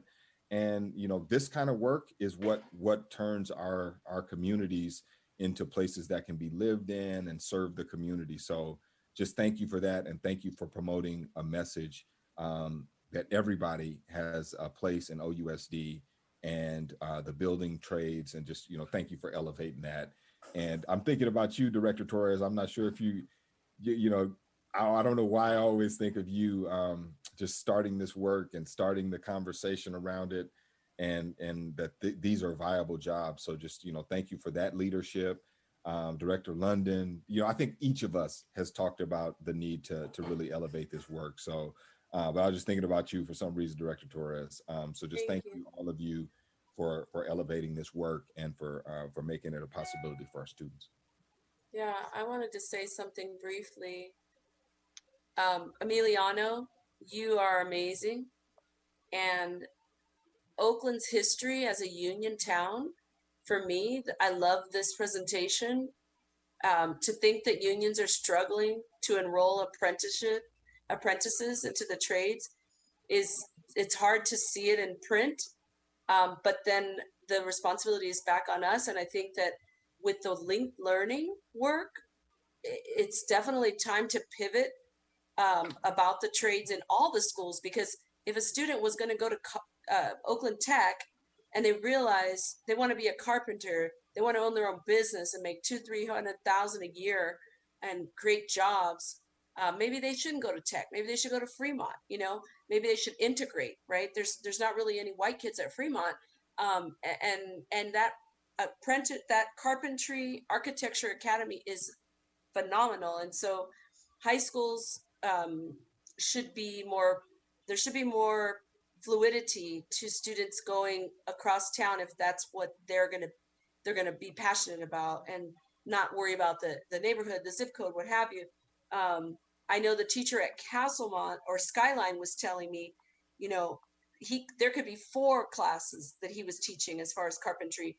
And he said, there could be 4 of me and you would fill them up and still have wait lists if you made that a priority at Skyline. He said the kids love the work, they love the class, and there's a deep desire. So when I see this presentation, Emiliano, I just get really excited, because it's like Oakland would have a very different economic status if we had a different respect for these jobs.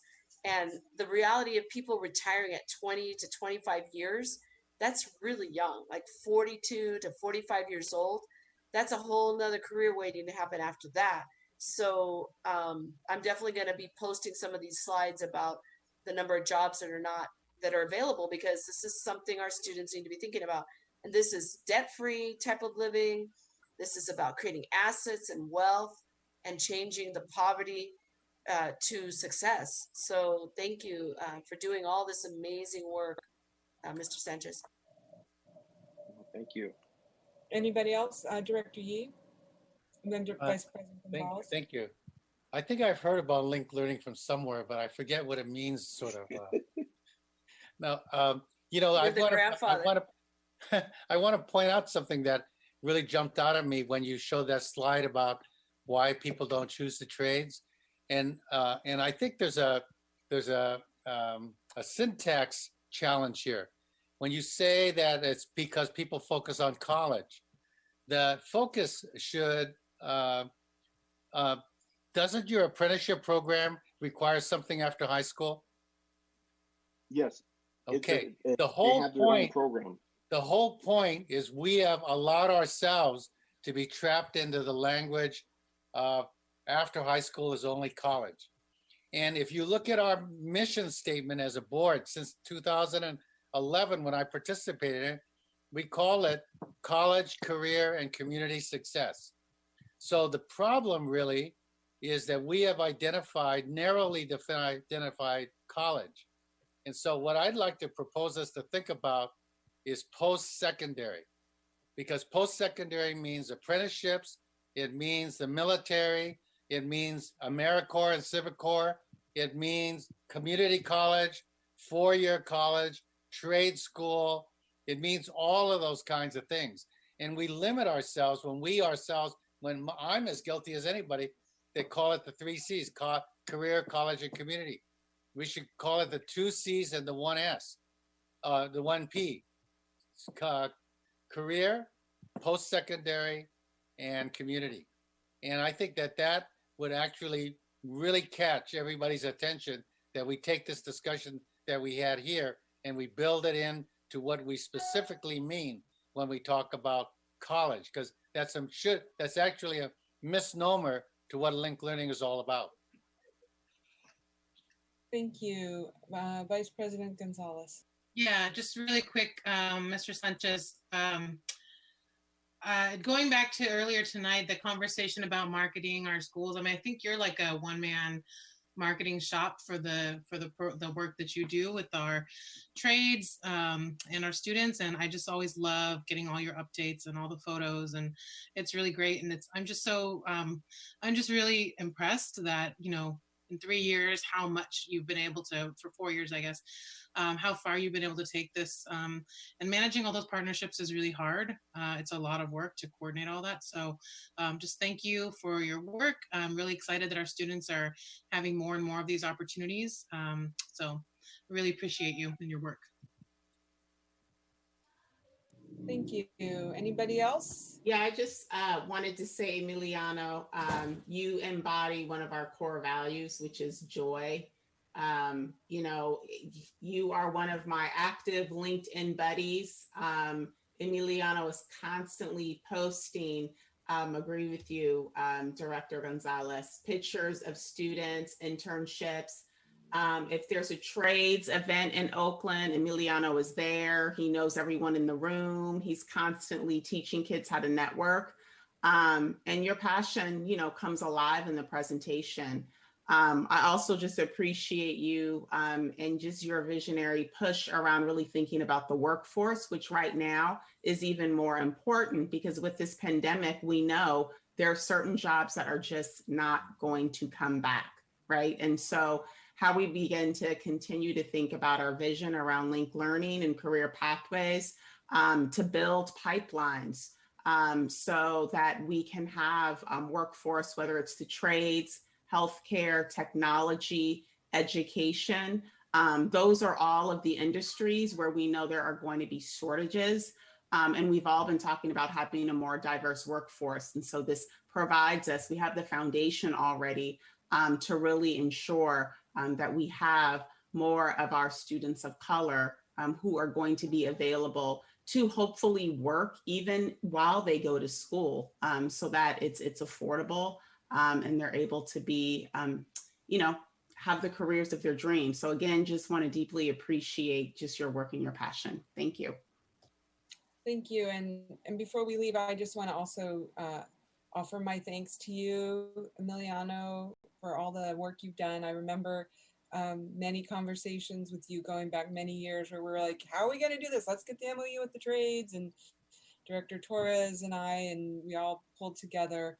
And I just want to encourage you, you know, on October 28th, we're going to be considering adopting a climate emergency mobilization resolution. And I don't know how looped in you've been with it, but I think this is a great opportunity. You know, we already have a green schools building metric, and so the students in the construction programs hopefully are learning about that. But I would like to make sure that that is an explicit linkage. And going back to where our superintendent was and others, I believe that at some point the COVID recovery is going to include a massive jobs building program.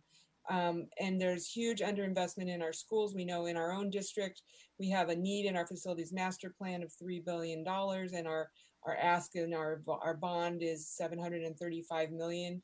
There's going to need to be money to make up that difference. People need to go back to work, and the green jobs, you know, the energy efficiency, solar, energy storage, all these other things, green infrastructure, it's all going to be part of it. And I want to make sure that we're ready. So I encourage you to connect with Brendan if you haven't already, and if you haven't already, and look forward to hearing more about this.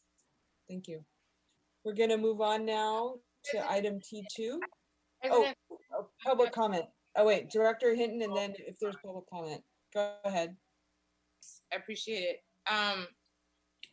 So thank you, Emiliano, for the work. Just recalling like years ago when you started this work, you know, just this vision around college career readiness and how to actualize some of this work is so important.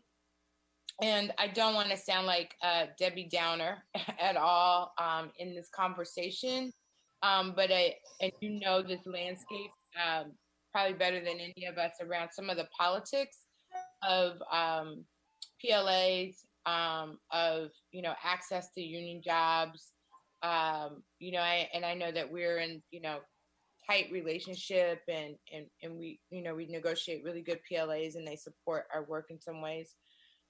And yet I am concerned that I know for a lot of our small locals, they're not union folks, right? They're not in the PLA. So I just want to be really clear of like the extent to which, how we fully taking the work that you do and serving in a broad kind of way. So this exposure to young people or young entrepreneurs, that they may not all be in unions. And if you look at some of the discriminatory and historical kind of practices, that those are things that I think we need to be preparing our students for, to be interrupters in some kind of way. And if you have partnerships in that, I hope that we're calling it out. There was an earlier report, or the union brought up this piece around the Black Sanctuary District, and they had a data point at 18.5% of Black children being proficient in the school district. And so while absolutely this is where, our children should do these jobs, they're important jobs. I would never speak down about any of them. But my big question is whether or not, in particular, Black children would be able to get any of these jobs if they don't have foundational educational skills, if they're not reading, if they're not doing mathematics, if they're not able to critically think, if they're not able to show up on time, then they're not going to have access to this. And so I just hope that we'll kind of dig a little bit deeper as we talk and think about this. 13 kids, I'd like to know what is the cost per kid around that. Because that seems like out of, again, multiple kids. I mean, we got 60 kids we can't find at Castlemont right now. So I just need to know a better scale. I want us to make these investments.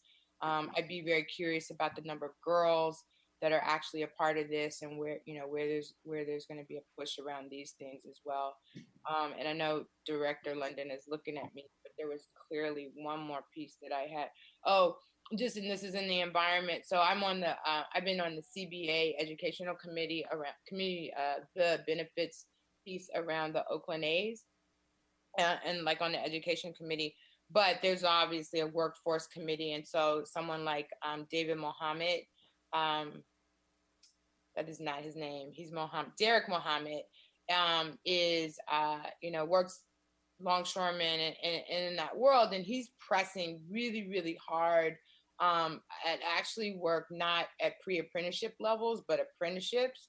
And that there's a real need, in particular in the Black community, for people to access these jobs a lot quicker. And so sometimes feeling like pre-apprenticeship is an extra step in it, and they may need it. This is your world, and you know it better than me. But I would just, keep your ear to the ground.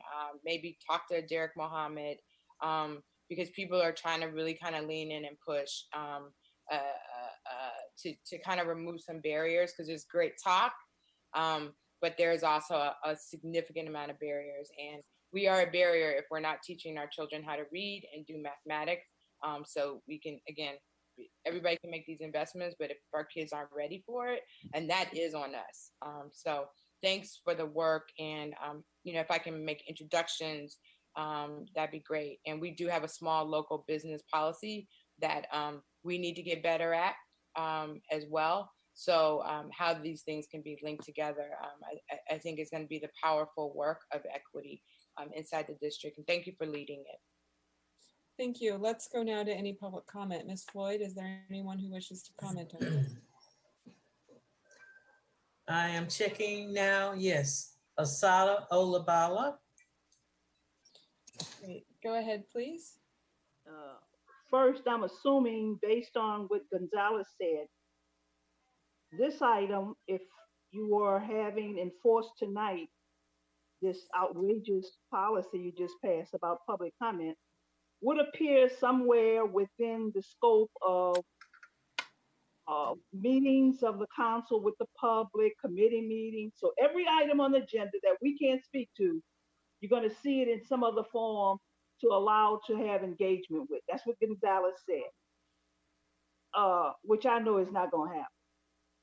The City Council of Oakland 3 years ago recognized that African-American contractors and African-American construction workers were not getting jobs in this city.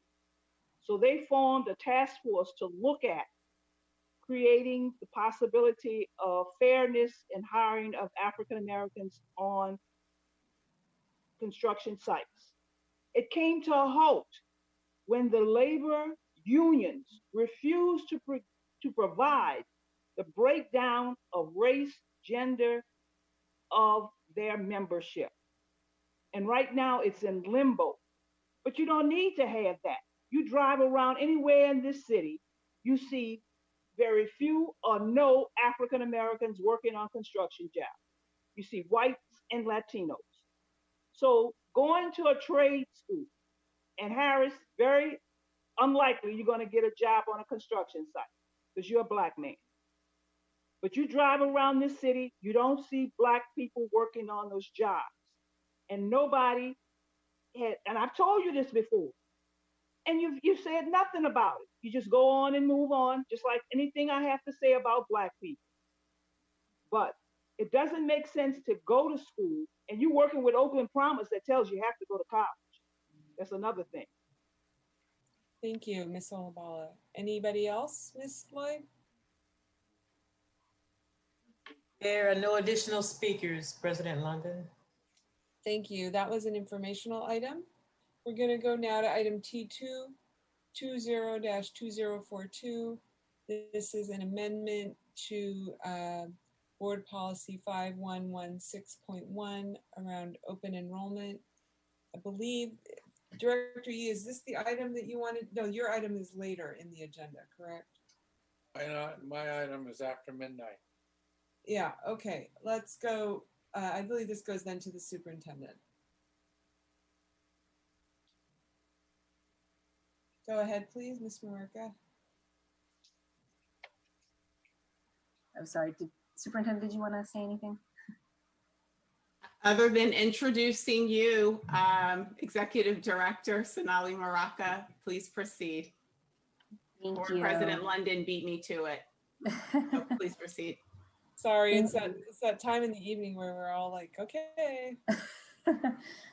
So don't have a formal presentation tonight since we had a lengthy one earlier this evening from our Equitable Enrollment Working Group. This is really a follow-up based on the recommendations from that group. Working with General Counsel, we are proposing, as well as the Early Childhood Office, we are proposing two main edits to our board policy 5116.1, which covers our enrollment policies. The first edit is adding in a provision for the equitable enrollment pilots. That would be for individual schools who want to propose changes to their enrollment priorities so those would be enrollment priorities that are different from our standard set of enrollment priorities as outlined in the board policy. Note that each individual school would still need to come before the board separately with their proposal, and each of those schools would be voted upon separately. So this is really just creating a space for schools to do that.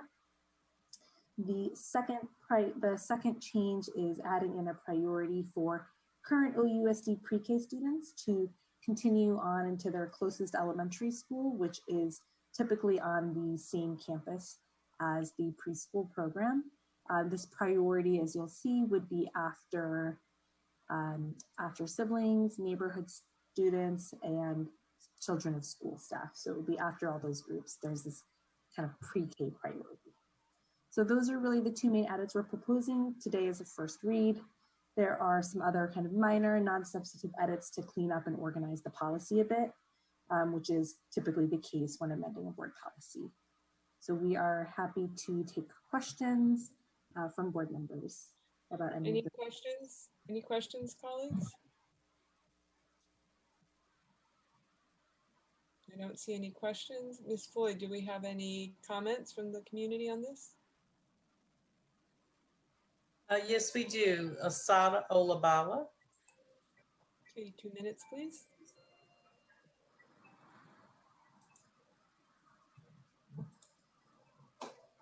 Okay. Are these two edits already in the agenda, or you presented them for the first time tonight? This is a first read, and then we would vote on this, I believe, on the 20th. I'm not asking that question. I'm asking, does it appear in the agenda that the public read? Yes. Okay, because there's something that happened tonight. There was an item for which there was nothing that you could read. And it happens sometimes that you have superintendent, not the superintendent, the president's report or the student report, and you don't have it in the agenda. But you want the public to speak to things before you hear the reports, as Gonzalez has now directed. You expect the public to speak to things that you get an opportunity to hear something about it, but you want us to comment on these things without hearing the reports and just reading them from the agendas that are there.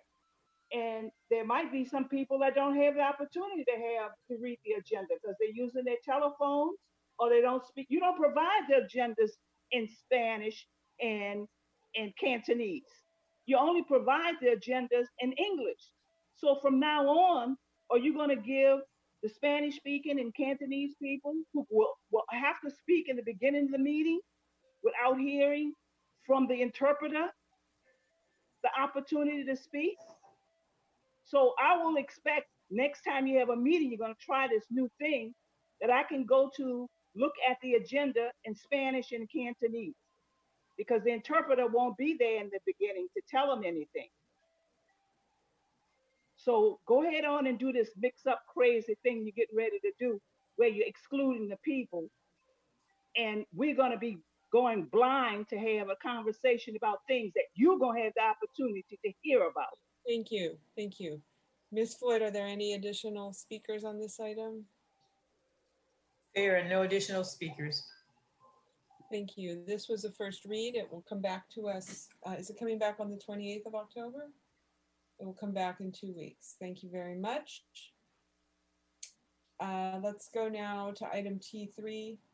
This is an emergency resolution and change order for a storm drain and sewer repair project. It requires a 4/5 vote. So it would be good if all board members could be present for this vote. Superintendent, is there someone to present this item? Perhaps Mr. Knocker. Madam President, you need a motion and a second. Yeah, I will move adoption of item T3. Second. At this time, our Deputy Chief of Facilities, Tadashi, will be the person presenting this item. Good evening, board members and superintendent. So the basic facts are that we had started a sewer repair at Sherman Elementary, and very soon after starting that project, we encountered an area of the sewer that was totally collapsed and needed complete replacement rather than the repair that had originally been contracted for. And so in order to keep the school operational and in a safe sanitary condition, we need to get this emergency repair completed. Are there any questions for Mr. Nakagawa? Ms. Floyd, is there any public comment on this item? There are no public comments on this item. Thank you. Mr. Rakestraw, can we call the roll, please? On the motion to adopt the emergency resolution, which requires 4/5 votes, Director Hinton Hodge, Yes. Director Harris, Yes. Director Torres, Director Torres. He's not present. Okay, thank you. Director Ng, Yes. Director Yee, Yes. Vice President Gonzalez, Yes. and President London. Yes. Motion's adopted. Thank you. Mr. Nakagawa, we're glad you're still here because I imagine you are the next person to present on item T4 201940. This is a report that we receive at least every year on our local business enterprise policy and project labor agreement. Thank you for being here. Yes, good evening again, board members and superintendent. It is my pleasure to present this report on our local business program and project labor agreement. We are joined tonight by Andrea Lowe from Luster Lowe, who is our primary consultant, helping us, assisting us to fulfill the requirements of the local business program and project labor agreement. And I'm extremely pleased to be able to follow Emiliano Sanchez, and I get to have the pleasure of joining him on the Joint Administrative Council for the Project Labor Agreement, and get to witness his great accomplishments in person. So it's I just really have to give a shout out to him as well in terms of the achievements that he's making that are being partially funded with the funds coming from the Project Labor Agreement. I'm having a little trouble trying to work our, let me see if I can get this to happen here. Okay, all right, sorry. So with that, I'm going to dive into our presentation tonight. It's just to review our local business policy is covered by Administrative Regulations. Mr. Nakagawa, I apologize for interrupting you. It looks as if your screen is zoomed in to a portion of your screen. Okay. Let's Perhaps see if you can zoom out slightly. Is that better?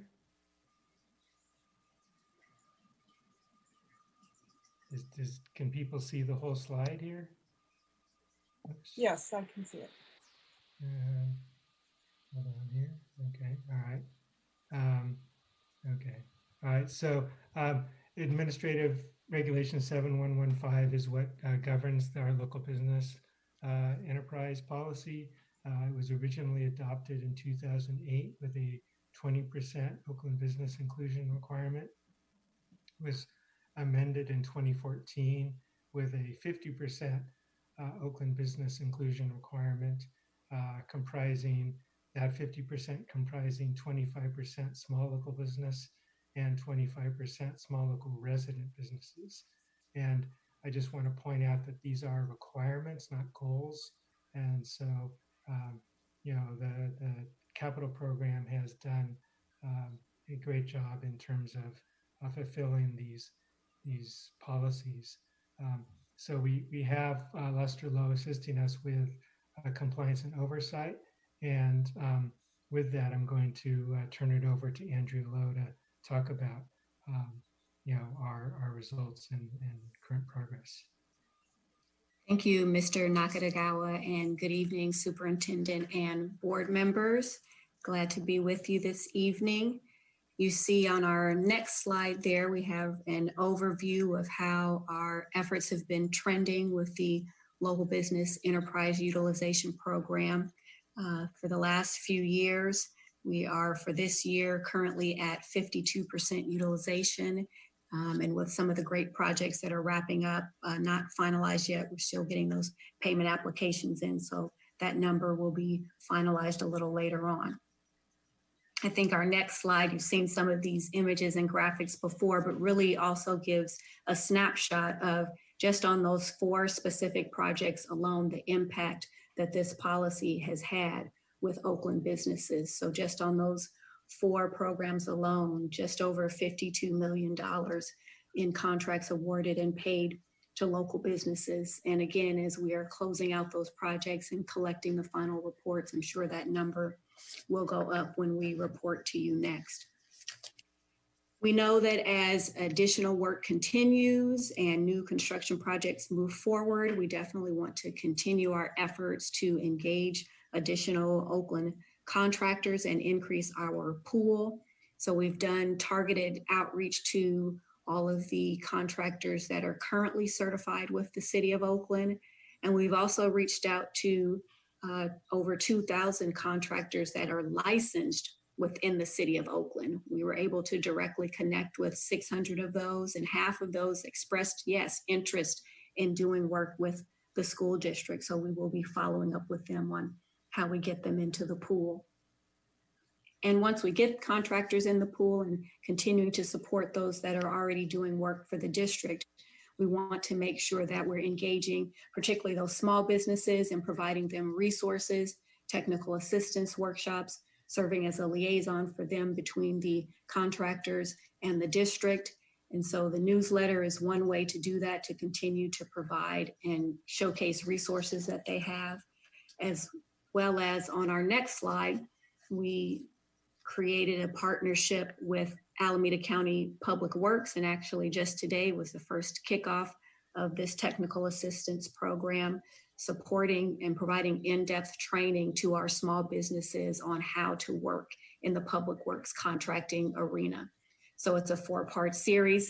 It's a little small to read, but essentially we'll be working with them over things like change orders, public contracting code, estimating, all those fundamentals that we know are necessary to be successful. As we move forward with the policy, there's always opportunities for improvement. And we talked a little bit about trying to engage additional contractors. We'd love to explore the opportunity of accepting firms right now to meet the criteria, and the 50% utilization firms are certified with the City of Oakland. Well, there are additional Oakland-based firms that are headquartered in Oakland that are not certified with the city, but may be certified with other agencies. And we'd like to look at the opportunity of accepting those certifications as well. Again, the businesses still need to be Oakland-based, but accepting if they're certified with the Port of Oakland, who goes through the same stringent criteria that the City of Oakland does. And we think this will definitely help increase our pool. In addition to ongoing technical assistance, perhaps collaborating with other localities and other training organizations, and strengthening and supporting the mentor-protege role within some of the joint venture agreements that we have on the projects. As Mr. Nakatagawa said, it's great to follow Emiliano Sanchez and the work that Linked Learning is doing. And this is how a lot of that workforce development can play out as it relates to the project labor agreement. Just as a recap, the requirement is 50% of all hours are to be worked by Oakland residents. 100% of apprentice hours are to be worked by Oakland residents. And contractors are encouraged to employ Oakland residents on other projects, and they can get credit for employing those workers on non-OUSD projects. So we've definitely partnered with Emiliano and the Linked Learning team, as well as the pre-apprenticeship programs when the contractors come to work on the projects, to make those introductions and tell them where they can find those individuals. And as a snapshot of on those 4 projects that we're wrapping up, what this means quantitatively, that has resulted in 748 Oakland workers on just those 4 projects alone, and equates to over $13 million in wages paid to those workers, and therefore recirculated within the community. This is another great graphic from Emiliano. I'm sure he's very proud of these 2 students, but this is what the pipeline should look like, that we have students who are going through the Linked Learning program and then having an opportunity to work in their neighborhood. So these are 2 students. They are Fremont High School alumni. I'm sure Emiliano knows them by first name, and here they are signing the beam at their alma mater because they were hired by the contractor to work on that particular project. I think on the next slide, Emiliano already gave a great overview of the summer program and being able to transition and move that program virtually. And there are students who are OUSD alumni graduating from that program that I know Emiliano is eager to position them in front of the contractors that are currently working so that they can be hired. We're also focusing on, there was discussion earlier, in addition to the youth who are graduating, there are Oakland residents who are either transitioning into new skill sets, who already have existing construction experience. So we're reaching out and partnering and engaging with community-based organizations to reach those individuals, to encourage them to either get back into the trades or to get into the trades. And before the pandemic hit, we were doing virtual presentations, this is an example of one, but now we're continuing to stay in touch with various organizations from Eastmont Social Services. We did a career presentation at the Midnight Basketball Career Workshop, going to where the local residents are to highlight the opportunities in the construction trades. So that just gives you a snapshot from the local business program, as well as impact on from the project labor agreement. And as an OUSD alum and parent of 3 students within the district, it's great to be able to see this continued engagement and the focus that the board and the district is placing on supporting Oaklanders and Oakland businesses. So thank you for the opportunity, and we look forward to continuing to present updates to you throughout the year. Thank you. Colleagues, any questions or comments? Director Hinton, go ahead. 2 minutes, please. Thanks. Thanks for the report. And there is a sorry, I'm thinking about 7115, and it's interesting because ironically, you know, we're in the space where we could vote to eliminate 209 with Proposition 16, and it would allow us to do hiring and contracting with the consideration of diversity when it comes to race and when it comes to gender. So we may have that in our forefront. And so I would say that this policy could be looked at differently if that does pass. And so that I hope that there'll be some policy adjustments being made and a greater disaggregation of the data then at that point. Because while we again talk about local or smalls, from a racial standpoint, there's still a data set that's really missing from that. Because I know that there's people who are local in San Diego, but they also have an office in Oakland. So that needs to be it. You know, I think that we never talked about race because we couldn't in 7115, but again, with the hopes that we can, and the law changes, it'd be really important. I'm not a numbers person, but I'm being a real numbers person tonight. Just to think about, and I might have got the math wrong, but what circulated for smaller locals, maybe, I think was about 8% of the total bond. My math is probably way wrong, but if it's close, I feel like that's not enough. And so it could just be that we're looking at, folks got the smaller projects. I think when I even look at the math of the number of people who got jobs and how much got paid out, I don't know if it's still a living wage. I think that we again, back to what I hope from Lo and staff members, and I still promise to try to do this before I leave, is like, how do we improve, the access issues? And I think Ms. Lo has definitely identified like how there's some barriers that we could probably be removing to do a better job of that, and things like slow pay. There's larger groups that have cash flow, and so they can kind of tolerate change orders taking a while or payment taking a while, whereas smaller groups cannot necessarily. So anyway, just hoping that we'll continue to, from this report, maybe there could be some concrete on improvement of policy and practice. Thank you, Director Hinton. Anybody else want to offer any comments? Is there any community comment, Ms. Floyd? Yes. Olabala. Go ahead, please. The report, and I hope this was in the written part of the report so that I could comment before you get to here. 748 Oakland workers. So was there a breakdown by race and gender of who those workers were, so we could say there was racial and gender equity in this particular pursuit? The language that the city of Oakland uses in looking at contracting includes minority contractors as an emphasis, and Black contractors is also an emphasis. Uh, this this opportunity to speak to this item, I'm assuming if Gonzalez's proposal for public comment,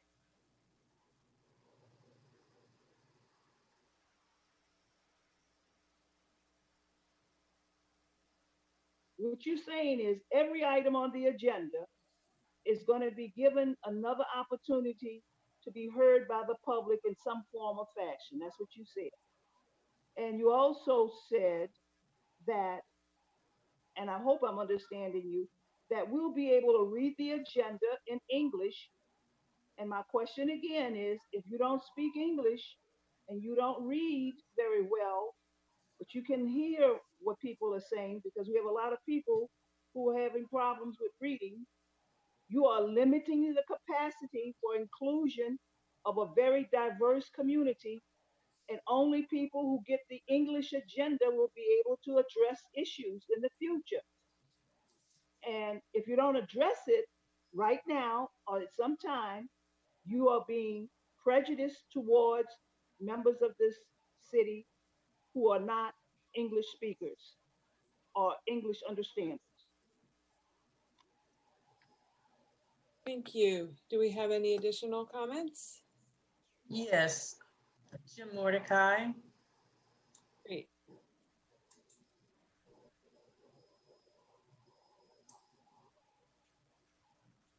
Go ahead, Mr. Mordecai. Jim Mordecai passes. Thank you.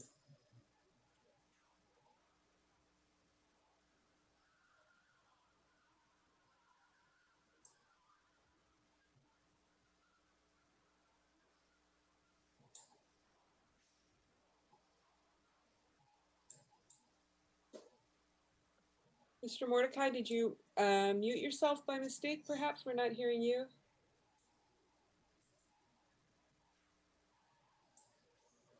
Yes, I said I pass on this item. Thank you. Oh, okay, thank you. You said it so quickly I missed it.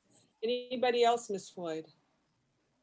No, there are no additional speakers. Okay. This is not a voting item. So Ms. Lowe, Mr. Nakagawa, thank you very much. This is a really great report, really interesting to hear, and I appreciate having new energy on this topic. It's good to see us continuing this work. Thank you. We'll move on now. Our next Madam item. President, we need a motion to extend. We're in 5 minutes at 10 o'clock. Can we get a motion? Oh gosh, there's still quite a number of items here.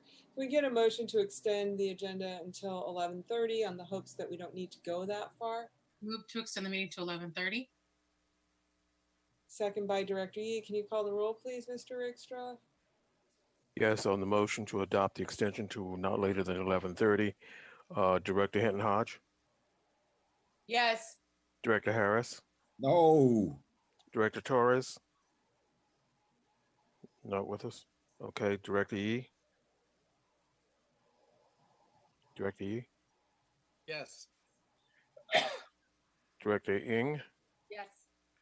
Vice President Gonzalez, Yes. and President London. Yeah. Okay, the motion is adopted. This is usually where we find ourselves in June, but I guess in December, when you have 4 board members not continuing, you get long meetings. So here's where we are, folks.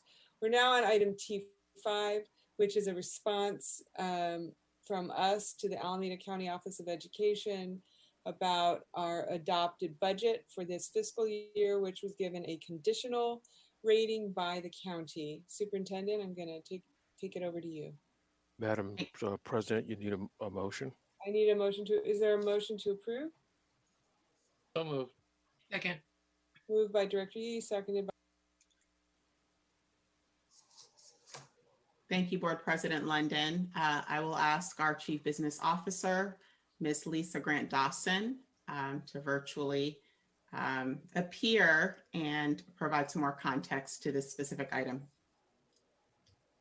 Good evening. Thank you, Superintendent Johnson Trammell, to President London, Vice President Gonzalez, and to all of the trustees and our community stakeholders and staff that are present. This item that we're bringing to you this evening is our response to the Alameda County Office of Education's letter to the district, which requested that the district respond to 2 items, one of which has already been responded to and the board has already reviewed, which was the 2019-20 unaudited actuals, which are currently being reviewed by the County Office of Education. And the second is a revised multi-year projection. And so with that, we have attached that projection, and the projection just to really define the tightness of what's included in it. This is all based on the budget. So the base of this multi-year projection is based on our 45-day revise, essentially. And with that, we had some action items that took place over the course of when we adopted the original budget in the 45-day, including up through today. So 1, there were 3 agreements with 3 bargaining units, 2 bargaining units and the confidential and management group on August 1st, the board took action. And then secondly, with our CARES Act funding, our learning continuity and attendance plan, we additionally had some memorandums of understanding and side letters with 3 of our bargaining units, of which a portion of any stipend, salary, or any allocation was allocated out of that one-time restricted money.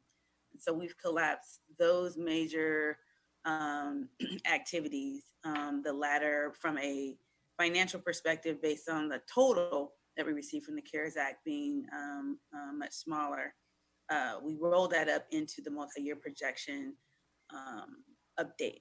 You will see another multi-year projection as well as cash flow report with the first interim, which is already here. Can you believe it's the middle of October already? So we are working to close out. The first interim period ends, as you may recall, at the end of October. So we're making updates and adjustments primarily for our budget, but then I believe the board fully understands that we've moved forward with additional resources and plans and strategies as we continue to operate to the best of our ability during this pandemic.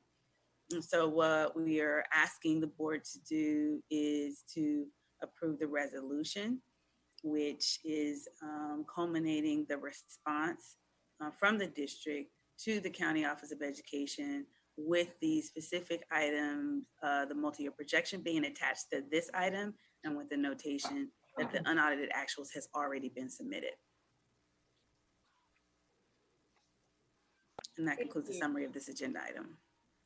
Thank you. Are there any questions or comments from board members for Ms. Grant Dawson? I'm sure the Budget and Finance Committee has been over this quite a bit already.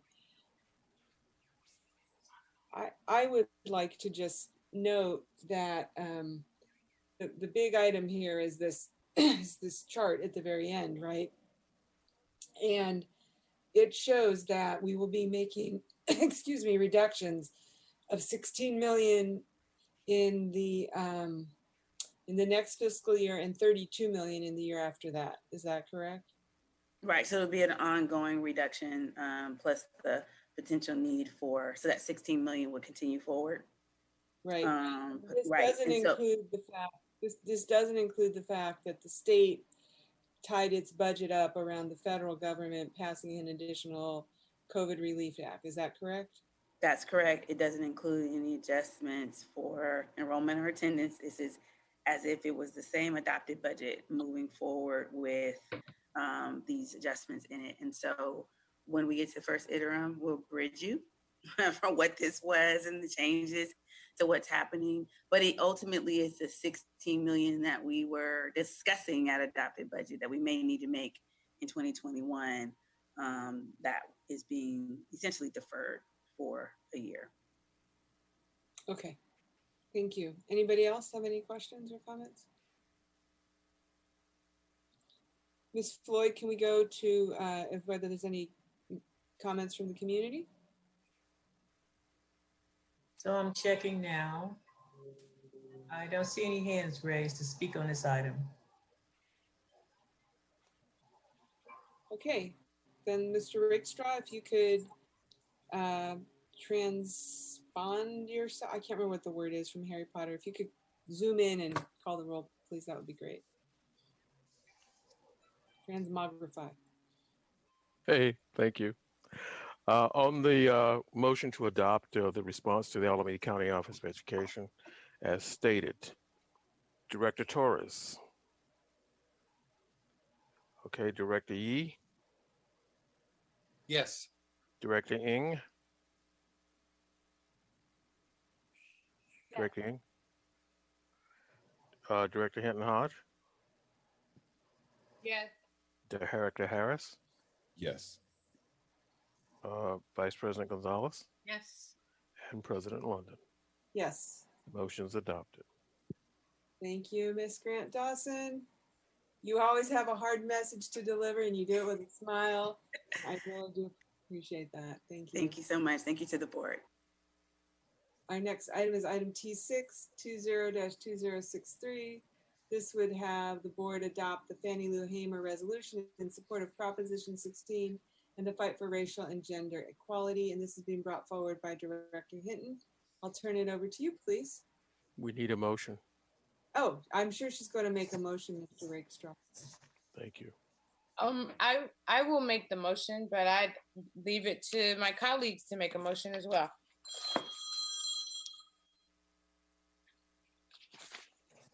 Nobody? No takers?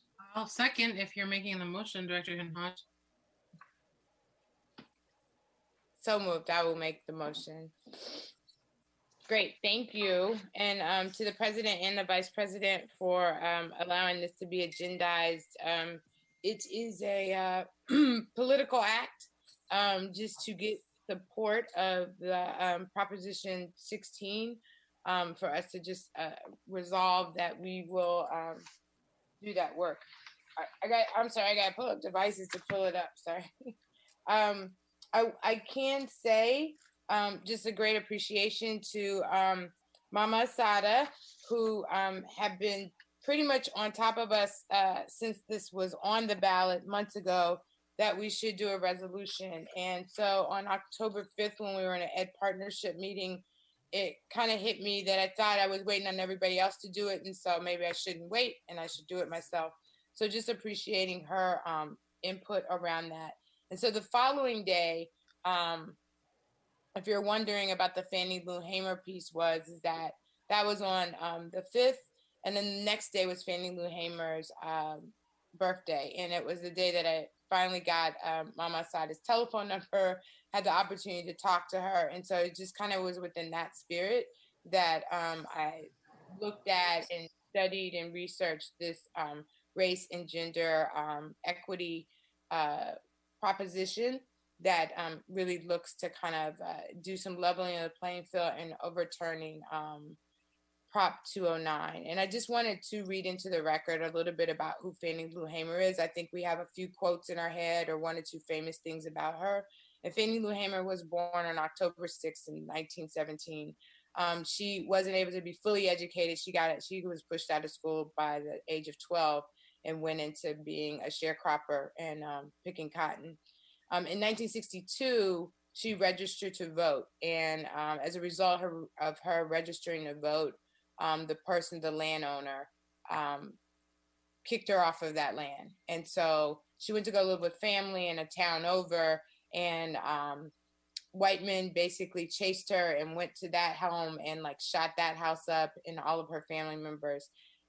But it was with that, right, that she was pretty determined at that point to ensure that she got to vote and the people around her got to vote. So it didn't deter her. We know her to be someone who would sing, to calm people, to bring the freedom songs. And she was also someone we know that really spoke truth to power. And so I think that this proposition, Proposition 16, that was brought forward by another amazing African-American woman warrior, Representative Shirley Weber, brought this forward. And if you read a little bit about Shirley Weber, she tells the story of her sharecropping father who ran from Jim Crow South to California.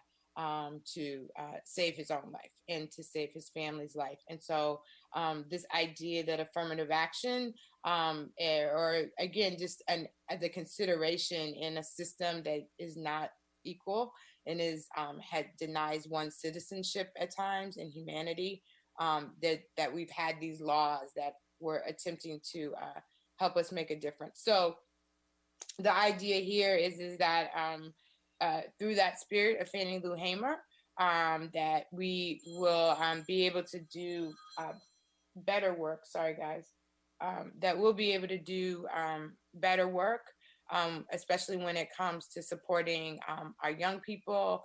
I think to the superintendent and to the HR department and to the facilities department, it is very, very specific that through Prop 16, we get to make some considerations about how we hire. And so when we talk about hiring more teachers of color, there is an opportunity through this particular proposition to make that happen for us. And so that's it.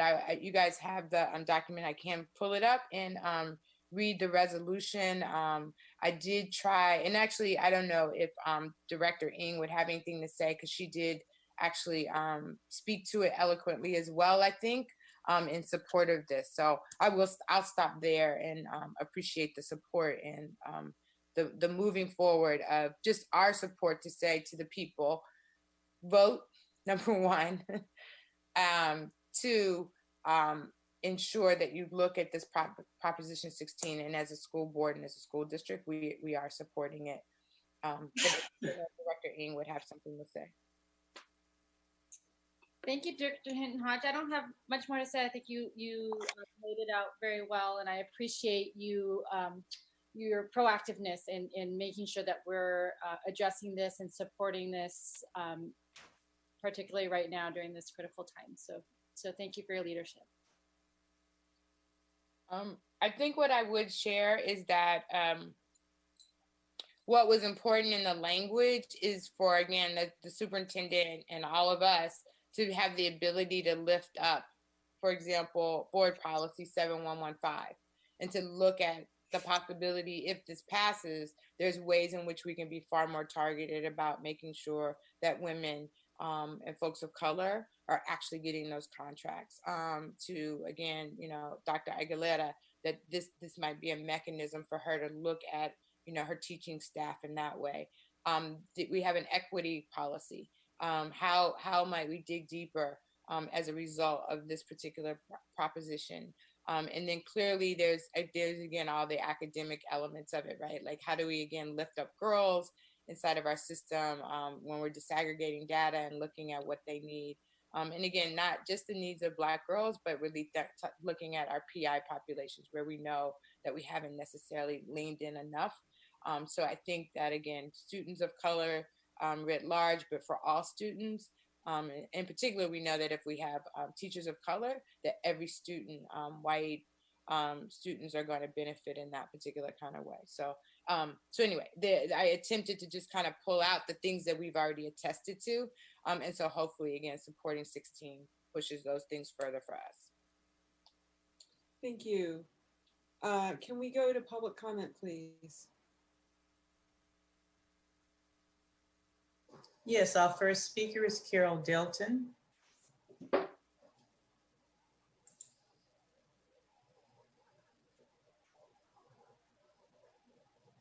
I'm sorry.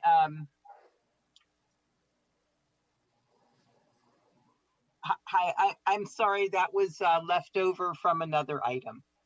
Okay. But thank you for the item and the acknowledgement of Asada and for bringing this forward to the board. And I hope that it passes. Thank you.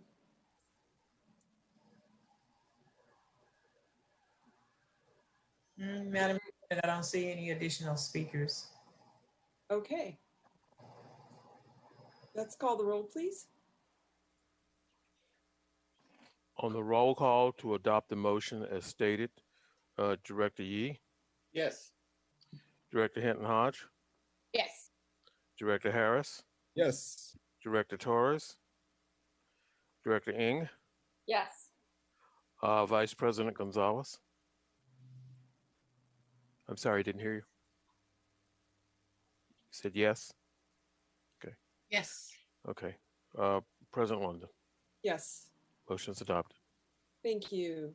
The next item is T7 201887. This is an application for a sojourn credential from the California Commission on Teacher Credentialing. Is there a motion to approve? Move adoption. Second. Moved by Vice President Gonzalez, second by Director Yee. Director Harris, you're not on your game when you're not sitting in the corner with Director Yee. Is there any public comment on this item? In my screen, they're actually in corners together. Oh, but they, okay, there you go. There are no public comments on this item. Thank you. Can we call the roll, please? Yes, on the motion as stated, Director Torres, not with us. Director Harris, Yes. Director Hinton Hodge, Yes. Director Yee, Yes. Director Ng, Yes. Vice President Gonzalez, Yes. and President London. Yes. This motion is adopted. The next item is item T8 20-1903. This is an application for provisional internship permit for a number of our employees. Is there a motion to approve? So moved. Moved by Director Yee. I think I heard a second by Vice President Gonzalez. That's right. Are there any comments on this item from the public? There are no public comments on this item. Thank you. Mr. Rakestraw, can you call the roll, please? Yes, Director Hinton Hodge, Yes. Director Harris, Yes. Director Torres, Director Yee, Yes. Director Ng, Yes. Vice President Gonzalez, and President London. Yes. Motion's adopted. Great. Okay. The next item is T9 20-1904. Application for variable term program waiver, CBEST, BCLAD, and program. Again, for a number of our employees. Is there a motion to approve? Move adoption. I will second. Are there any comments on this item from the public? There are no public comments.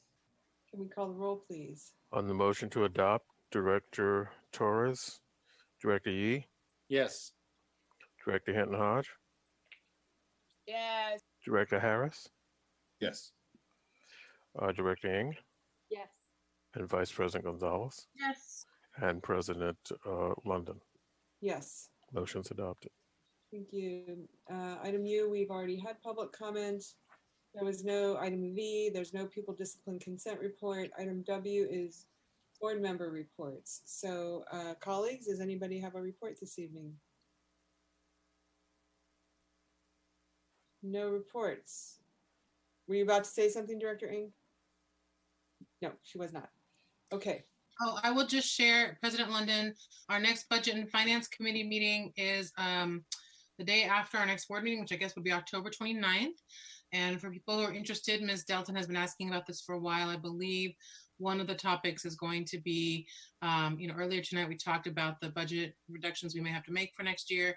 So starting to have a conversation about possible cost savings, possible, strategies to help us make sure that we're going to have start that discussion about how we're going to make those changes for next year.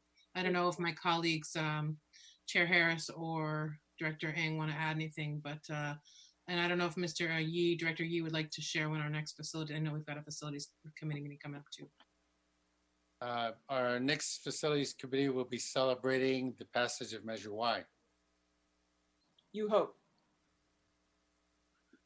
Is it appropriate to talk about the October 28th agendizing of the housing policy? That will be coming up on October 28th. You can say that. Okay, so it just in light of the 16 to 21 million to $32 million cut, and then the facilities conversations and the bond conversations. I'm excited to be bringing forward the conversations about OUSD making investment in housing and looking at ways in which it can be revenue generating, but obviously to impact, the moral crisis we have of homelessness in our city. So that's October 28th, and I'm hoping that we can build that up and build that even into the solutions and the policy making we're doing at the facilities and finance level. Great, thank you for your leadership on that. I would just note that I just want to thank the community. Everyone is really stepping up in a really difficult time. Students and their families and teachers around the distance learning.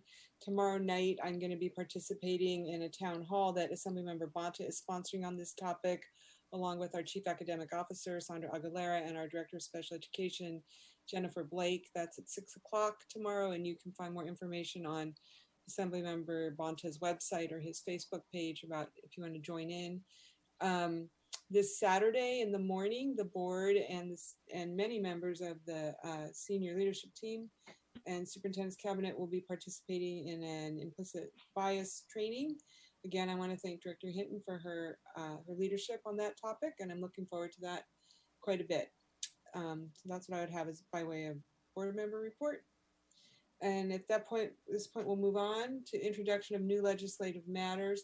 There are several items here, colleagues, you will see listed in the agenda. We had application for charter renewals come in because of Assembly Bill 1505 last year in 2019. Charter schools are no longer required to submit their renewal applications and their applications for new charters at a meeting of the board. They can just submit it and then we publish it as a new legislative item. So we have that happening tonight. We had application, we have not had an application for a new charter in well over a year by my recollection, but we have charter renewals coming in from Achieve Academy, from Lighthouse Community Charter Schools. I believe this is for its K-8, from Lodestar, which is a K-12 also coming in for renewal. And for American Indian Model School, K-12, College Prep Charter School, Middle School, and again from American Indian Model School for their high school. So the middle school and high school of American Indian. And so we have those 5 charter renewals that have come in. We will be holding special board meetings on off board meeting nights. So on the 21st of October, and then again on November 4th, we will be holding the public hearings, and then we'll have 2 subsequent off Wednesday meetings to vote on these charters. So that, I just want to lay that out for the public. Everything's been published with the agenda. You can review it and you can follow up with us if you have any questions, but the hearings will start next week. We have one final item tonight, and so I'm really glad we extended the meeting to 11:30 because we might end early.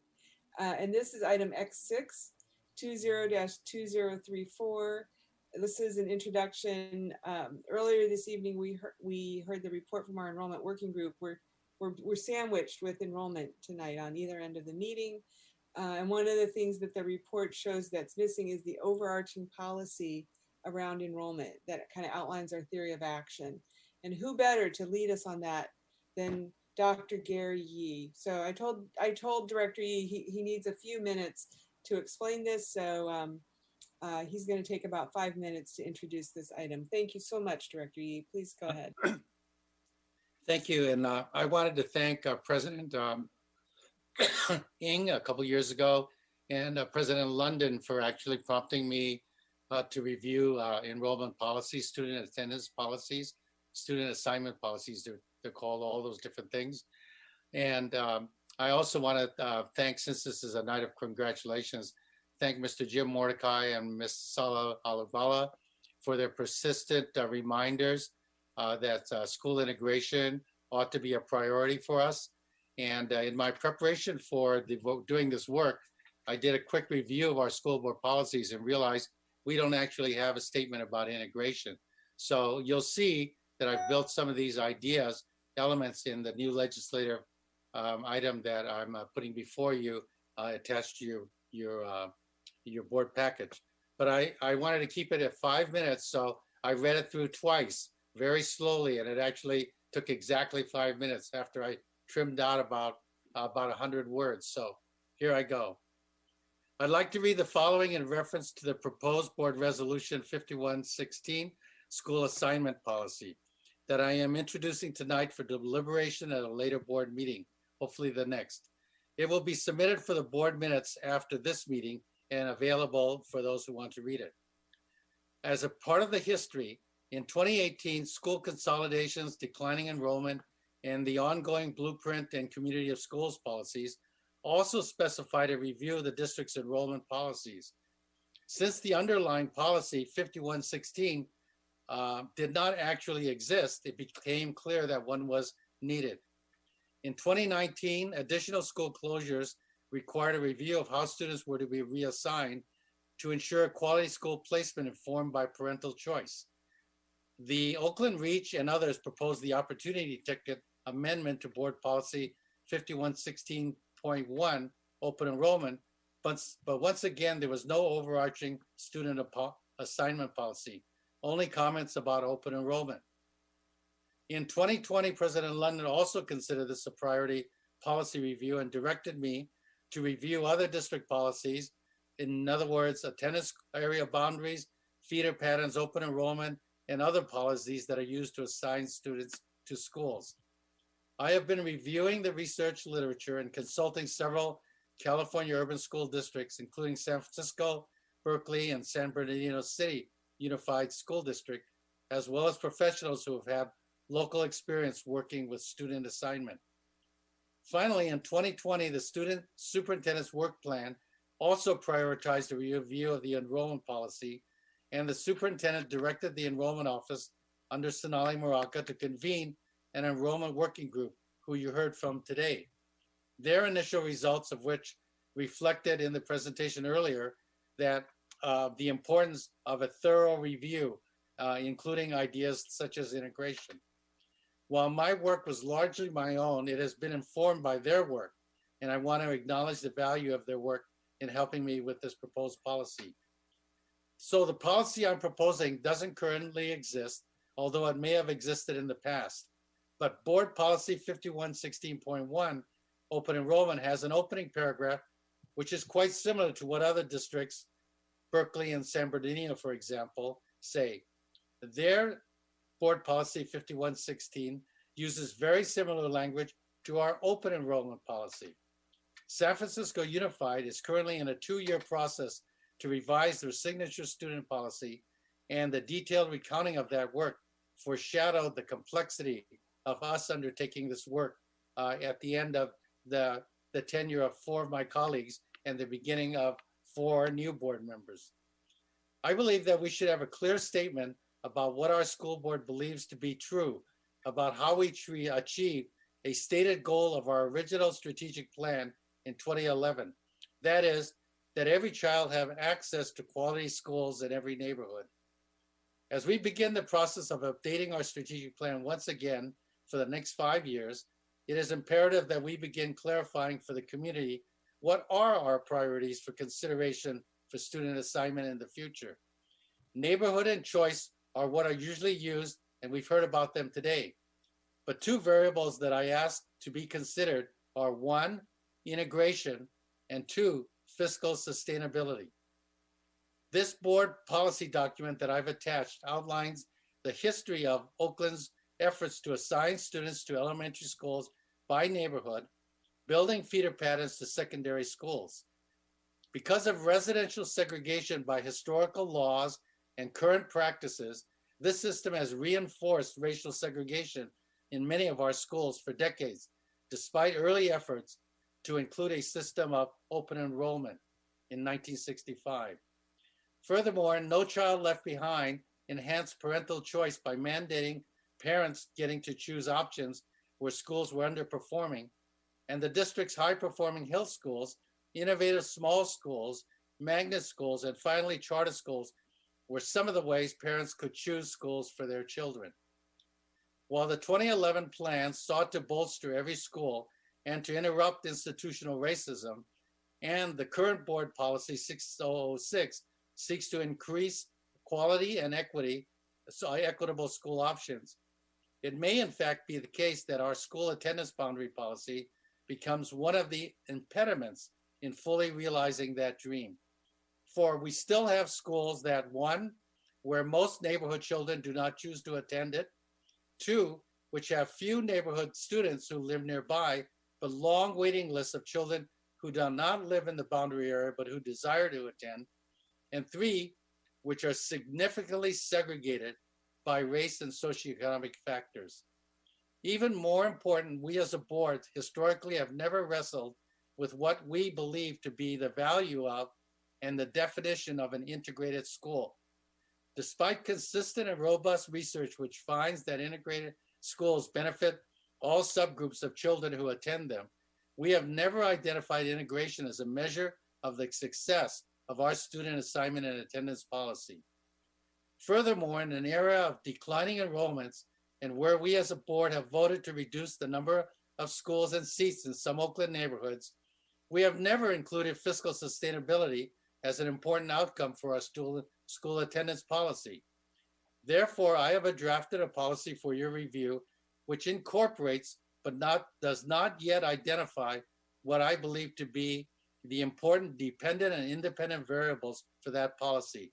They include: one, neighborhood benefit; two, parent student school options; three, integration; four, fiscal sustainability. I believe that we would benefit by adopting this policy and then spending the next year clearly engaging our community in a discussion about the ways we can ensure a balance between these four elements so as to move our district toward its stated goal and mission. And that hopefully tells you why I think that this is important, how it fits in with the enrollment working group, and why I suggest that we do a first read at the same time we review the 5116.1 policy, and we adopt them together, because 5116.1 stands alone in its own attempt to define integration and equity without the board actually weighing in and providing that necessary kind of leadership. Even though they are proposing it as a pilot, we ought to be framing it together as a board of what we know and believe about our schools. So there's two documents there. There's the resolution, and then there's the history, and then there's board policy. Any questions? Is that what you hope that I would deliver today? President London, my understanding is we don't have a discussion right now. It's just an introduction of the matter. Okay, sorry.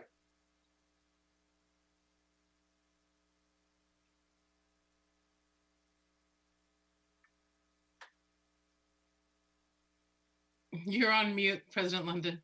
Do we take public comment on this item? Yes. Okay, is there any public comment, Ms. Floyd?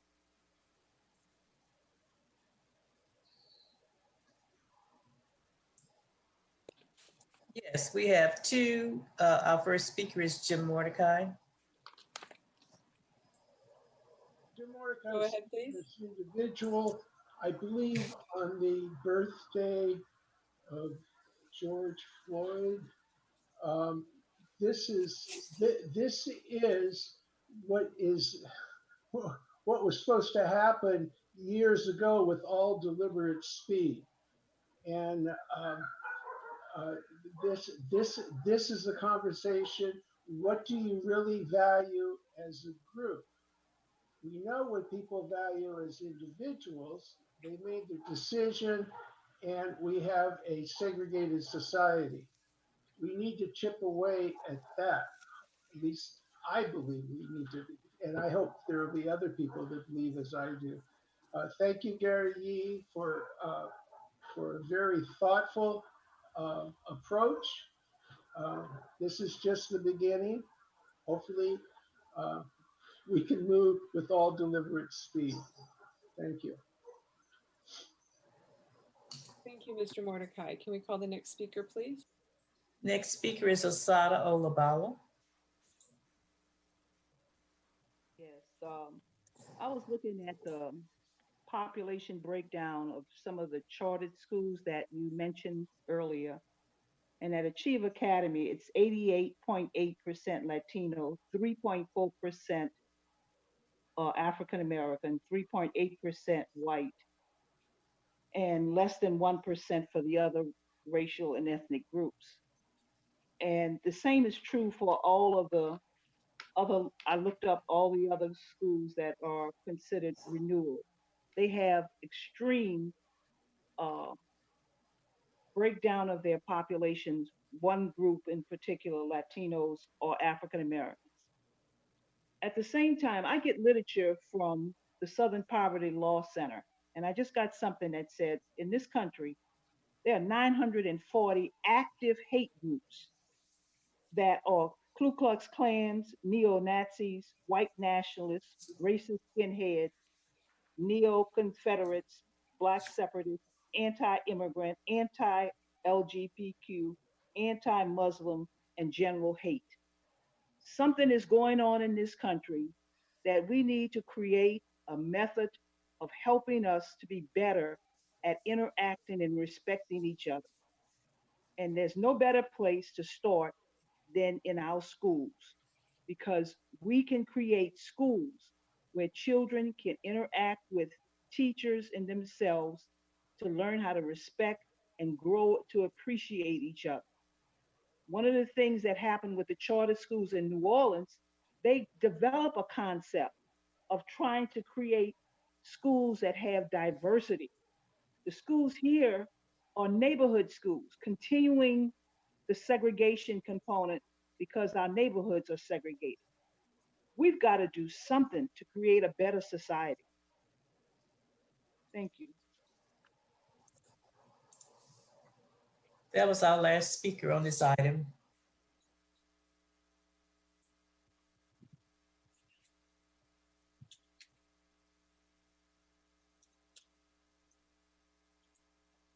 President London, you were muted. Thank you. I'm so sorry. You can see I'm ready to go to end the meeting. An hour early. Wow. We are officially adjourned. Thank you. We'll see you on October 28th for more. No, Saturday. We're meeting Saturday. Oh, well, yeah. But in terms of the business meeting and this item we just talked about and many other things.